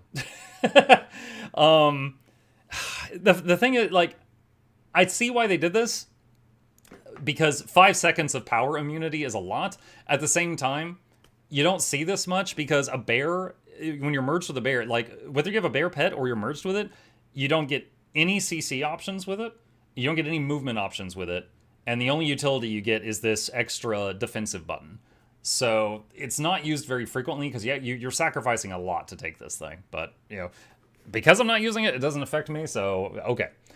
Stone Form, reduce the Signet duration from 5 seconds to 2.5 in World v World. This is another thing similar to Stone Signet that they are nerfing. I'm guessing there was someone running around with like all of these things and they were chaining them together and they were just immune to power damage for like 10 seconds at a time or something. Go for the Throat, increase the damage bonus of Lesser Sikkim while in Beast mode from 10% to 15 in PvE. Reduce the cooldown of Lesser Sikkim from 15 seconds to 10 in PvE. Increase the duration from 5 seconds to 8 when triggered by a pet. So that means go for the Throat when you are merged with your pet as a Soul Beast will do one thing, but if you are using Go for the Throat with an actual pet next to you and you're not merged with it, you get more time out of it. Light on your Feet. This is a short bow trait. Fixed an issue that prevented the bonus from being fully removed when you unequip the trait. Untamed. Ravager's Abandoned. Reduce the power coefficient from 1.25 to 0.8 in World v World only. I believe that's one of the ambushes. Give me just a second here. Ravager's Abandoned. Let me see. Yes, that is the Spear Land Ambush. Okay, so it's getting a power damage nerf. Exploding Spores increase the cooldown from 25 to 35 seconds and reduce the number of targets per spore from 5 to 3 in World v World. Forest Fortification, reduce the cooldown reduction per hit from 1 second to half a second in World v World. Ouch, that's big. Valve the Untamed, reduce the outgoing strike damage increase from 15% down to 10%, and reduced incoming strike damage reduction from 15% to 10% in World v World. Gale Shot Supersonic Arrow, reduced power coefficient from 1.5 to 1.2 in PvP. Pelt, reduced power coefficient from 1.05 to 0.85 in PvP. Feel the Rush, reduced the endurance gain from 15 to 10 in PvP. Revenant changes. Unyielding Impact, increase the energy cost from 5 to 10, reduce the Torment stacks from 4 to 3, and reduce the condition durations from 6 to 4 in PvP only. Thief changes, and once again, just as another reminder, these are all in addition to all the stuff from those previous notes. This is in addition to the old stuff. Death's Retreat, reduce the initiative cost from 7 to 6 in PvP and World v. World. Death's Advance, reduce the initiative cost from 5 to 4 in PvP and World v. World. Smokescreen, the skill no longer pulses blindness to enemies within its area of effect. Instead, it inflicts debilitating conditions on enemies passing through the smokescreen. Additionally, you gain stealth on exiting the smokescreen, increase the duration from 4 seconds to 6 in PvP. Meld with Shadows trait no longer has reduced efficacy when used with Silent Scope in PvP. Shadow Refuge now additionally grants condition damage and strike damage reduction to allies in the field. Reduce the duration of stealth per pulse from 2.5 seconds to 2 in PvP and World v. World. Daredevil changes. Distracting Daggers fixed an issue that prevented this skill from properly granting interrupt bonuses against defiant enemies. Deadeye changes. Stolen Skills. The threshold for Malice granting stealth reduced from 5 to 3. Death's Judgment skill now deals full damage to the foe targeted by this attack instead of the marked foe. Malice is not consumed, and bonus damage is not dealt if the targeted foe is not marked. Silent Scope. Oh, I really hope they didn't undo this. This trait has been reworked. Okay, so hold on a sec, because this was one of the biggest changes for Thieves. So I want to go back here for just a moment.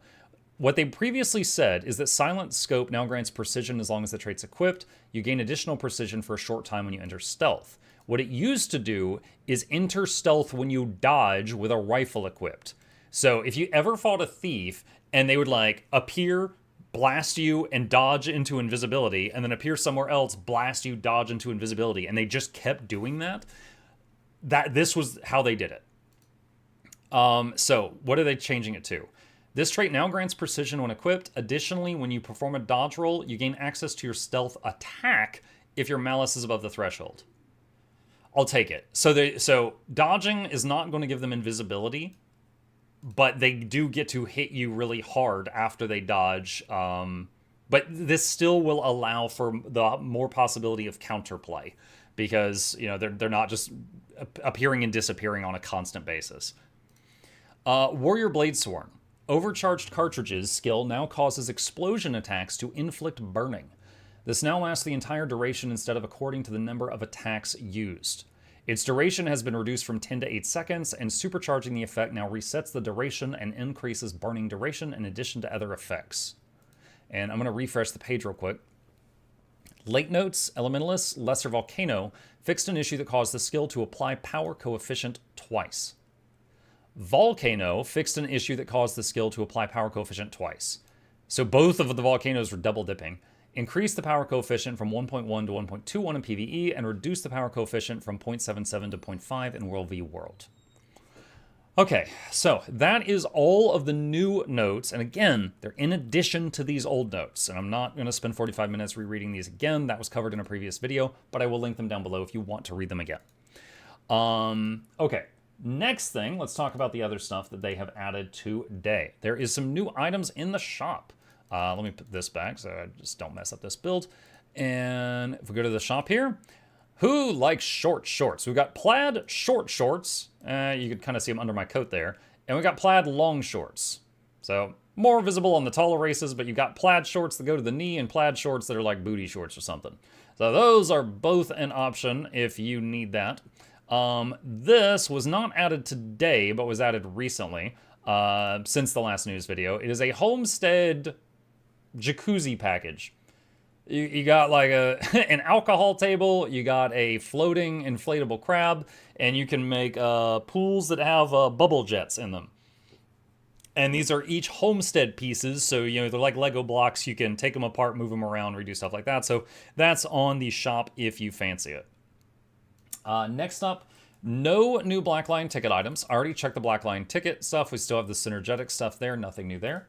There is some new Black Lion chest stuff. So if I go to Black Lion chest and preview it, the boosted jetpack, glider, and jetpack combo, you can see there's like 2 little thrusters on my back there, and then there's a glider version of it, and bubble wand, sword, and dagger. So if I wield it, so here's the sword, and if I move around with it, you'll see it makes bubbles like a, bubble wand. So you kill people with a bubble wand. And here's the dagger, which looks very similar. So both of those. Additionally, they have got Dungeon Rush starting today. You can see in the top right corner up here, Dungeon Rush just started today and ends in 6 days, which basically means if you've got any reason that you need to go do dungeons or you just want to try them for the first time, it is way more profitable during this week to do them. So a common example at endgame is legendaries. There are many legendaries that require certain things from specific dungeons in order to, put the legendary together. And this is a good time to do it. It'll be easier to find groups if you want to find a group for it. And it's more profitable for the time you spend in there by doing it now. I think that's pretty much everything. So once again, there was old patch notes, there's new patch notes, a couple of other new changes that went up. We went over the fact that the patch was delayed by 1 day. It went live Wednesday morning, essentially, depending on where you live, but basically went live 24 hours later than it usually does. And I, for one, am very eager to go try out the new Druid toys. So I got some nerfs and I got some buffs. I don't know if it's a net gain or a net loss right now, but there was some nice QOL stuff that I am very eager to go try out and see how it feels. Like this. Look at all those beautiful wisps. I love it. So if you have any questions, problems, thoughts, concerns, put it in the comment section down below, and I will fight you there. There we go, chat. 1 take. No editing required. That's how I like to do my news. There we go. All right, let's resume all the things and get this back to normal here. Okay. Hey! Appreciate whoever that was. Yay, the patch notes are here. Gotta drink some water. My throat's messing up. Okay. Who was that? General Ethos, Feared Fox, Prismatic Dice, and HK all sub during the news. Thank you guys. Really appreciate that. All right. Noxxi, add more mistakes in post. Noxxi doesn't ever do the news video. Like, if I send something to Noxxi, Noxxi edits it, and I get it back like a week later, and then I put it up on YouTube. So, news videos, I just try to do them in 1 take and upload them. That's why they look crappy. Because it's me. It's just me. All right, chat, with that, we are past our allotted time. So, I am going to be wrapping things up here, but I will be back for Guild Wars 2 Wednesday in about 5 hours, trying out the new Druid changes, which I'm eager to do. I'm going to postpone Assassin's Creed until tomorrow night, and then we'll get back to Black Flag at that time. So as always, thanks for you guys for joining me. If you're new, my name is Muck. I do a lot of Guild Wars stuff. I stream every day, so be sure to hit the follow button on Twitch or subscribe. There's links to my YouTube channels, and a special thanks to the patrons. They keep this channel alive with their support. Couldn't do this without them. There's a link to that in the chat if you want to be a supporter. Shilling complete. I'm going to raid someone on the Twitch side of Guild Wars 2. Just to support another... Yo, who the heck is this? Lipsility? 2.9k viewers playing Guild Wars 2. That is crazy. I'm guessing they're like an established content creator from another section, because I don't know who that is. Let's see. You know what? Boyce is live. I like Boyce. Boyce, yo, Darkbringer. How's it going, dude? I hope you're doing well. I'm on my way out, but I truly hope you're doing good. I haven't gotten to talk to you in a while. I'm going to raid Boyce. He is one of the best PvP rangers that I know. I enjoy watching him just for, like learning tricks about my class. So if you like PvP, he's good. If you don't like PvP, then, now you know. Now you know what you're getting into. So you guys have a good one, and I will be back later tonight.